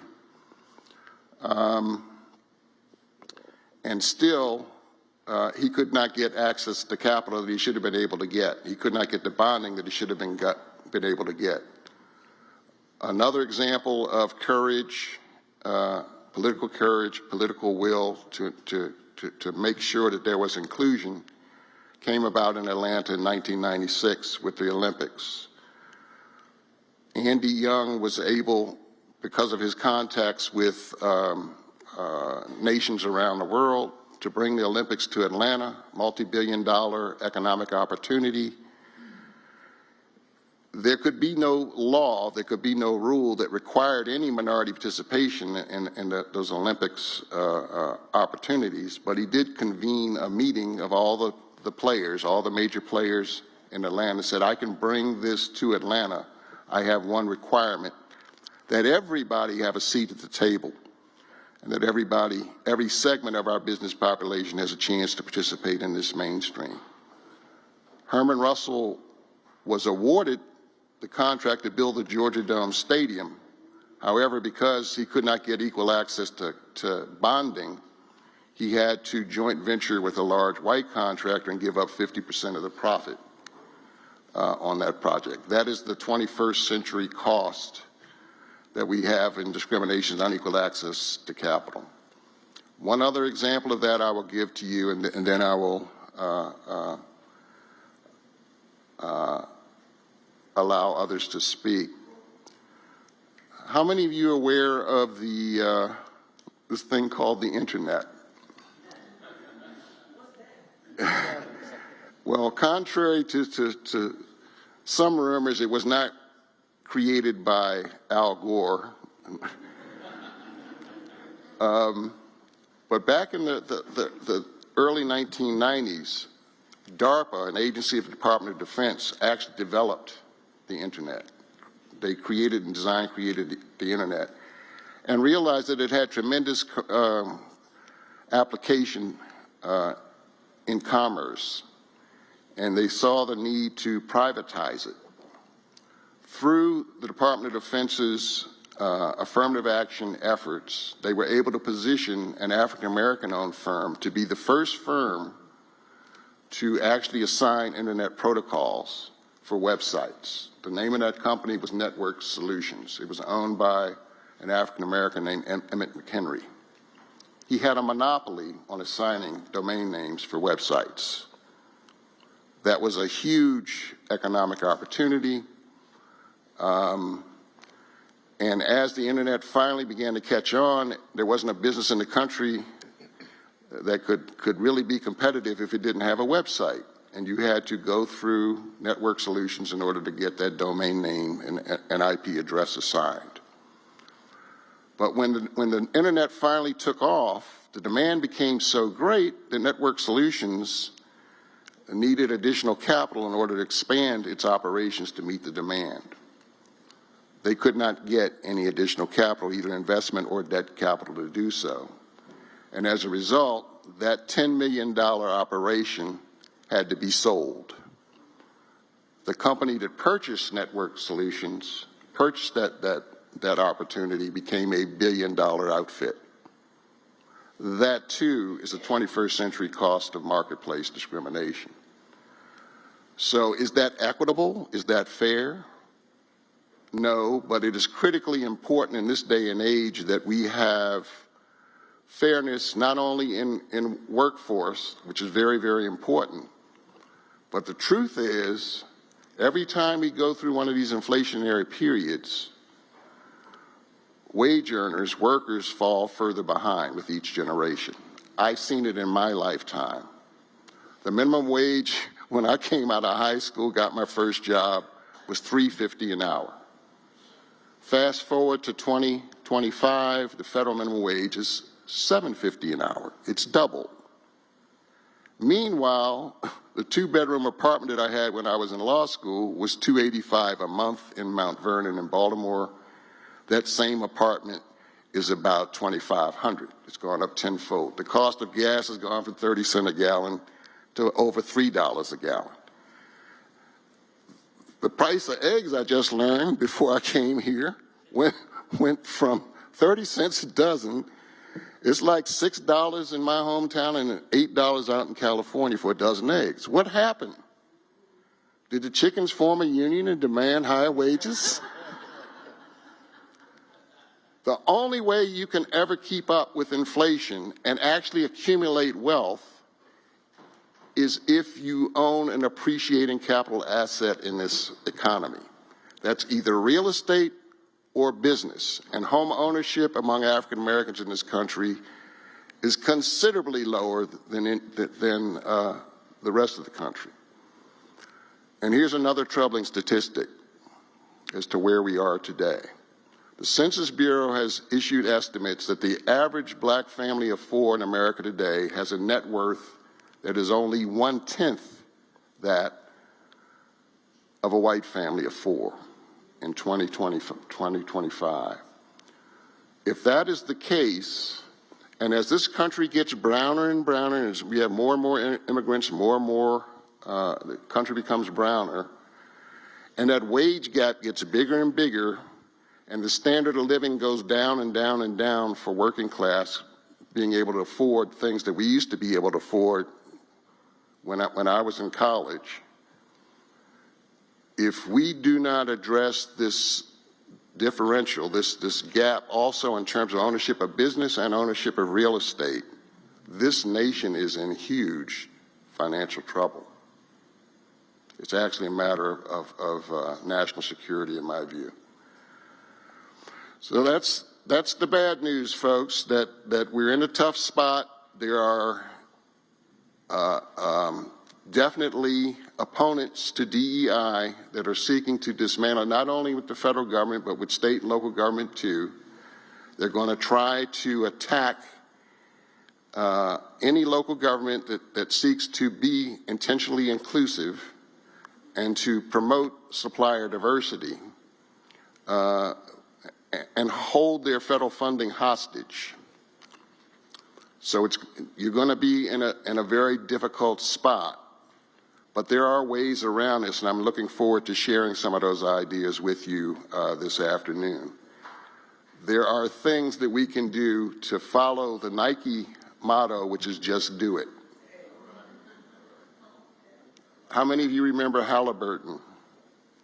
A sole source contract for $20 billion that somehow got awarded by the U.S. Department of Defense to rebuild Iraq, of all places, after they blew it up.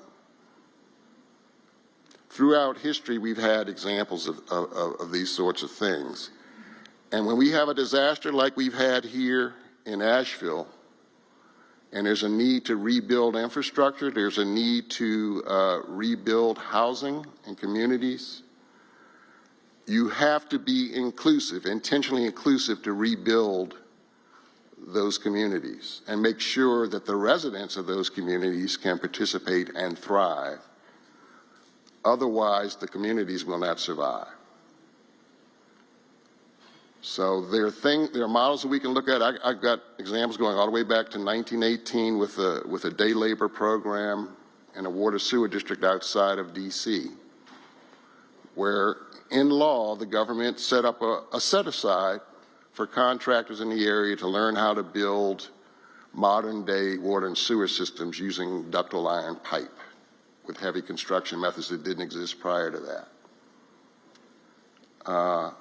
All of these things are lessons learned, and we can make a difference if we smartly look to indigenous businesses and partner them with our more competitive, successful firms from around the state and around the region to grow their capacity.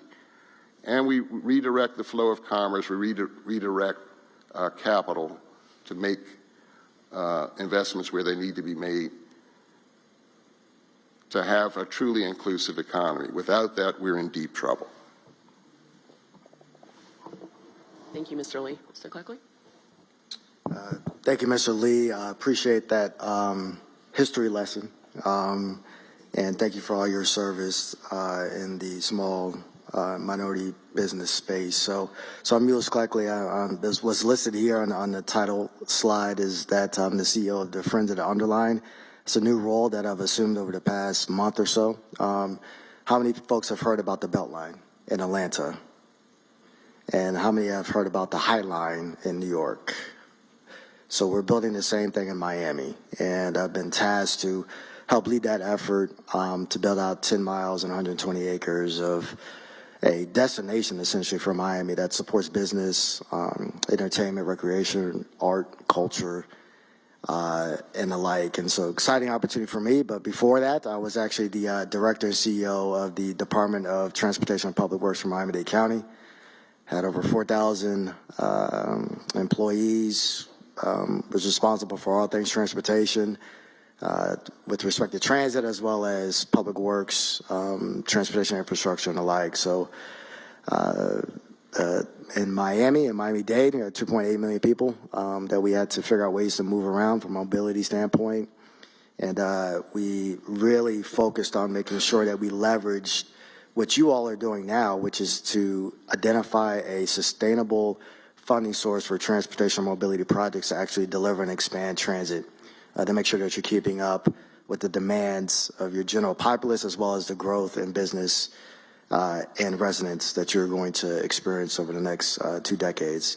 But before that, I was the executive director of the Department of Transportation and Infrastructure in the city and county of Denver, and where we did a lot of work in the small business space. And the rest of my career is kind of split between private sector, nonprofit work a little bit, and public sector. So I've had executive positions in D.C., Houston, and a variety of different cities. So I'm laying all this out because regardless of if you're working on the private or nonprofit side or in the public sector, this challenge of ensuring that there's opportunity for all individuals as well as businesses, it just permeates regardless of what sector that you're in. And I find it really interesting that we continue to have this fight. Mr. Lee's a little bit more aged and wiser than I am, but it's the same thing that persists for decades. And it's this fight against this idea that diversity is not natural. Diversity is natural. If you just go out into the nature and you see the birds and all the animals that are running around, everybody might flock and pack together, but everybody figures out a way to eat. The difference, for some reason, when it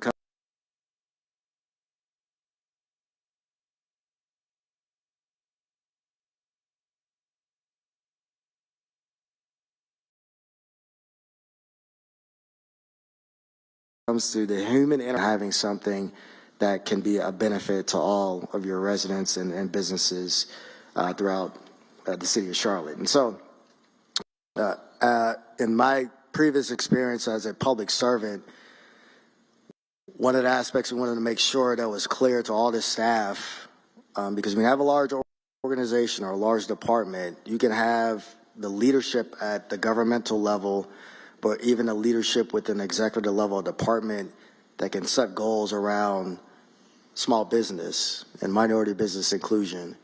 But ultimately, I typically was not the one that was interfacing directly with our contractors or providing task orders. So you have to figure out a way to permeate the goal and essentially an ethos down to all of the staff to understand that it's not a mandate. It is a part of the fabric of who you are as a department. So if you come in, especially on the public sector side, and you worked in any one of the departments I had the honor to lead, it was expected of you for you to understand the importance of equity. And equity, simply put, even though I think it was mentioned earlier that it turned into an evil word, it's about justice. And justice is about ensuring that the areas and the assets and the people and where they reside, if they need help, they receive the proper resources and attention. It's very simple. And so as a individual that's responsible for being a purveyor of the public and the taxpayer dollars, it is your responsibility to ensure that you're creating that balanced, equitable landscape. And if where people need help, you focus on those people, those assets in those areas in a specific city. So with that being said, one of the things that I'll just make mention of and how to figure out a way to permeate this down through a large department and kind of change the culture is not have people so focused on the person aspect of it. It's focused on these three things. One, which is equitable investment, equitable contracting, equitable workforce development. And the workforce development panel is very interesting that a lot of the same issues reside in terms of how you are to be set up to be able to support small and minority-owned businesses. So I don't see that there's a divergence even in that workforce development conversation, because it's really ensuring that you are creating a philosophy and a daily mission to meet those goals that you might set out as a city or specifically within a department. And so some of the work we did in Denver, as an example, is to, one, actually create a division that was focused on community and business engagement, where every single day they came in to ensure that they're providing a proper amount of outreach to those specific businesses that may not have been aware of all of the great work that was available to them within the department. And when I was in Denver, we actually passed the largest bond program, it's $1 billion bond program. And we made it a point with Mayor Hancock to ensure that we have a very high percentage of small minority-owned businesses that had the opportunity to participate in our bond program. And by doing so, I think it was between 20 or 25% at a minimum. We expected to exceed that. And we established a very robust tracking mechanism to ensure that we're holding ourselves accountable and meeting those specific goals. But it was important that we informed all of the business community of the opportunities that were available to them through the bond program. And the way in which we did that was actually have dedicated staff. That was their daily job. Second piece is that we really wanted to focus on capacity building, and you'll hear this a lot that we would, from a lot of the prime contractors, that they feel that they would like to meet a goal around small minority-owned businesses that would be set on the task order or contract, but folks are just not available. And we know that that's not the case. Folks are available. You may need to take a little bit more time to perform that additional outreach or actually participate in any other teaming type activities to meet that specific goal, but don't come back and say that there's not available businesses in this space, especially when the disparity study shows, and through the research and certain different NAICS codes, that there is a significant availability in these types of businesses that can suffice the scope that you might put out. And so the capacity building component kind of has two sides. One, you have to have a business that wants to step up and participate, but also to force the primes to ensure that we have supportive programs to help build capacity for our small businesses. And that can be done in a variety of different ways, from mentor protege programs and the like. I mentioned intentional tracking, but also it boils down to really two things, management and leadership. none of these aspects can happen without having strong managers that understand the value in setting a high goal and meeting that goal and be held accountable to it. And it doesn't happen without having the highest level of executive leadership that forces that accountability down the ranks. If you do not have that, especially in large organizations, something will get stuck somewhere in the pipeline. And I used to always say that excuses are not reasons for why something doesn't get done. So if you set a goal, your goal is going to be a part of your performance plan, and that ties up into the actual performance that will be shared and distributed out to council, to the administration, and to the general public, and so far as how you're meeting that specific goal. So we're all held accountable and we're all in this. And at the end of the day, if folks don't want to get on board, that's fine. You can go find somewhere else to work. But ensuring that you set that high standard, there's not been a time that I've been in those positions where that has occurred, where folks don't step up and meet that goal. Because everybody is proud, everybody is competitive. And if you stick with it and you hold folks accountable, you can eventually stem the tide and change the culture. And so the last thing I'll just leave you with is that last thing I'll leave you with is compliance as well. We would like to think that everybody wants to do the right thing, and sometimes that doesn't occur. And so as a part of any process, ensuring that there's strong compliancy protocols, whether it be timely invoice payment, whether it be if you have the ability to separate scopes and the like, and we're sure we can get into that a little bit as a way to provide those other opportunities for small business. But having the ability to have timely compliance and allowing the compliance process to be open where there's no fear of retaliation from the primes and the like is extremely important as well. And so there's a carrot that exists, and then there's the hammer that you need to also have as a part of this kind of life cycle of contract management and making sure that that platform that you set is going to provide one that is equitable for small and minority-owned businesses. So I'll leave it at that and then turn it over to Marcus. Good afternoon, everyone. Can you hear me?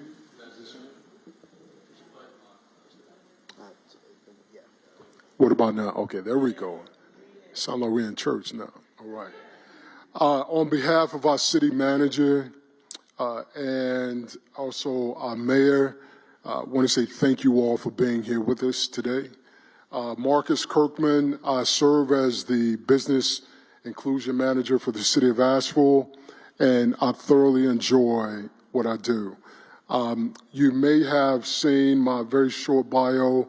I'm retired Navy of 22 years. Retired about 12 years ago. North Carolina is my home, and I'm connected, so I just put the uniform back on in a different way. I've been with the city of Asheville now for 3 years. Just to give you some context, because I think it's really important, especially for our conversation. When I came on board, I served as the Equity and Inclusion Training Consultant for the city of Asheville. Long and short of it is, I had the opportunity to facilitate very real open conversations, helping us to understand as an organization what diversity, equity, and inclusion is, what it's not, to take a look at our policies and our practices, to institute measurable outcomes so that we can really show that we're committed to the work that we say that we're about. I'm very proud of the work that we were able to do. One of the mind-blowing things that I learned, and I'm a native of North Carolina, and I did not know this, our beautiful city of Asheville, that so many across the world really come to Asheville. In 1922, Dr. Joe Nolan was the city planner. It is written, these are his exact words. Asheville is the beautiful place to come and visit. It has all of the natural attractions. Please come to Asheville.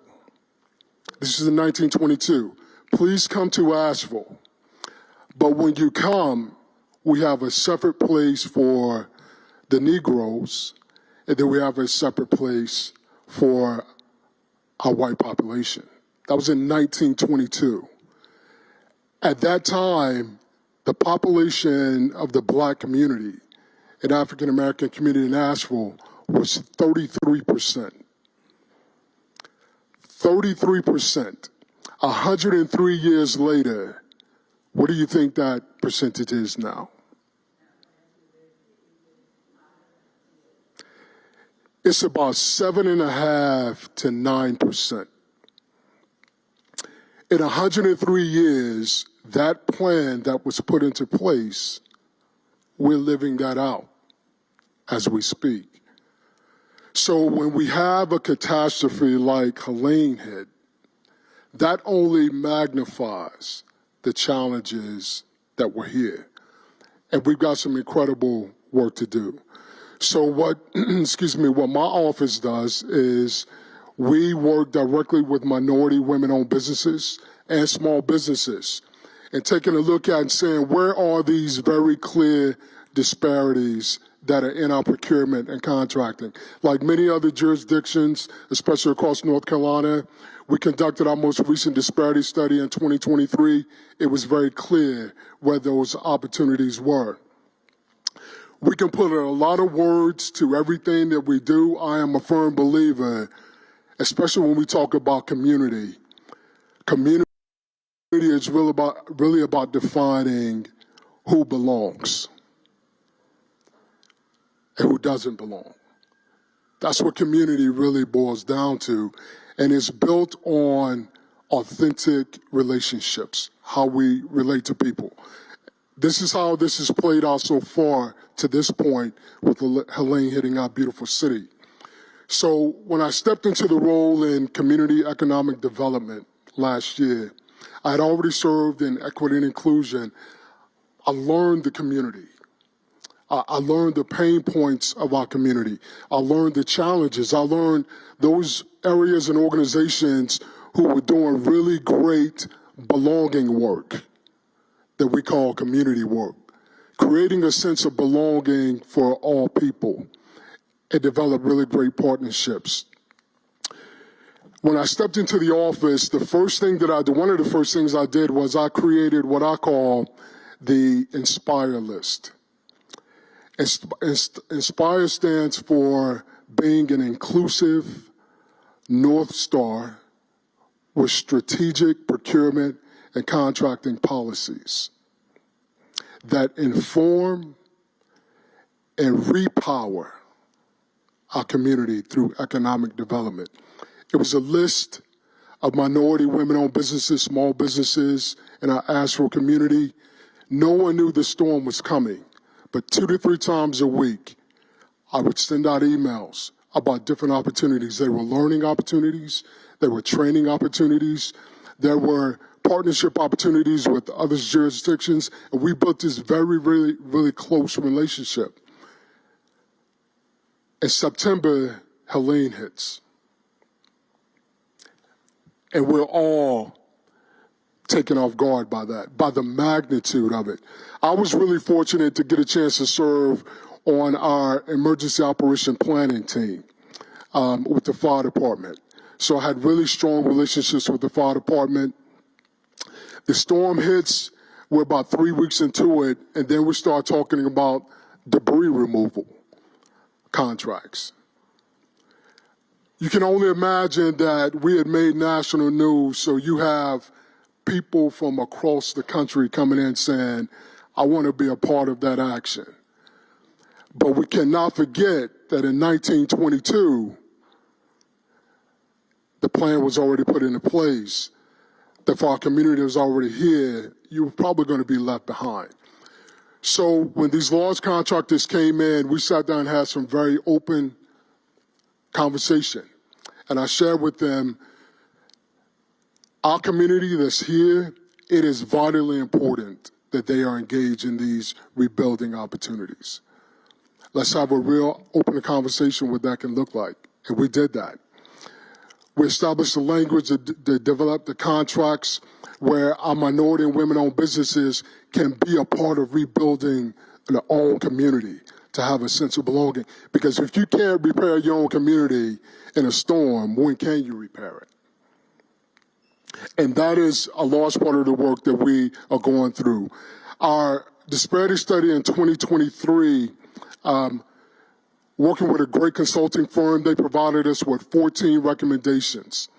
Our team is currently staging out those recommendations. Mind you, Helene was not on the map at the time, but a large part of the recommendations is that internal work within our departments and that relationship building so that we don't get so complacent to say, I've been doing business with this business for 20 years and I have a whole list of people that I can go to and not be willing to entertain other lists. So one of the things that has been really successful that I did for all of our project managers, for those pre-bid meetings that are held on a Thursday, I set up a one-on-one meeting with that project manager that Tuesday before. I want to know what their pain points are. I want to know what struggles are they having in minority and women business contracting, and they share that with me. And when we sit down and connect at this very human level, amazing things can happen. I'm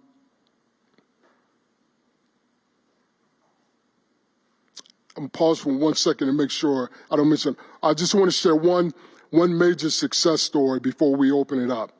I had a young man who had a landscaping business, residential landscaping business. And he reached out to me April of last year. He said, Mr. Kirkman, I'd like to learn more about how to contract with the city of Asheville. I said, if you are hungry, I am willing to feed you. And I will show you, just like I show everyone else, how to engage with these opportunities. Anytime I had a training, he was there. Anytime I had an outreach event, he was there, he was present. NCDOT came, I shared that information, he was present. The storm hits. He said, Mr. Kirkman, I only have a landscaping business, but I'd love to be part of debris removal. That young man has transformed his landscaping business with a couple of lawnmowers to now purchasing all of the major large equipment for contracting jobs way beyond. An incredible story of what's possible when we create that sense of belonging for all people, match it with the opportunity, and have the commitment from our organizations. Thank you very much. I'm going to see if Stephen has follow-up questions for our panelists. And if there's any additional comments after Stephen of our panelists, please share, and then we'll open it up to council for Q&A. Thank you, Monica. First of all, thank you all for being here. Love hearing about your experiences. In my many conversations with our city manager, our mayor, and of course our city council, one of the things that we are all on board with is being one of the best, one of the nation's leading program. And I think we have all the elements in place, but there's, other things that we can do. And so the question for the panel is, what prescriptive measures can a city like Charlotte put in place to become a nation's leading MWSBE program?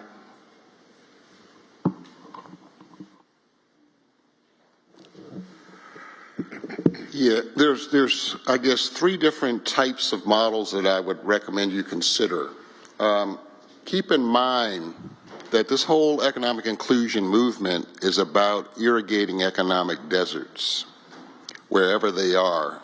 And the panel that preceded us, the Workforce Development Panel, also raised this issue that if you're not planning to succeed in the future and you're not grooming your workforce to be able to take jobs that are going to be coming about in the next 10, 15 years, the same is true in the business community.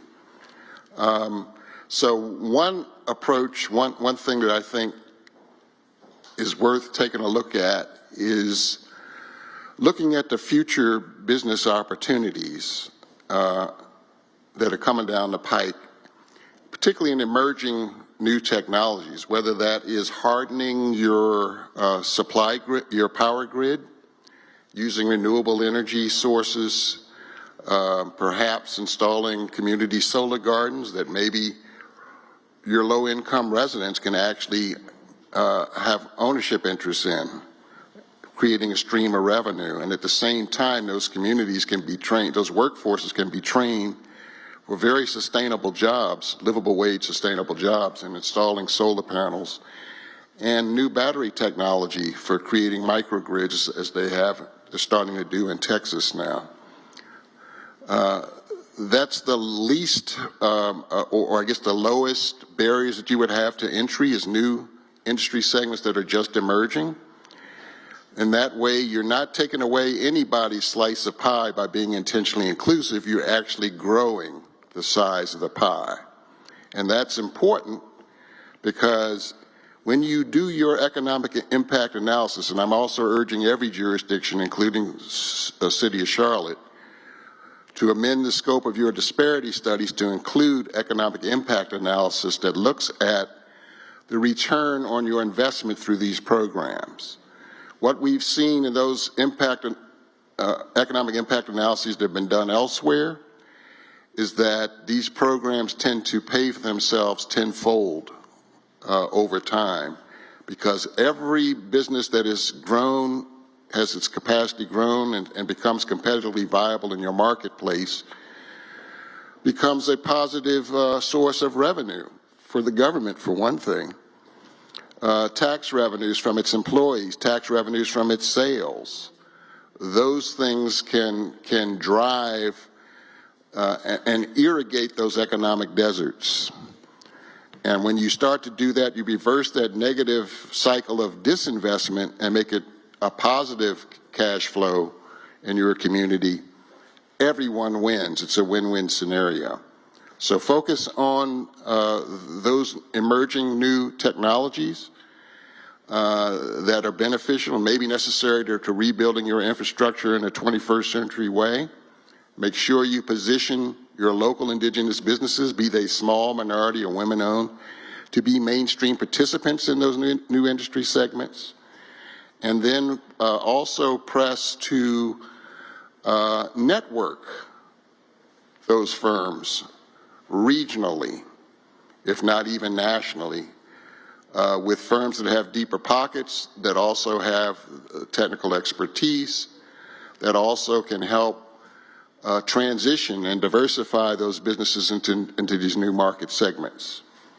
I think that holds the greatest deal of promise for being able to irrigate those economic deserts and create a positive benefit, not just for the government, but also for all the citizens. Also keep in mind that every small business, every minority women business that you add to your marketplace is also a prospective customer for all existing businesses. You can accelerate the velocity at which business transactions are taking place, and the entire region grows in terms of its GDP. It's very important to remember as well. And then finally, I would suggest that to the extent you can use mentor-protege programs, you can use joint venture initiatives, incentivize that kind of behavior with your more established MWBs and small businesses, with those local firms, like the example of the landscaping firm that's now using heavy construction equipment to remove debris. We've seen that work in Florida, we've seen it work in other places. That is a positive influence that integrates the marketplace in a way that all business segments can truly be a part of a viable and robust marketplace.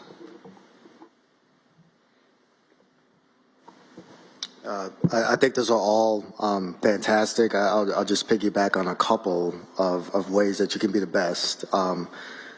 Right now, hopefully, you'll have your referendum on the ballot and will be passed in November to raise that dedicated funding source around transportation. I would strongly suggest immediately thereafter, after you program your projects, regardless if it's a road project, transit project, and the like, quickly establish what those small and minority-owned business requirements will be, and set those specific goals right off the bat so it's very clear. I think, and that's another way to actually get support to actually approve the referendum, that this will allow fantastic opportunities for small businesses to not only partner with existing primes or other businesses, but also venture into new enterprises themselves to take advantage of the opportunity moving forward.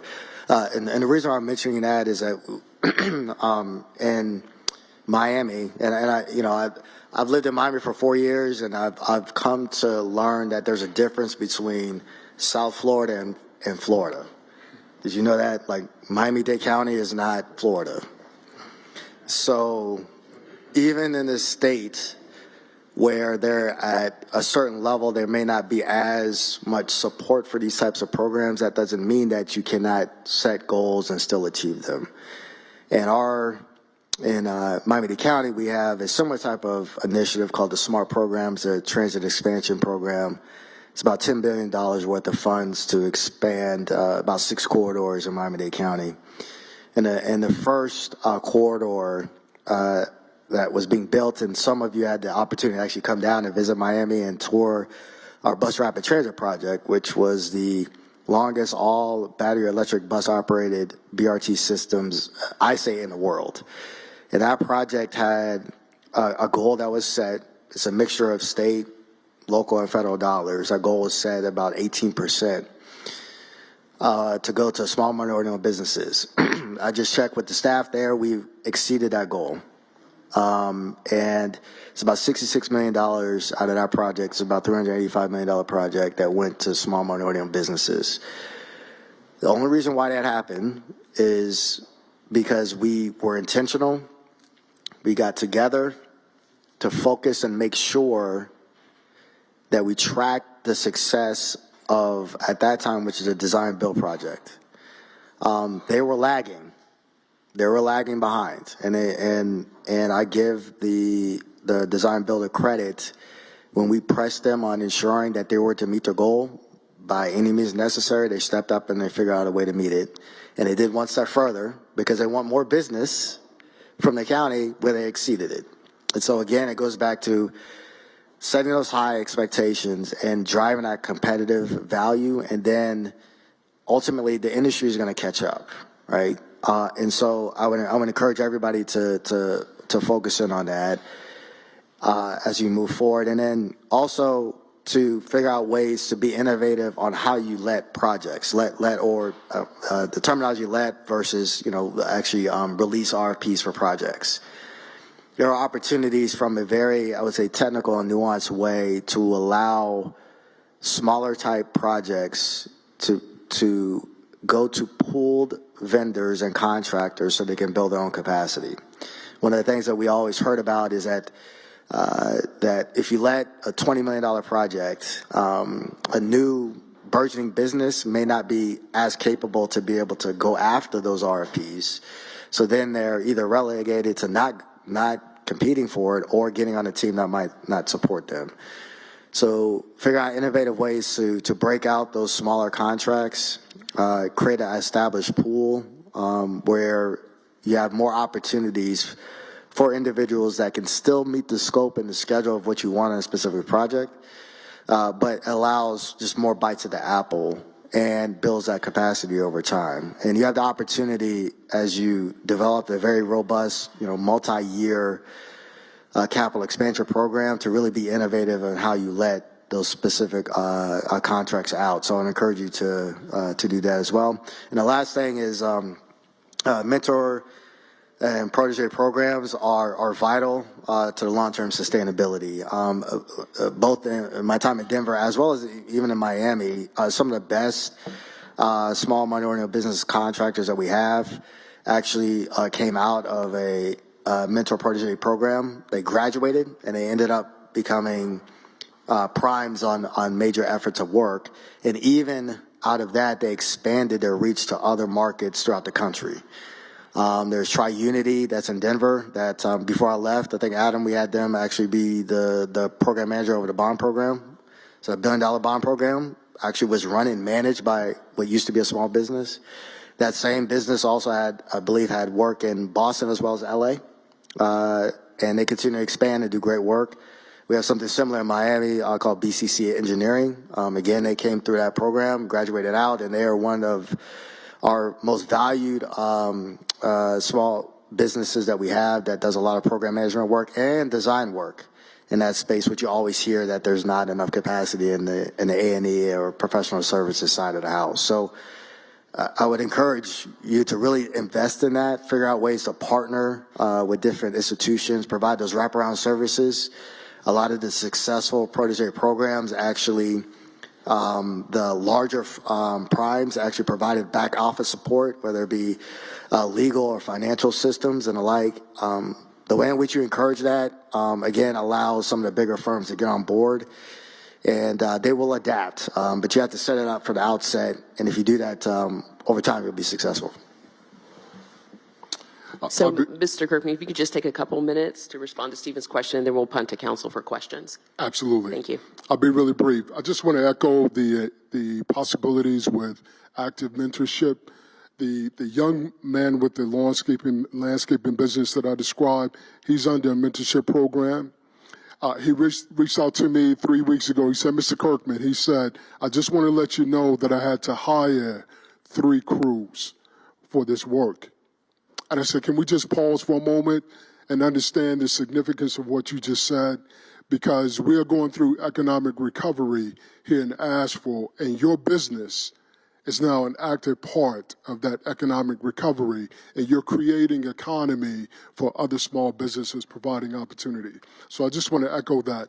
I would also add, Steve, really quickly to your question about one of the ways to measure being one of the best to provide support services. I think it's incredibly important to go beyond just looking at the numbers, but allowing the minority women-owned businesses and small businesses to share their stories, share their successes with others.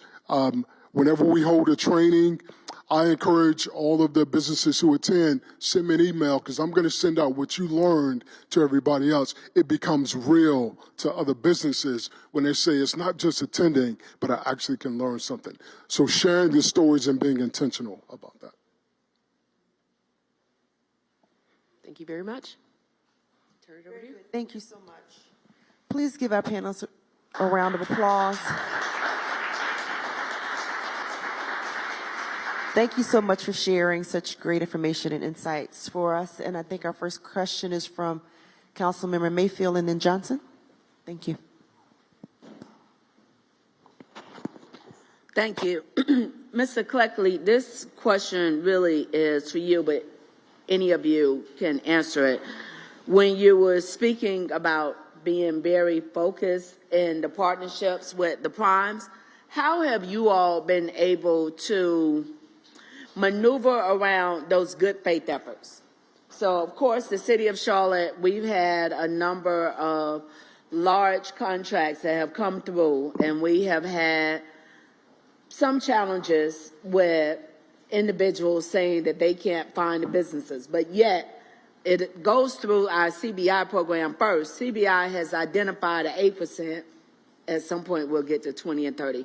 But we identify 8%. You come back with 1%, but you're able, through the good faith efforts, to still win that contract. Can you give any recommendations on how we can be stronger when, if we've already identified businesses and we've said this is our goal, which is already a low goal, at the bare minimum, there's no excuses for you not to hit this? So one of my remarks had to deal with leadership, and I think there was a term, I don't know if it was on this panel or the previous panel, the word was used, courage, and I can tell you this, it requires that. It requires courageous leadership, and simply put, that there has to be a clear direction from, regardless of wherever the contract is coming out from, of what the expectation is. The good faith effort is very easy to use as a way to not meet the goals that are set, that have been articulated clearly and reviewed via disparity study, as well as whatever process that exists within a jurisdiction. What happens is that whoever the actual contract manager is, a lot of times it's not a director level person, they're allowed to make that individual determination on whether or not the good faith effort has been met. The part of the processes that were put in place, an organization I had a chance to run, is that there was if the goal was not met and a good faith effort was used as an excuse, that was not to be signed off by the project manager. That was to be signed off by the director. So there's been instances where I've been, especially in previous roles, where there was a goal that was set and the alleged winning contractor came back with the 0% goal. Like, there's no way in the world that that is the case. So you, project manager, go back and you figure out a way to figure it out. So a lot of times it just boils down to some courageous leadership a little bit outside and to help support the existing processes that you have. That's the hardened way. Now, I'm not suggesting that's the best way to go about it. That's just the way I did it, and there might be other ways that you can move around that. But the other piece from, I would say, the soft side is on the front end of a project, strongly encourage the outreach component and the pre-bid meetings and the like, and really encourage that on a consistent basis. I truly believe that, once you set an expectation, people want to meet it, but they have to be given the opportunity. And so a lot of times the primes will come back and say, well, I don't know who's out there. It's a responsibility of the city or jurisdiction to figure out ways in which that you can provide those opportunities for people to get together in a room and partner on specific types of projects. I'll wrap up the answer, just say one of the things that we did back in Miami is that every single year we hosted a small small minority-owned business summit in conjunction with COMTO for transportation projects. So COMTO is a Conference of Minority Transportation Officials, and I'm sure there's a chapter here. And we had it sponsored by some of the primes, and we had over 350 people show up. And what we did is, for any infrastructure project, whether it be water and sewer, airport, transportation, we said we let everybody know what's coming up for that fiscal year. We had the small businesses in the same room with the primes, and we encouraged networking. And out of that allows the process, I would say, to be a little bit more aligned with meet the goal. Don't come back and just start off with a default saying that good faith effort is all you need to do. So those are two suggestions. A really quick share to that. When I was speaking about meeting with the project managers before that, that's where we get the opportunity to walk through those very conversations. Secondly, I'll share one of the things that I'm implementing right now is that when that project manager submits that project, that I actually provide them a list of those minority women-owned businesses with the submits that project, that I actually provide them a list of those minority women-owned businesses with the NAICS codes. So when we get to that point, if there's a question about I wasn't able to find, there's a list right here where we can address the good faith efforts. Just to quickly piggyback on that, I'm a strong proponent of using technology to make the whole good faith efforts evaluation process to streamline it and make it more effective. And I've actually advocated in pretty much every ordinance I've been drafting in the last 10, 15 years that you have an automated centralized bidder registration system where you can drive the procurement opportunities, subcontract opportunities to the primes. When they indicate they have an interest in bidding on a project, they automatically get the full detail of all of those subcontractors in the commodity codes where they're looking for subcontractors. The second part of it is you can quantify that objectively. I believe in giving an objective score so that every bidder is treated the same in terms of whether they've met good faith efforts requirements or not. What's the passing score? 70 or 80 points out of 100. And you bifurcate the bidding process so that all waiver requests for goals have to be submitted before the final bids are submitted or opened. And you evaluate all the good faith efforts, waiver requests at the same time. If it turns out, 9 out of 10 bidders don't have a problem meeting the good faith efforts goal, that 10th firm has got quite a hurdle to overcome in demonstrating that somehow they're different. That creates a competition for folks not wanting, unless they collude, all get together and say, none of us can meet this goal. But you want to evaluate the reality or evaluate the authenticity of those waiver requests all at the same time, and then determine if the goal needs to be modified or adjusted. Sometimes you do have to waive the goal because there's not enough available firms out there willing to meet it.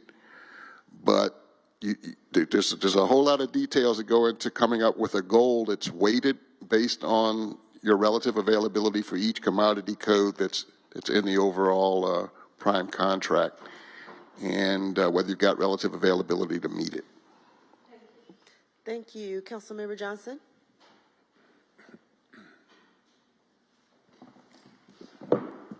Thank you for the presentation. That was a great presentation. I have one question to start.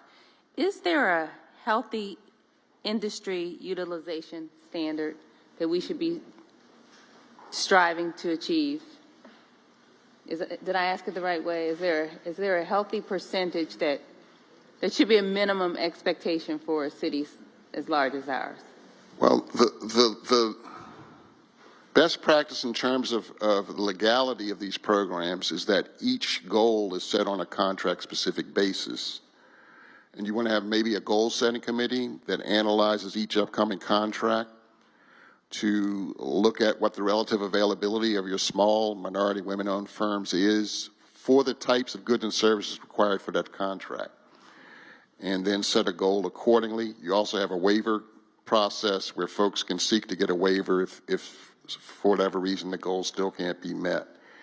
You do not want to have what's called a rigid numerical quota applied to these contracts. You don't take an annual aspirational goal and just routinely apply it to every contract. That's a good way to get sued and a good way to lose your program. Thank you for that. So my question, thank you. So my question's also for Mr. Cleckley. I love what you said when you talked about expectations and accountability and courage. I don't know if you noticed, but this council is, the majority is a council of color. And I think that it's up to us to really be courageous in lifting individuals and businesses up that face so much opposition, especially now. Also, as far as women, in the nation, we're like a historical council. We're led by a black mayor and so many women of color. So we should really be intentional. And you talked about if we're not meeting those goals, then it's kind of on us. So, but I think where we face challenges is our state law. And so, Mr. Kirkman, I think you can help with that. You're in North Carolina. So we have certain procurement laws that I think prohibit us or are barriers to meeting our goals. Can you help me there, or is there anything that you can recommend? Really appreciate the question. So for context for me, how would you describe the barriers that you say you're facing with the state laws? So I'm not the procurement subject matter expert, but I believe that we have to take, there's certain rules for procurement. We have to take the lowest bid or something. So there's boundaries. And I know that that's prime maybe, but and we also have the different waivers, the different exemptions. So there's certain constraints that we're told are barriers to meeting our goals. So our current ABI, Asheville Business Inclusion Policy exemption, falls under anytime there's state or federal funds involved in that, then the ABI policy does not apply. When it comes to the bids, we do operate on the lowest responsible bidder for that. Responsible meaning that they have responded to all of the required documentation. Responsive meaning that they've submitted the qualifications to show that they can do the job. That is just for the bids. But as you move up to RFQs, there's a higher standard of expectation that we have for experience to perform those duties. But for the bids at the lowest level, it is the lowest responsible bidder. Yeah. I think a lot of what we're talking about has to do with open procurement or open RFP process. At almost every single state level, you're going to have the contracts that get out on the street that are going to be for the lowest bid, because you're trying to get the best price, because typically it's a standard type of infrastructure project. The more opportunities you have, if they're more complex projects, which sometimes you find that in the transportation transit space, they're more difficult and there's a broader scope. And where whatever gets built, you have a certain type of design, so you're going to go through a more robust RFP process where these teaming arrangements that we've been talking about will be more applicable. So that's the difference. I'm not sure how the state operates, whether or not you're going to have more RFPs versus more kind of low bid types of projects, but it's something to consider, again, if you're establishing a brand new program in terms of how you let those projects. Because if it's just low cost, a lot of times the small businesses won't be as competitive as some of the larger primes out there. Thank you for those responses. We have Councilmember Watlington next. Yeah, I had one more comment to add to that. The one exception to those lowest responsible bidder requirements, procurement laws, most jurisdictions, and I'm assuming the state of North Carolina has this as well, that there is an exception for that competitive process when there's public emergencies that threaten the public health and so forth. That's how, I guess, Halliburton got a $20 billion sole source contract without any competitive bidding. I'm just saying I've seen these things happen in my lifetime. So, so let's hold their feet to the fire on that. The other thing is the RFP process, the best value contracts as a model came out of the Department of Defense many years ago, which allows you to have pilot projects where you're trying to grow capacity locally on an experimental basis in some new emerging technology or industry segment. That's another way that you can get around those lowest responsible bidder requirements and include elements in your specifications that will actually require some level of inclusivity. And compliance with those requirements is actually a material term of your contracts when that happens. That's Thank great you so much. information. Thank you. Thank you, Mr. Lee. Councilman Watlington. Thank you, and thank you all for being here. My question leans along the lines of building capacity. So I have a couple of questions. I'm going to try to frame it and would love to hear your all's thoughts. So I know that we talk a lot about contracting in the sense of construction. Like I've got my general contractors, I got my trades. I'm more interested on the professional services side, particularly design services. You spoke a little bit about your pre-bid meetings. When way before design has ever even started, and there's a request for qualifications for architectural firms and their teams, I'd love to hear more about what that looks like. And as I think about building capacity specifically in the professional services spaces, I think about what are our opportunities to partner with venture capital firms, right? Because oftentimes there are potential firms or firms that need to scale to even be competitive in some of these environments to get on teams, but they're in need of support in that regard. So I'd love to understand how you're partnering with venture capital firms, and then also what could we be doing to partner with the private sector to better incentivize their inclusion programs, because we know that that companies cannot grow their entire business off of public contracts. So that's my first question around building capacity for professional services.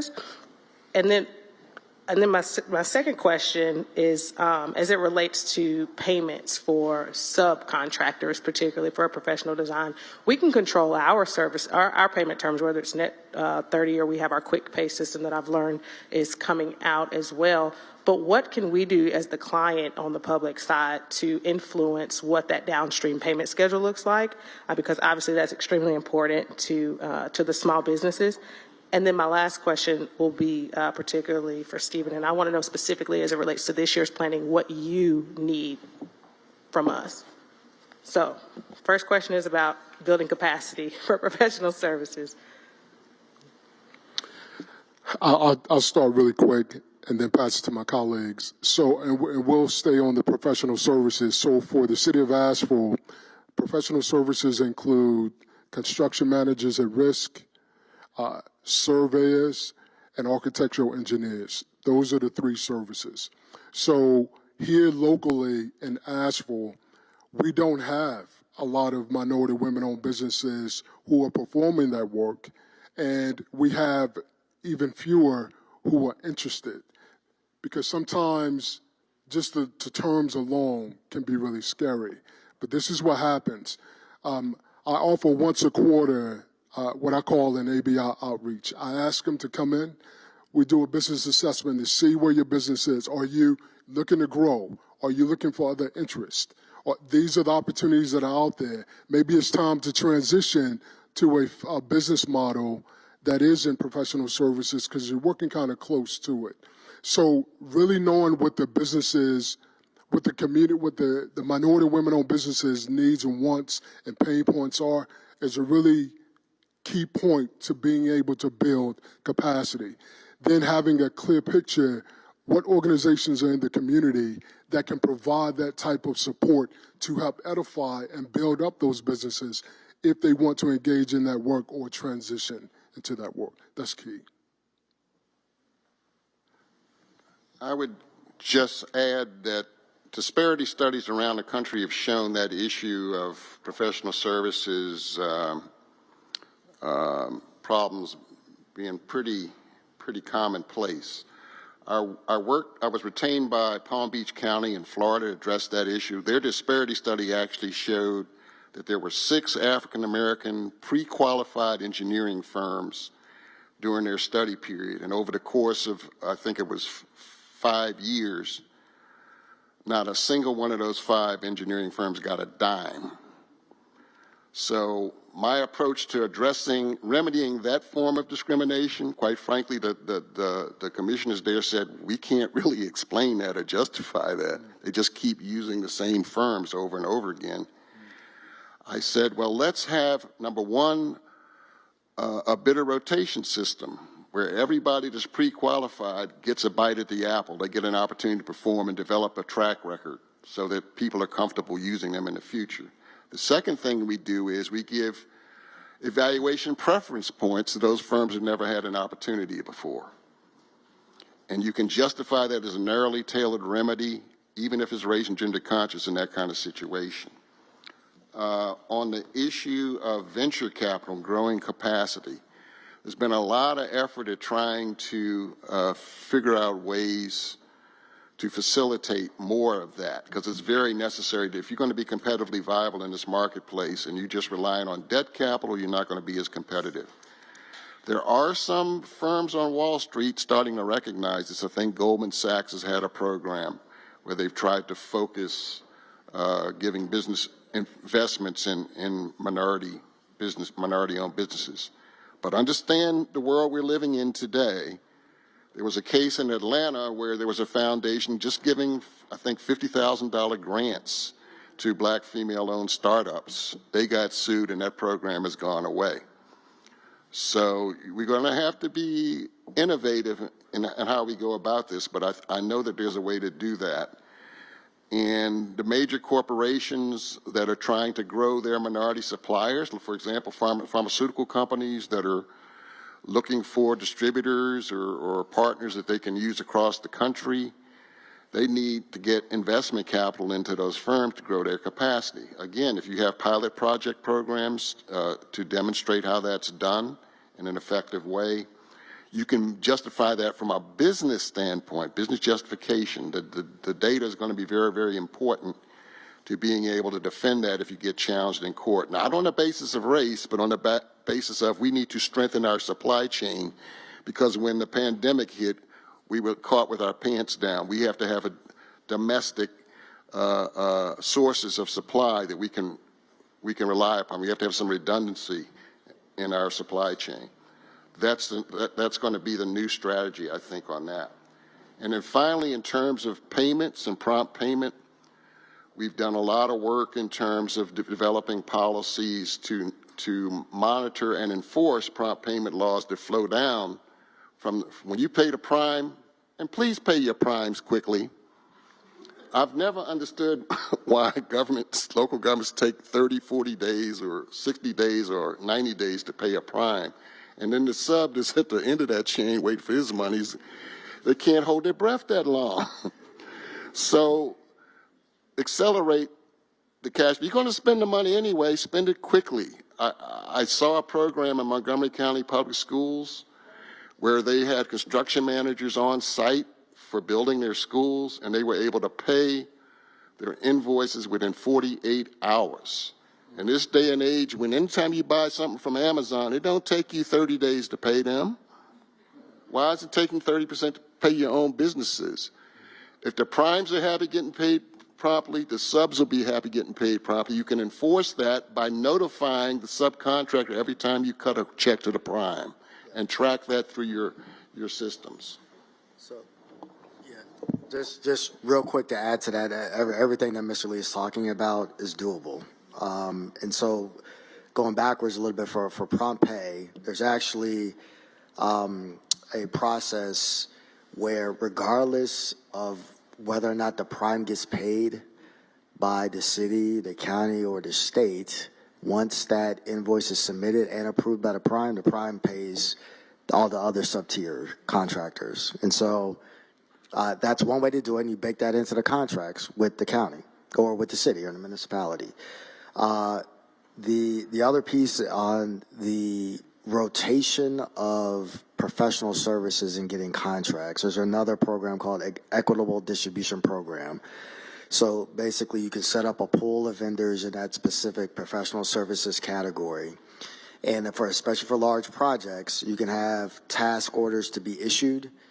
And as long as you're on that list, you're guaranteed a task because you're going right down the list. And then once you get to the bottom of the list, you start back up to the next one on the list as well. So that creates a great way to equitably distribute task orders in a fair manner. And the last thing I'll just leave you with is that on the professional services side, a lot of times you'll find is that a lot of folks get pigeonholed into one corner, and professional services means outreach, community engagement. So go out to do a meeting, and we give you your 5% on our contract, and you're helping them meet our small business goal.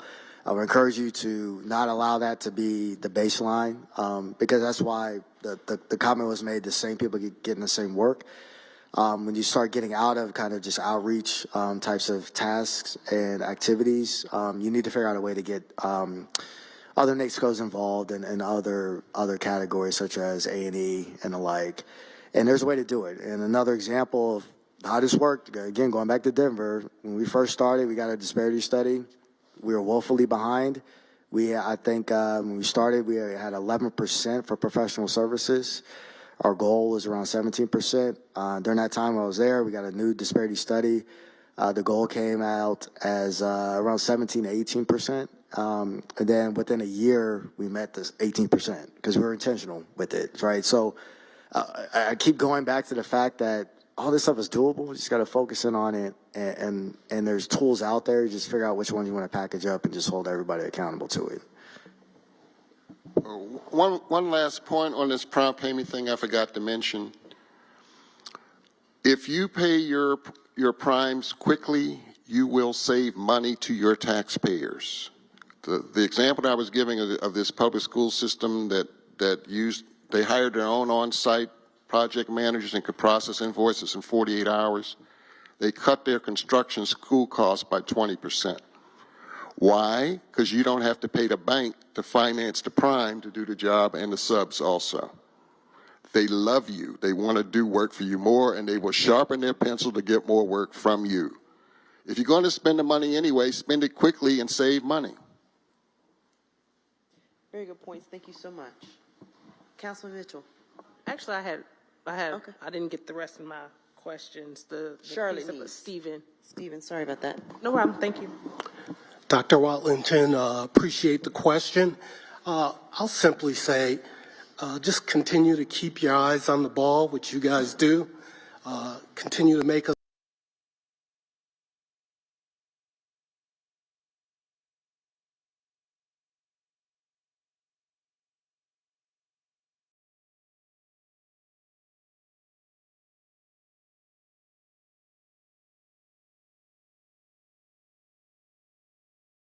a priority. SBE changes with the wind, but it remains a focal point that we are aspiring to be the best, and any support that we can get from City Council is always welcome. Monica talked about February 28th. We're going to have our strategic session that takes a lot of the findings that we've learned here today, as well as what we've heard from you over the past I would say 12 months. We're going to integrate all of that into a pot and come out with that recipe to create something much stronger. But we'll share that with you. But again, we appreciate the consistent engagement and becoming, more and more a priority.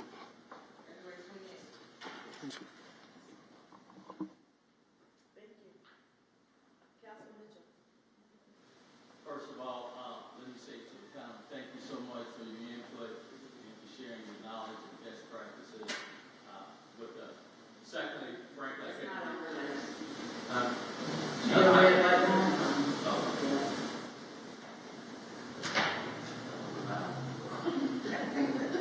I'm not loud. Okay, is this better? Okay, much better. So, thank you, gentlemen, for sharing your knowledge and best practice with us. And frankly, I got to give you a special shout out. Because of your leadership and your advice, we was able to start a new program in 2017. So thank you for always being a phone call away to help Charlotte. So I just have three quick questions, if I may. Frankly, I'm going to start with you. We have had a lot of discussion about different construction methods, single, prime, design build, and CM at risk. From your knowledge, which of those construction method yields the best participation? Where there's political will to implement your program, clearly the CM at risk is probably the best. Design build can be if you've got good availability of A&E firms as well that can compete for that work. And you use an RFP process for both design build and for CM at risk. Okay. The old lowest responsible bidder thing can work, but it historically has not worked as well, gotcha. I would say. Okay. Let me give staff a shout out, city manager.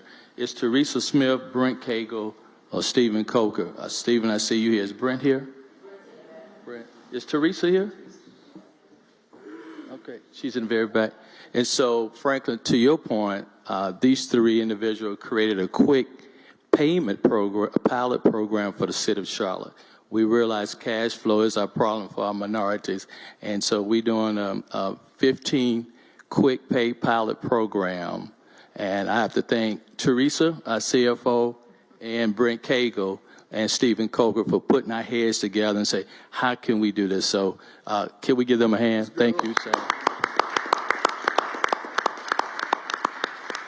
To my HBCU brother. Be clear, which one? You went to the small school in Greensboro. I went to the big school in Durham. But A&T love, I'm going to give you Aggie pride. So, you talked about the referendum in your transit, and I had to give Councilmember Mayfield a lot of credit. We talk about our trans mobility. She's very passionate about how do we include participation. So you have talked about it, but can you share a little bit more about your plan, how you were successful, as we talking about using transit also for more mobility and inclusion? Sure. And if you didn't realize, he was talking about the #1 and largest HBCU in the country, North Carolina A&T State University, Aggie Pride. So, but frankly, what we had to do is really step back for a minute. Both of my times in Denver as well as in Miami-Dade, and specifically in Miami-Dade, where we had a referendum that was on the books for 20 years, and we didn't move not one project. Wow. And, you know, there was, you know, I would say a lot of headwinds with regards to that, but we stepped back and said, okay, we need to set this up as a program. Even how we named the initiative was wrong because it was called the SMART Plan, Right. which came out of our transportation planning organization, and they got everybody excited about it, but you got to go implement this. And so we changed it from a plan to a program and started to really deploy some sound project management principles to get it done. And part of that was to embed that actually into our entire capital program, where we then said, okay, based off of what we know the capacity and the availability of small minority-owned businesses are, what percent do we need to apply to the overall program? Okay. And so, and then we backed in and actually developed a 5-year plan. We were very clear. We said we had the opportunity to spend $4.1 billion in the next for transit in the next 5 years. We had $600 million around road resurfacing, restoration projects, our entirety of our capital program.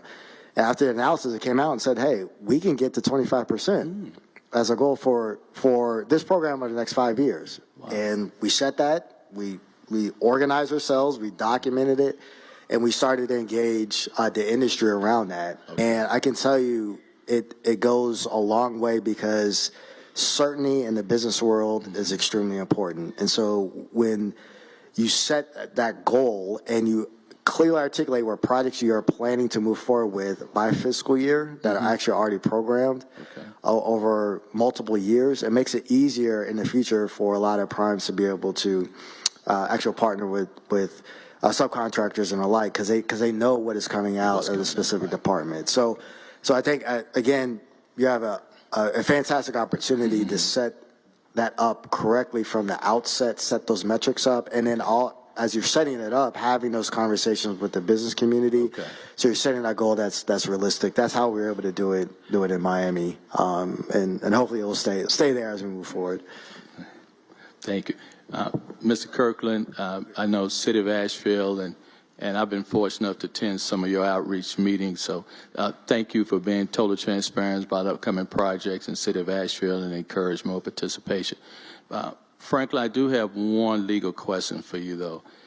We have had this discussion about Charlotte first for some time, and there's always, I think, has been some question about the legality of trying to implement such a program like a Charlotte first. Can you share your experience across the country?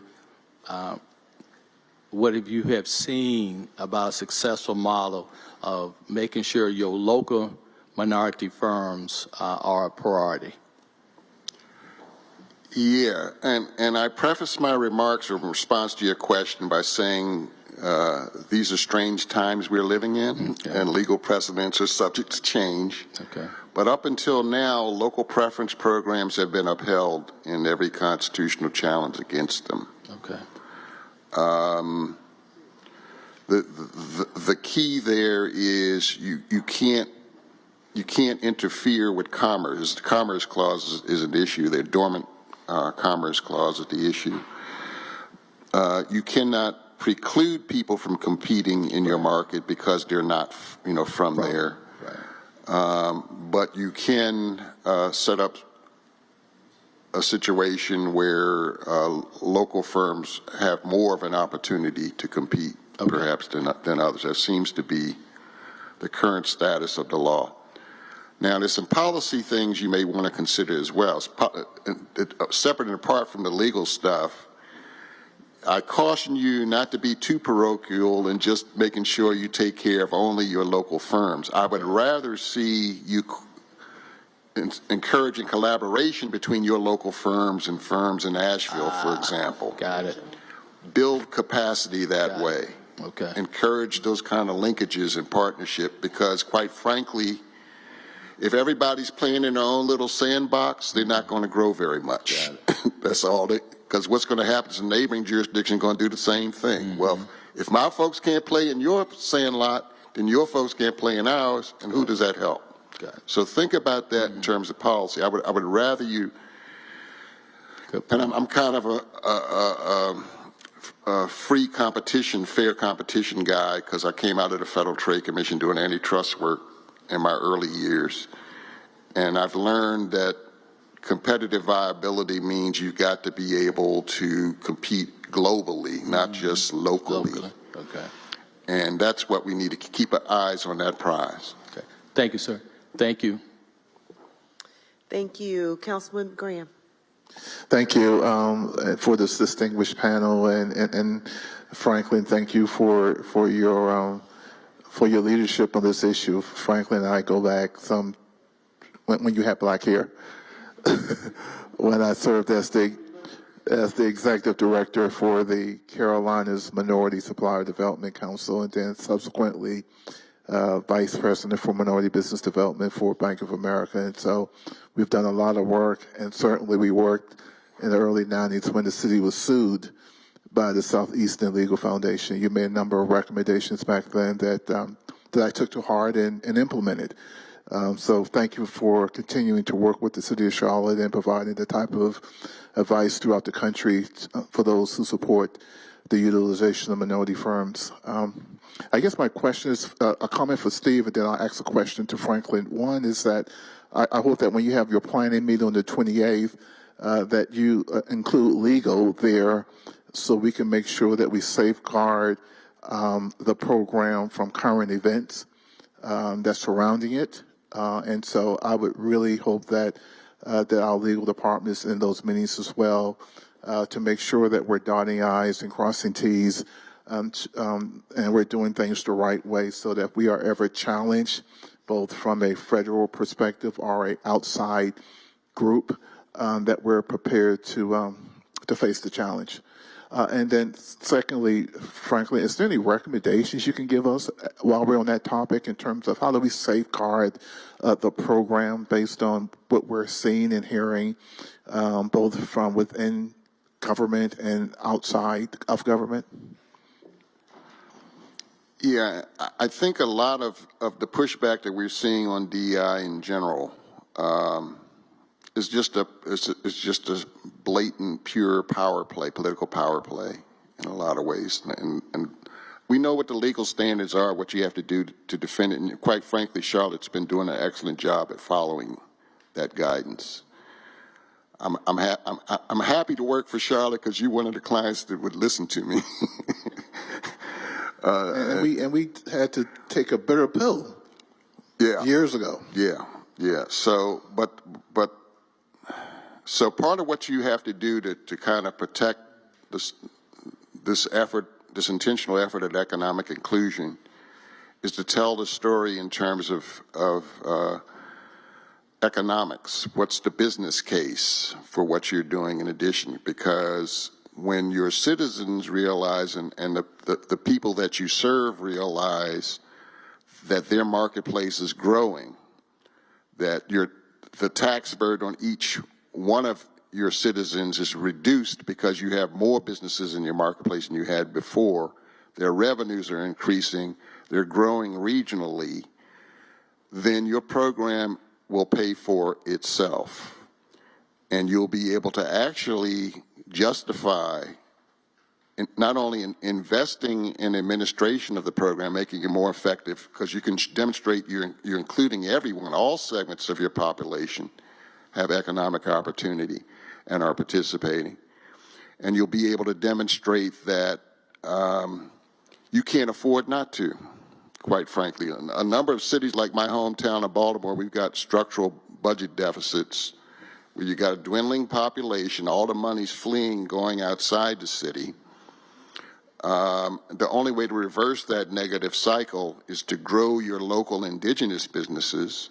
So that's part of the answer, strengthening your small business program so that you can actually set aside contracts for small businesses, doing pilot projects, doing demonstration projects, where you can simply position firms to take advantage of emerging opportunities in emerging sectors of the economy. that is legal and it's been done at every level of government. So if they push back and say you can't do that anymore, then they got to explain Halliburton to me. They got to explain a whole bunch of stuff, a whole bunch of set-asides going all the way back to the telecom industry and utilities and everything else. And so we in the civil rights community are keeping a very close eye to see if we're going to be treated disparately on the basis of race in this day and age. That's how I think that you have to protect. It's a combination of messaging, policy, and also holding a feet to the fire in terms of equal treatment. Thank you. Thank you. Are there any other questions? Very good. Thank you so much for adding to the richness of this day. It has been an amazing discussion, and I think we have a lot to carry to move forward with, as we have with all the other discussions that we've had today. So while we transitioned for Ed to come up and introduce our next, thank you.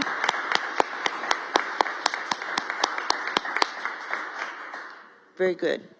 We will take a 60-second standing break. How about that?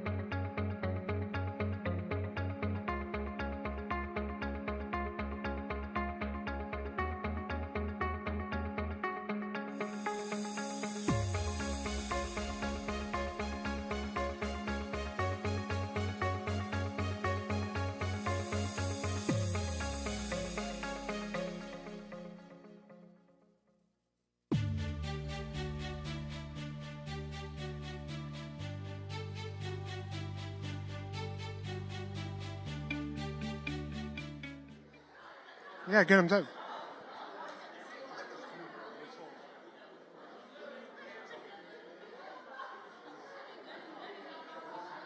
We're ready to sit down. Okay, all right, turn the lights on, blink the lights.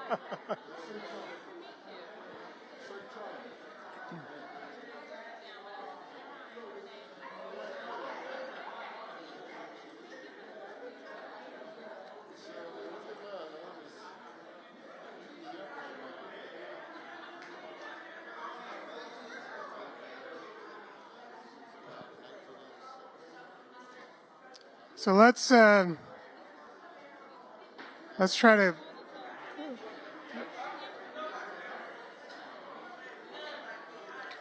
to sit down. We're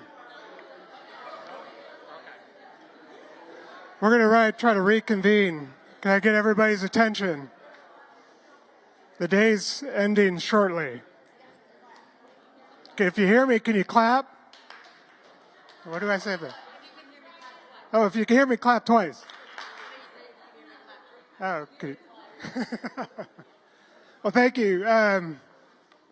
It's been a big day. We started today talking about mobility. We did deep dives on workforce development. We just finished a deep dive on small minority business development. And really the theme today has been about sort of connecting dots of all of our major policy initiatives.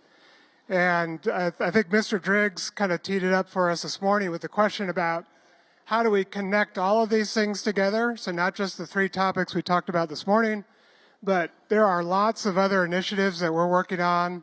And we thought we might want to spend the next 30, 45 minutes just having a discussion about the topics we talked today and all the other initiatives we're working on and all the ways that we are doing some great ways to connect them, but certainly opportunities to do that more stronger and in new ways as we move forward. So I've also, as you probably have seen, I've asked a number of our leaders in different initiatives to kind of sneak up and sit at the table. So we've got Brent here to talk about transit. We've got Monica Holmes, planning corridors of opportunity, TOD, all sorts of things. Danielle, Sarah for sustainability, Rebecca for housing. Who am I missing? Tracy and maybe Allison if they're around. Allison can come up and be for planning development. So what we want to do is sort of facilitate a conversation, begin to talk about some of the things that we're doing and sort of make that connection between the investments we're making, certainly in mobility, workforce development, small minority business development, and just think about how we move those things together in a coordinated way. We've asked Adam Phipps. I think all of you have met Adam. He was with us last year at the retreat. He has spent the last year doing a lot of work with our team. All the work that you saw this morning on mobility was a large reflection of his work with our strategic investment team. So he's done a deep dive. He's helped us to think in very different ways. So a lot of the success we've had that I shared with you is in many ways a reflection of his work with our team. He has been consulting, but previous to that, he followed Ulyss in Denver. So he was the CEO of the Transportation and Infrastructure Department in Denver. So he has a unique perspective on all the things that we're doing. He understands the relationship between big infrastructure development, city priorities across all things, housing, sustainability, workforce development, all the goals that we're facing. So we thought it'd be a great opportunity to have Adam help us connect some of those dots. He's going to sort of maybe try to get this conversation going, and maybe we spend the next 30, 45 minutes and just see if we can have a good, vibrant discussion about how all this stuff connects for us. Perfect. Thank you, Ed. And good afternoon, everybody. It's good to see all of you. Council, I know it's been a long day, but this is simply an opportunity for you all to connect the dots. I think you couldn't have programmed today any better if you wanted to. The nexus between trying to get a referendum and Mayor Cornett walking us through the effort and the intentionality around that. We talked about workforce and the intentionality that's required around that, and then just saw an incredible panel here on MWSBE participation and the intentionality there. And so really what my goal is how do we create intentionality around all of these initiatives so that they're benefiting the city as a whole collectively. And then second, I also want to get some feedback. Are we moving in the right direction?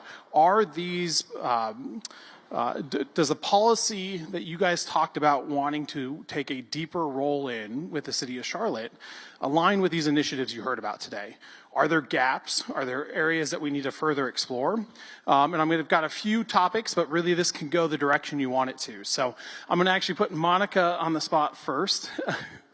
And I want to talk a little bit about corridors of opportunities. Councilmember Driggs, you talked about how do these all connect during the mobility session. Ed just made mention of that. And you specifically called out the corridors of opportunities. So, Monica, I'm going to hand the mic to you. If you can kind of walk through a little bit of how that transition occurred and how these three initiatives we talked about today support that work would be great.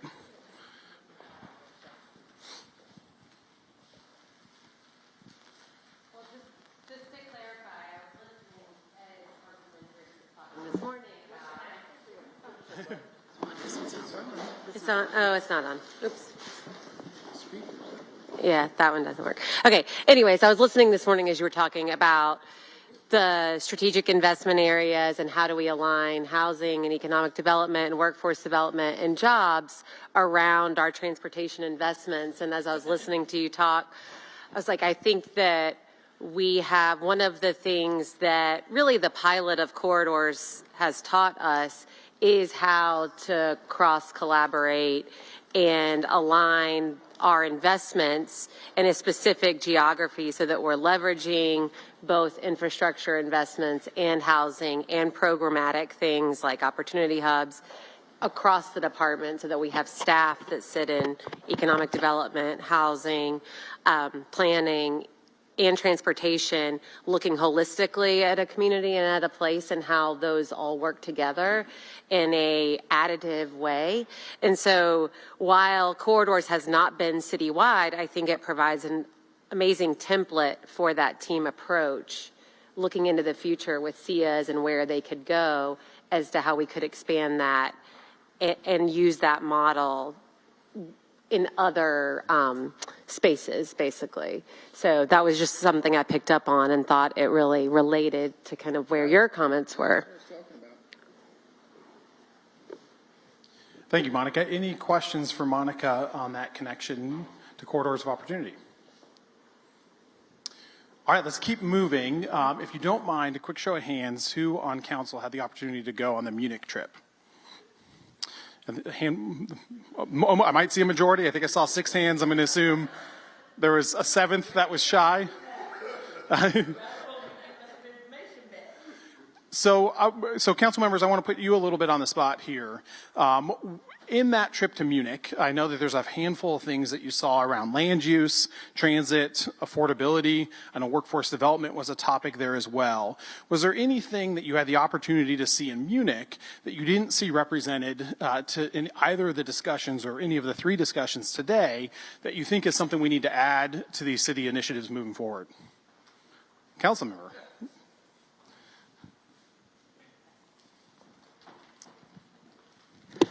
That's a tough question because I saw a lot of things in Munich that made me grateful for what we're doing. We did a walking tour of a housing development that had been created on a 75-acre campus that was a military facility during the war. And I was trying to clarify in my mind how the principles that we use had been applied there. And the truth was they hadn't. And so there didn't seem to be much intentionality about who was living there, or they didn't explain how it was funded. So there was they just put public money in it. You couldn't tell exactly how they were assessing the value of it. They told us that a staggering number of residential units in Munich are rented. It's a completely different economic culture from ours, and it's not a place that I think we want to go. So I don't mean to be negative. I lived in Germany for a long time. I got a lot of German friends, but trying to change it the other way around, what did we see that we could learn from? They have a very well-developed infrastructure of bike sharing and car sharing, and they create parking facilities and things like that to support those. So I think that's a constructive thing that we could think about in Charlotte. Their city government, to me, looked unwieldy. They had something like 80 members of their city council. And talking to some of the bureaucrats, they were frustrated. I think we have a much more dynamic process here, and we're more compact. So there were some interesting things to observe in Munich, but I came back feeling very good about us, frankly.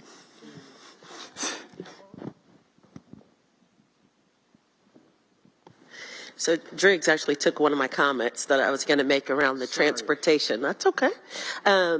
Because I do think I haven't seen that in our transportation plan. I know sometimes we talk about, multimodal hubs and things of that nature.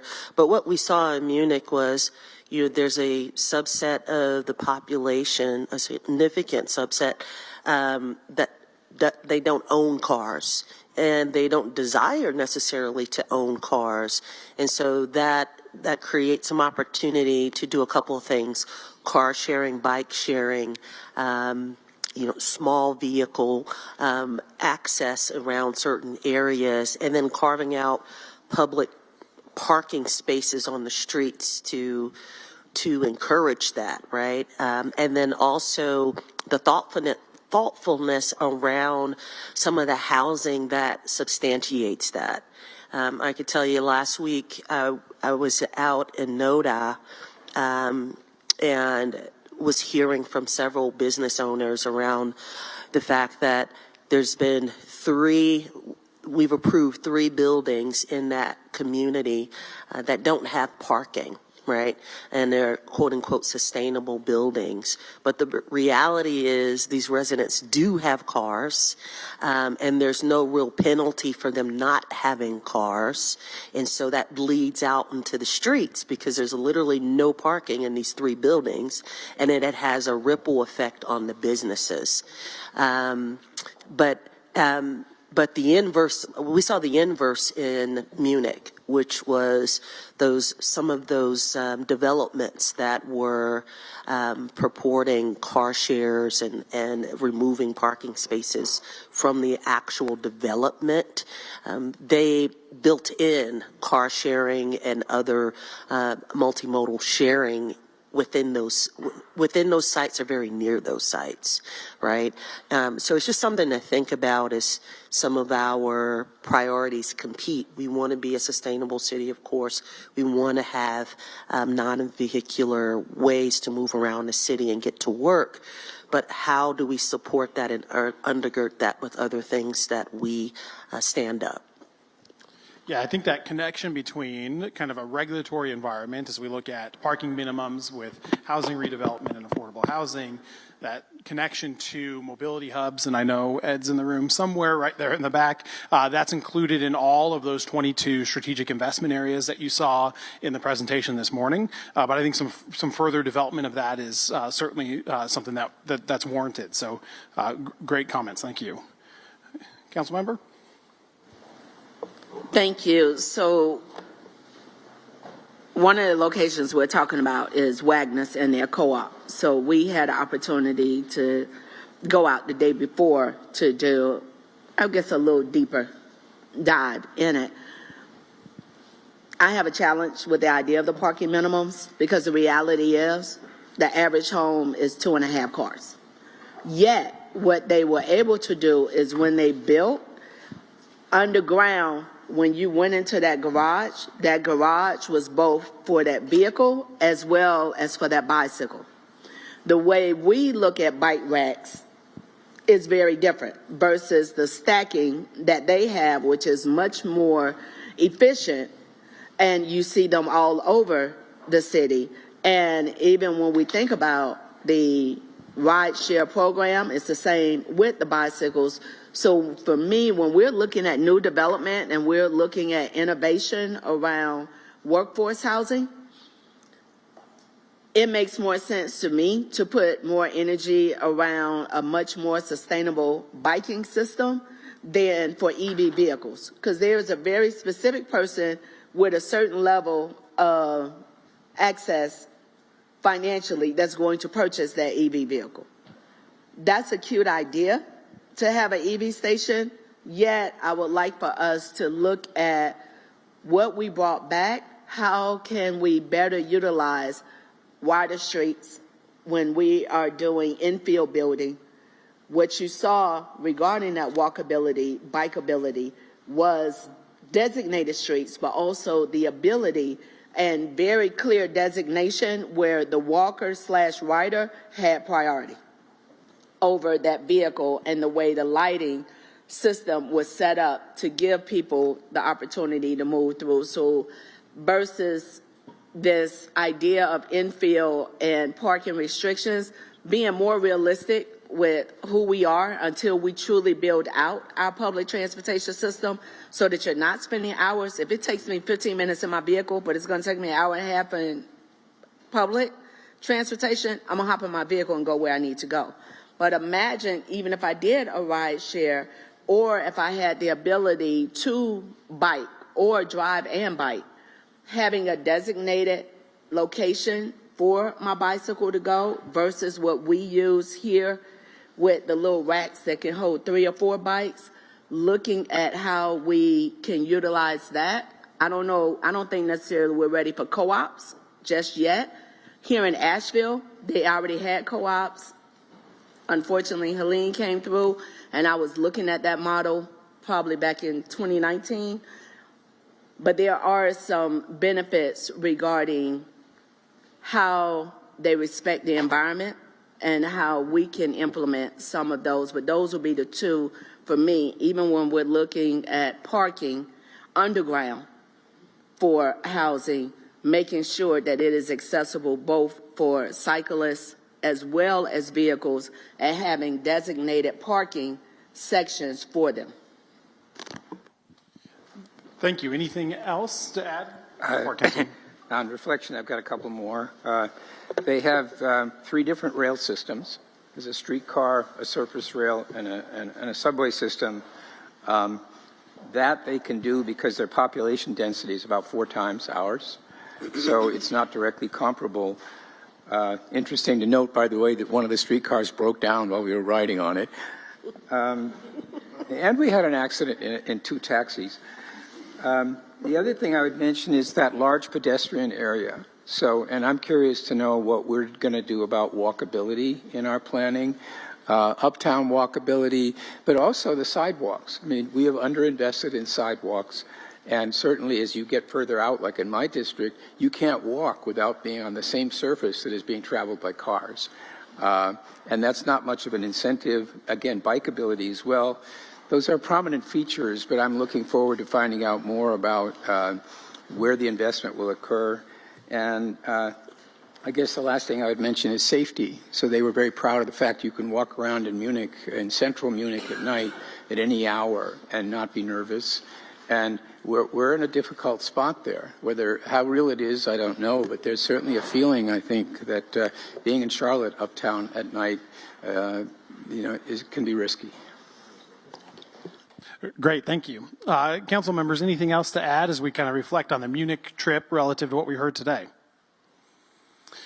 Monica, let me ask you this question. It's my understanding that you're leading an update to the small area plans right now. Is that correct? And so in the conversation that we just heard around both kind of the mobility hubs, kind of that nexus to land use and transportation is the most significant one in my opinion. Do you feel as though that effort you're working on in the small area plans aligns with what you saw in Ed's presentation on land use, as well as kind of the broader conversation with workforce development and minority women and small business enterprise opportunity advancement? Yes, our team in planning that's leading the community area planning updates or plans, there's 14 of them, are really closely coordinated with the mobility team and the SIA team. So you have a lot of the same people working jointly on engagement and how we tie those documents together so that they are not dependent on each other, but that they relate to each other so that a community has predictability around what the outcomes will be, knowing that not everything can be predictable because you have new development that comes in and sometimes things don't happen necessarily in the order in which you originally planned them. So I do think that it's coordinated, but I mean, the reality is too, is we're a high growth city that is constantly changing and growing. So you can have the best plan in place. And what we're trying to do is create that framework and know that it's providing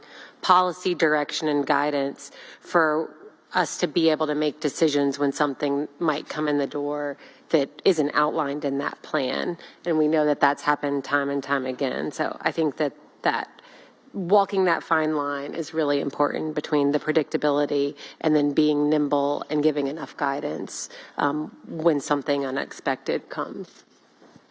Thank you, Monica. That was twice I put you on the spot, so I appreciate that. Let me do the same now to Rebecca. From an affordable housing standpoint, with what you just heard from the council members and what you've heard throughout the day today, any thoughts that you'd like to add to the conversation? Sure, thank you. And so that I don't get my hand slapped by Councilmember Mayfield, I'll introduce myself. I am Rebecca Hefner. I'm the Director of Housing and Neighborhood Services. And one of the things that really struck me, I heard this yesterday and then again today, the mobility plan is foundational to economic opportunity in Charlotte.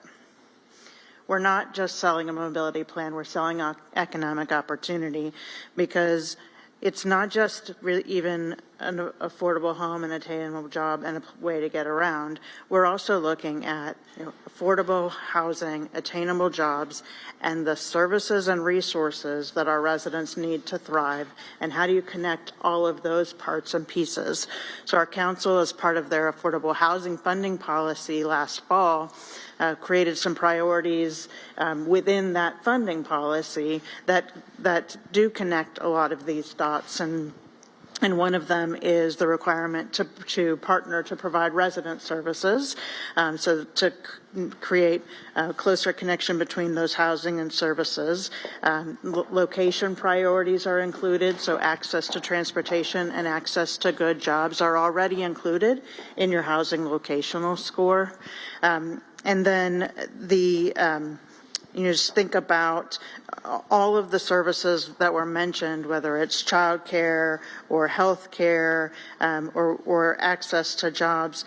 The mobility plan is really the key to making every site in Charlotte a good site for affordable housing, right? So you think about, we want to put affordable housing in a place where everyone has access to opportunity. Well, with the mobility plan, you expand how many sites are great sites for affordable housing because they already have that access. Perfect. Thank you, Rebecca. Sarah, I'm going to send the same question your direction. One thing I do want to note is that although we haven't had a dedicated portion of the agenda for sustainability, it's been a theme throughout all of the topics today, right? From a sustainable workforce to how do we sustainably grow our disadvantaged businesses? How do we have a transportation network that is sustainable? What would you like to add from a sustainability standpoint with the conversation today? Sure. Sarah Hazel, Chief Sustainability and Resiliency Officer. Some of the things that I think really struck me throughout the conversation in the last couple of days is how a lot of council's plans seem to be kind of aligning and coming together at the same time. One of those is the Strategic Energy Action Plan, which we're currently doing an update right now, coming before the TPD committee. And what we know and what continues to be true is that one of the largest sectors where emissions come from that contribute to climate, which disproportionately impact our most vulnerable populations and our BIPOC communities, is transportation. And so creating more opportunities to get out of single occupancy vehicles is absolutely essential, not only to our impact in addressing climate and then the disproportionate impact that has on people, it also just provides cleaner air. And so, think about sitting in traffic with a variety of people driving alone and the impact that has on the air quality of people who live in and around those areas. And so while we're talking about mobility, we're also talking about making efforts towards our Strategic Energy Action Plan and our commitment to a healthier, more resilient community where everybody can live in a place where they can breathe clean air.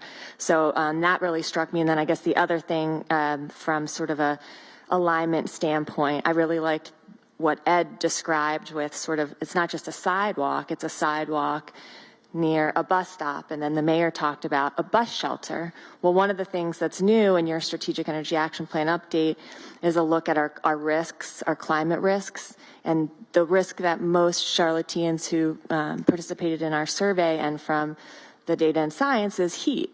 So the difference between walking on a sidewalk and standing under a shelter, or standing on a sidewalk with no shelter, and then add on the work that Tim and Allison and Monica's teams are doing around tree canopy, and imagine now walking on a sidewalk with shade to a shelter and the different experience you'll have in the summertime.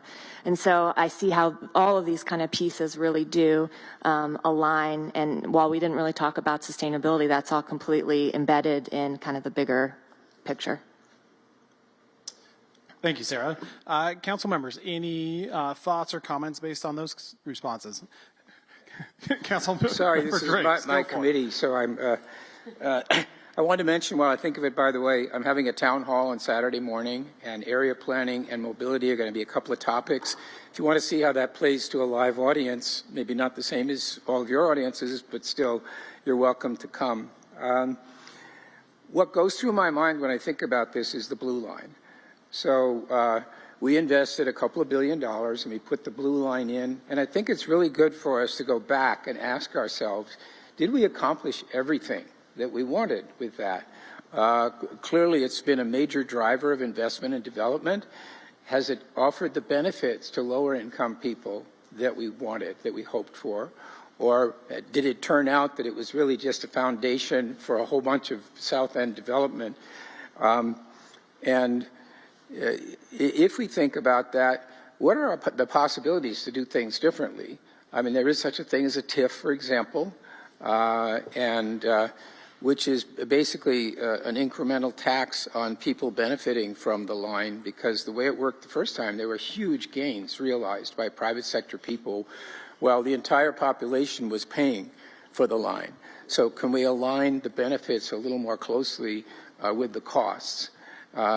And then the safety issues, is our lighting decisions being informed by those safety criteria? And yes, they are, but I'm just saying. So that to me is this melting pot. And every time you move something here, housing, you're also moving something here. And it's complicated to integrate all of that. But last comment, as we go and finalize the plan, because Tark had a point that this is not yet a plan. This is a plan process. It's advanced, and it's a big plus for us that we have it, but it's not a plan yet. And as you get down to the plan, and now you're saying this is going to happen here, there are going to be winners and losers. It's going to get a little bit emotional and political. Same thing with the plan that's being developed for the rail and bus. We've already seen an example of that.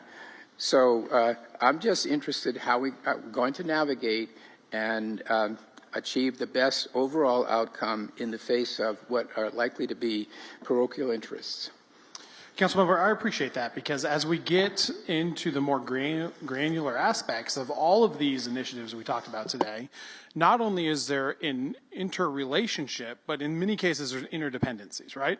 And so as we have an impact, we may have an impact in one direction that we didn't anticipate as a result of movement in one. I think that's something important for us to keep in mind for sure. Councilman McCarty. Yeah, thank you. I want to disagree with something Rebecca just said, but it's such a nuanced little thing. It is in a positive sense, but it's something that I think is a really powerful thing to remember as we're trying to figure out how to, attack these massive issues and problems and opportunities that are in front of us. This is my 8th council retreat. It's amazing to say that. I'm so proud. The first one, I remember commenting and trying to champion around the difference between a vertical and a horizontal government kind of approach to outcomes, not silos of we're going to do affordable housing, we're going to do transportation, but rather what are the major outcomes we're trying to achieve. And this goes back to what Rebecca said of transportation and mobility. is foundational to upward mobility. The premise is fine, but I think the nuance is when you pick something that's horizontal for the outcome, that crosses all the government departments, that crosses all the initiatives and the investments, like upward mobility, it is important to decide what the foundational element is. And in my opinion, upward mobility, there's nothing more foundational to that than the workforce development conversation, that the plan that Danielle is bringing forth and all of those things. So that is the tactical piece, and that plan will have nuances to it of, well, this stuff happens remotely, and this stuff happens in this part of town, designed around the industries that are there, and so on and so forth. And that's why if upward mobility is your desired outcome, that has to be the foundation. It's the most direct touch point to it. And then you start overlaying the transportation and the economic job recruitments and all the other things, because you can't do all those things at once. And if you throw out transportation, once that's solved, that's going to be good for it.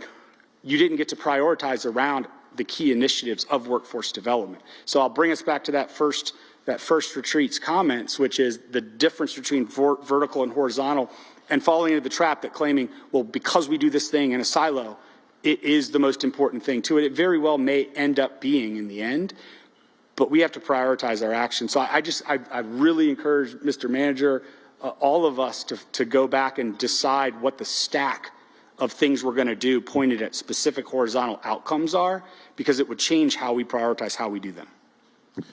Thank you, Councilman. You're really making city building sound complex, and I'm not sure I like that, but I think we all can recognize that's the reality. Yeah, Councilwoman. I think one thing that would be helpful for us, we have a pretty clear picture. We can debate as to whether or not this is a plan, but it's a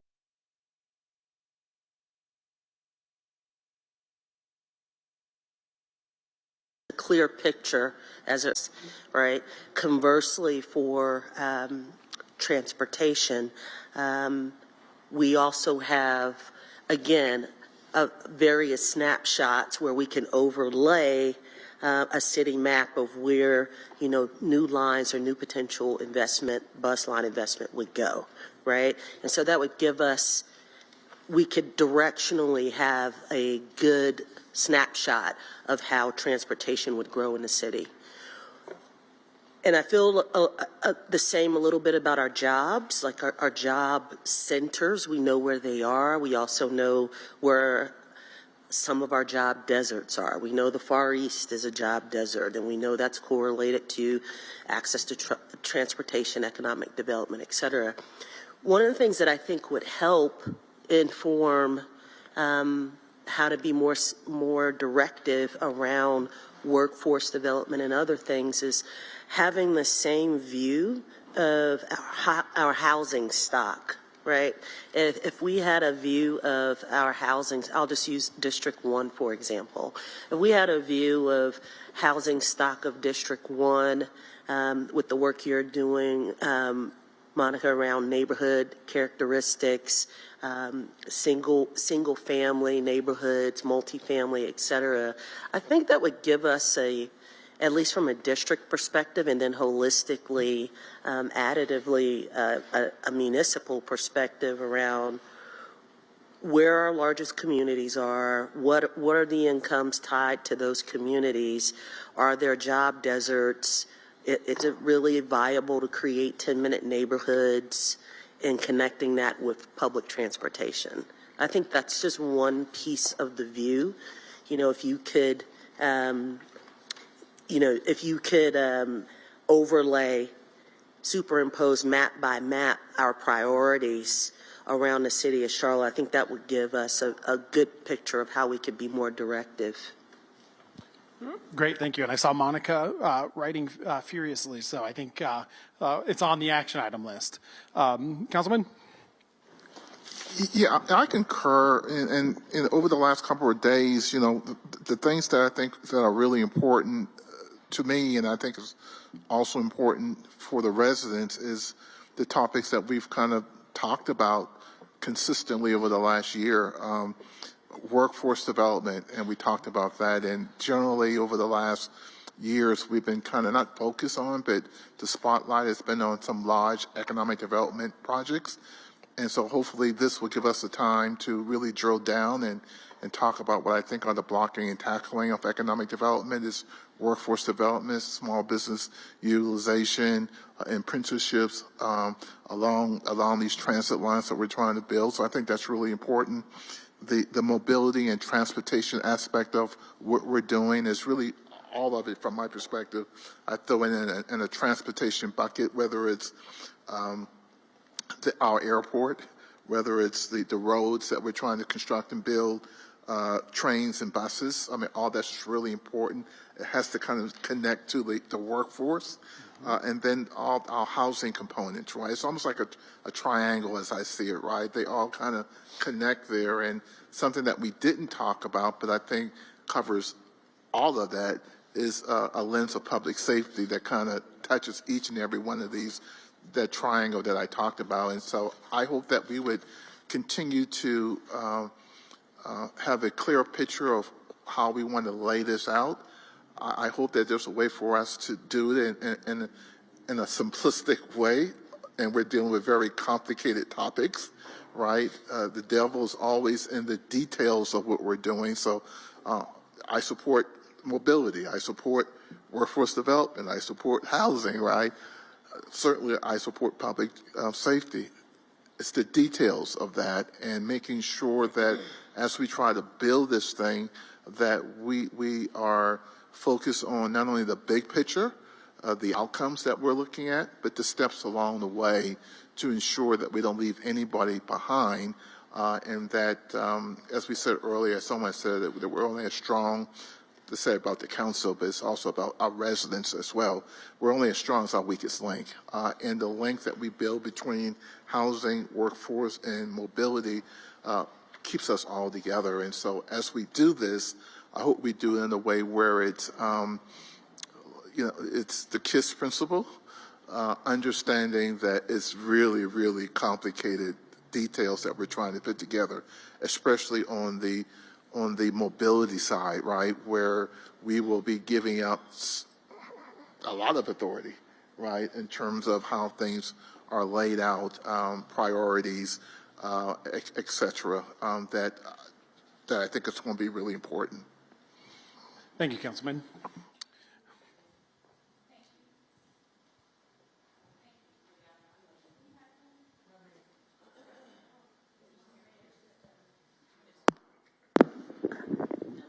Okay, I think you can hear me now. Thank you. Thank you for the opportunity. I want to piggyback off what Mayor Pro Tem said. I think that what it sounded to me what she was referring to is it's the infrastructure report. We had an infrastructure meeting back in 2022, and Councilmember Bakari and I championed that. And we've been asking for that type of report. When you mentioned the overlays, it was almost verbatim. I can hear you saying that, the overlays of certain areas, so that we can understand the cumulative impact and the large macro picture of all of the growth in Charlotte. So I would just ask for that. Again, that's what we're asking for. And I think that this is a perfect time, especially if we are, you want us to be a proponent, or if we're expected to be proponents, and educate the public on the 1-cent sales tax, we should be able to say where the growth is and the current status of what the city looks like. So I just like to ask again for that infrastructure report. That's what we're asking for, not the monthly update, but actual tangible document. This is what the city looks like. This is the growth over the last X number of years. These are the areas with the job deserts, transportation, safety, and all of that. So we would like to see that. So thank you, Mayor Pro Tem, for bringing that up. Thank you.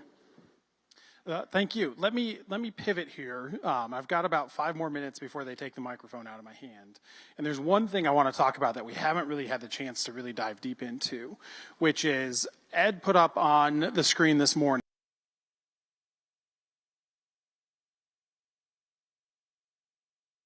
bring $5.7 billion over the next 30 years of capital investment.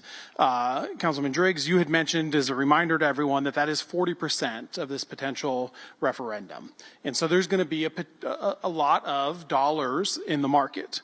We also shared, and I think I heard a comment from council during the last session, that maybe our MWBE goals aren't exactly what we would say is what good looks like in the industry right now, right? I think I heard 6, 7, 8% may be a typical goal. I know that, of course, varies on construction services versus professional services.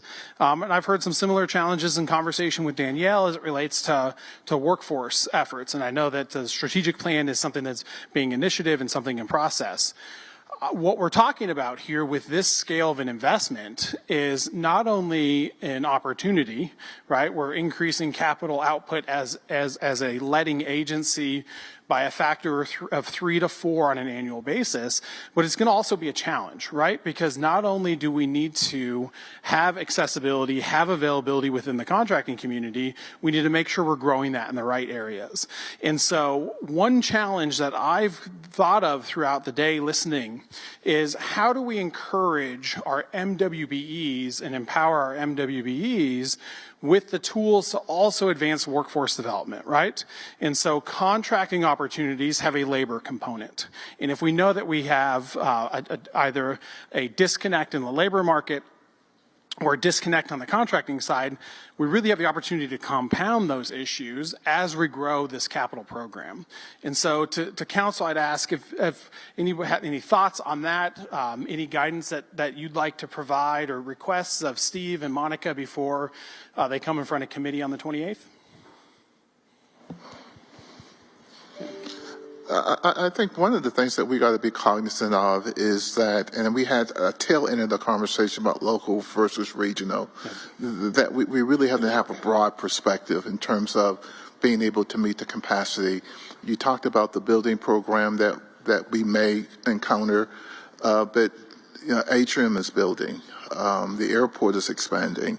Another major corporations throughout this, everyone's building, right? And so the capacity shrinks. And so we need a larger footprint to do that.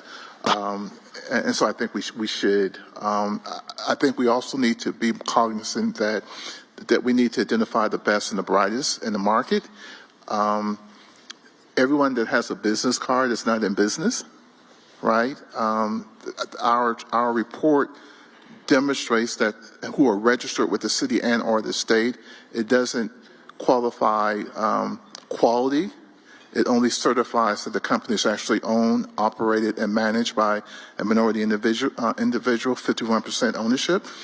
It doesn't take into account quality product, competitive price, value-added service, those things that major corporations and municipality makes decisions on. And so we have to ensure that, one, that as we overlay all of this, that there's opportunities for all, that we create the opportunities, we create an environment where companies can joint venture and work together, break out contracts as much as we can to allow for smaller firms to get a larger share of the pie, and that our programs that we have are intentional about inclusion along the way. So it's the city is growing. I'm not sure that our vendor base is growing along with it. Growing at the same pace. And the capacity issue, I had an opportunity to visit the Pearl several weeks ago, and also met with the general contractor that's doing work at Spectrum Arena, and we just added another project over there in terms of a practice facility. I mean, he said, I can't bid on that because I'm still biting off the apple of the second phase of the renovation for the arena. And so the football stadium, Bank of America Stadium, there's goals there. So there's all these goals that we're setting. We just need to be mindful of our capacity and making sure that we are advancing those who have a quality product, competitive price, and the ability to compete and do the job in a way that we all want it to be done. And I would almost double down on that, right? How do we ensure that industry knows of the opportunity that's coming so that instead of hitting capacity, we start building that capacity now as well, right? building capacity, but the jobs are here, right? I mean, the work is here, and so you can't. The companies have to be ready. It's ready, set, go, right? And so we need to make sure that we identify our best and brightest, whether it's locally or regionally, who are ready to go. And there also needs to be a separate component where we develop, enhance, nurture, feed into those firms who are emerging. But the projects that we're talking about, the infrastructure, there's a lot of work on the street that we want to ensure that everyone gets an opportunity to participate in. We just need to, as a council, we need to be aware of there's a lot of work on the street and a limited supply base. Thank you. Anyone else thoughts on that interplay between workforce development and a growing capital program? Yeah, Mayor.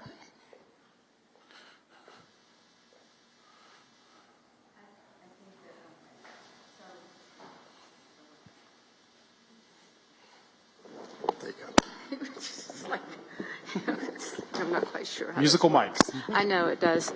So I think that Malcolm and Dante did a great job explaining how much of an investment that this is going to be. But I think more importantly, I think that we have to understand how much we are going to be able to support in the community. I think that all of this work that we're doing requires the leadership of the council. I mean, it really is going to make a difference what we do, how we say it, how do we talk about it, whether or not we're all on the same page. So in some respects, I think that this has been a really good start for us, but I think we have to have some common agreements that work for the entire community.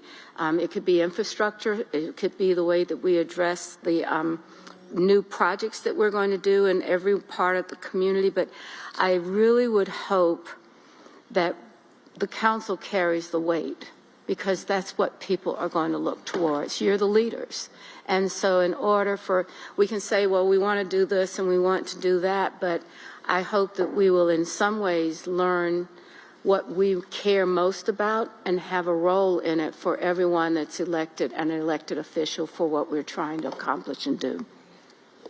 I'm sorry, I want to pass it over to Mr. Mitchell. Thank you, Mayor. I just want to add some context around, we talk about NWB participation, and I kind of agree with the mayor from this perspective. Yes, there's outreach meetings we schedule. There are database, as well as he mentioned future capacity and how we can start building those companies now. Here's a prime example. I know there was a minority trucking company that first did a city water project, Zone 1, and they probably did it $28,000 for their first opportunity. We continue to give them other projects, and that same minority company now is doing 315,000 zones for our city water project. So we're very intentional about building our minority businesses. We all have to do some lifting and be involved. Thank you, Councilman. I think I'm going to go ahead and wrap it there. Any last thoughts from anybody before we I give it back to D'Alva? Manager.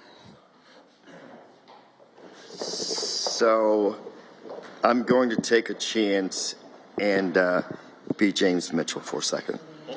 Okay, so positive energy. It's going to be very easy to find a reason not to be supportive of the 1 cent sales tax. There's a million things, that we do. So I think a couple things are important. Boulders, Eastland, Red Line, Panthers, Hornets, $400 million bond. All these things are working together. And you asked earlier, how can we pull these things together? And we'll work on that. I think it's also important that, I'll go back to what Councilmember Bakari said, this is the closest we've ever been to the 1 cent sales tax in any council annual strategy meeting. I think, 1 year early on, there was maybe a 0% chance, and we've read in the paper 50-50, okay? So if if we get on a particular track, which basically says, let's say if we got the authority from the General Assembly in this session, the county still has to vote to put it on the ballot. And let's say there's a November referendum. Ed, you do great work. I don't know how much more we're going to have in terms of this plan between now and then. And if that's a reason to say no, or something from CAP's a reason to say no, or crime is a reason to say no, we're always going to have reasons. Two things I think are extremely important. The MTC is going to have a recommendation in terms of what the rail projects are. But this council has an opportunity to talk about $5.7 billion that's coming directly to Charlotte as early as July 1, 2026. And it's not waiting a decade to build a project. It's something that's immediate. So maybe we have to help you be able to articulate how impactful this boulder, Mayor Pro Tem, we need a different word. It's not a boulder, it's something bigger than a boulder, okay? So, how can we get back to where we were yesterday, positive energy around this, and we just have a lot of work to do. Well, Manager, I would say I just heard 12 folks say that they have no objections to moving forward with the sales tax. So I don't know how much more work there is to do. No, I say that jokingly. I do see an opportunity for the city. I get the opportunity myself to work with cities across the U.S. I see an opportunity in Charlotte that has aligned priorities and initiatives in a way that you don't see very often, and certainly at a scale that does not come around very often. And so I certainly think all of you in the room should be proud of the work that you've done to date. Manager, I think the work that I've seen your teams do, I see from the experts at the tables up here to the staff behind them, to the staff behind them, incredible resources you have here. And I think you're well positioned to be successful here. And council, we heard it from the mayor, right? I think there's a leadership opportunity here for all of you as we talk about getting everything across the finish line. And so I just want to take a minute and applaud you all for what you've done over the last couple of years. Town hall meetings. I'm ready for Victoria to have town hall meetings to get everybody in that room. Everybody deserves the opportunity to become something more from what you did with that town hall. And I know that there's a lot of identifications that we can make, but I hope that everybody gets excited about something and will own it. I mean, really, really own it. Like when someone asks you the question, you're like ready to just give it to them before they can finish their sentence. So let's just figure out how well we can do something. And I have to say to the team, Arcus, and everyone in here that's a part of this work, it's probably going to be the most difficult work that we're going to do, and it's not going to be easy. So let's everybody be calm and, steady, because that will make a difference in how the community sees us. Make one comment as I can, and I wholly support what you're saying, right? And I'm speaking for myself. I'm totally on board and supporting it, but there's still a lot of questions to be asked along the way. And I think it's my fiduciary duty to ask those questions along the way, as well as being very supportive of the bigger vision, right? And so the devils are in the details. Details are still being worked out, right? But certainly I'm very supportive of the regional approach that we're taking.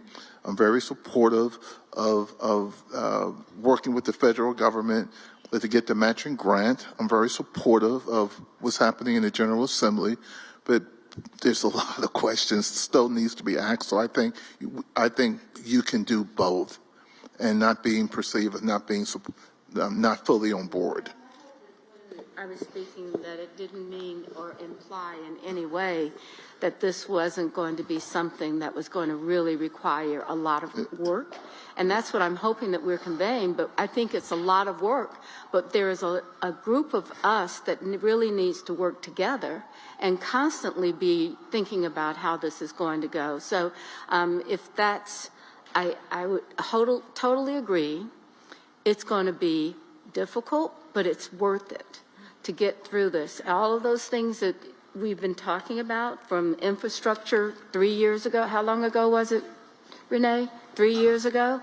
All of the things that we've been doing, we've got to have at some point the tipping point towards let's get something accomplished. And that doesn't mean don't do the work that's necessary to get it done. It just means let's be really understanding what kind of step we're taking now, because we are taking a huge step now. A tremendous step, and I'm very supportive of that, very supportive of it, and I'm on board that, like you said, let's make sure that we're all are walking and stepping in the same direction with decisions that have not even been made yet, but will have to be, that council, as much as we can, are a part of those decision steps. And going back to June of 2024, right, when we weren't. Well, I think that we all have to realize, too, we're going to be doing regional work. This isn't going to be just us. This is a whole thing about, you know, Cornelius and all of the other towns that are doing this, and the kind of work that we have to, you know, continuous communication. I mean, it's going to be continuous and necessary. For sure. We're on the same page. Great. All right. Well, it's been a long day. I'm going to turn it back over here for closeout and everything else that you're going to do. Thank you, Adam. So, thank you very much, everybody. Thank you, Adam.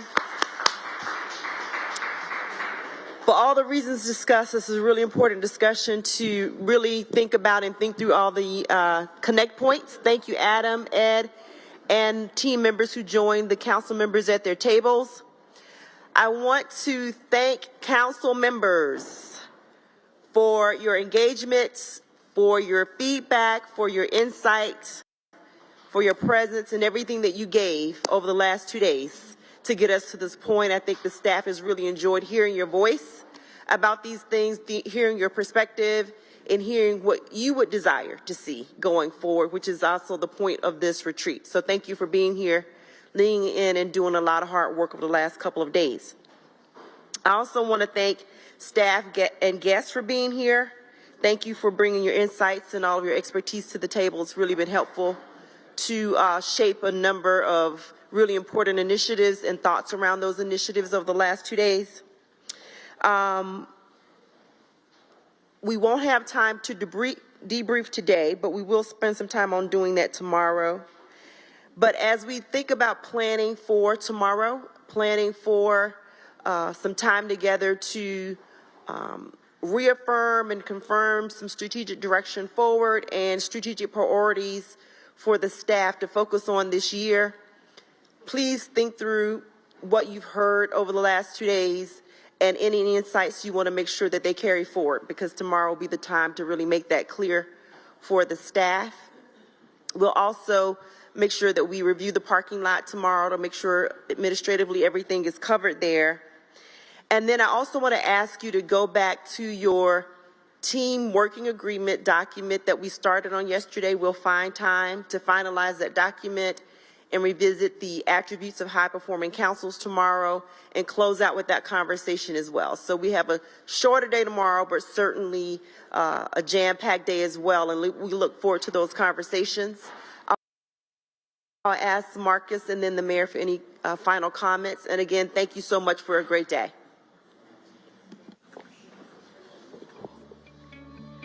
I want to say thank you for putting up with all of us.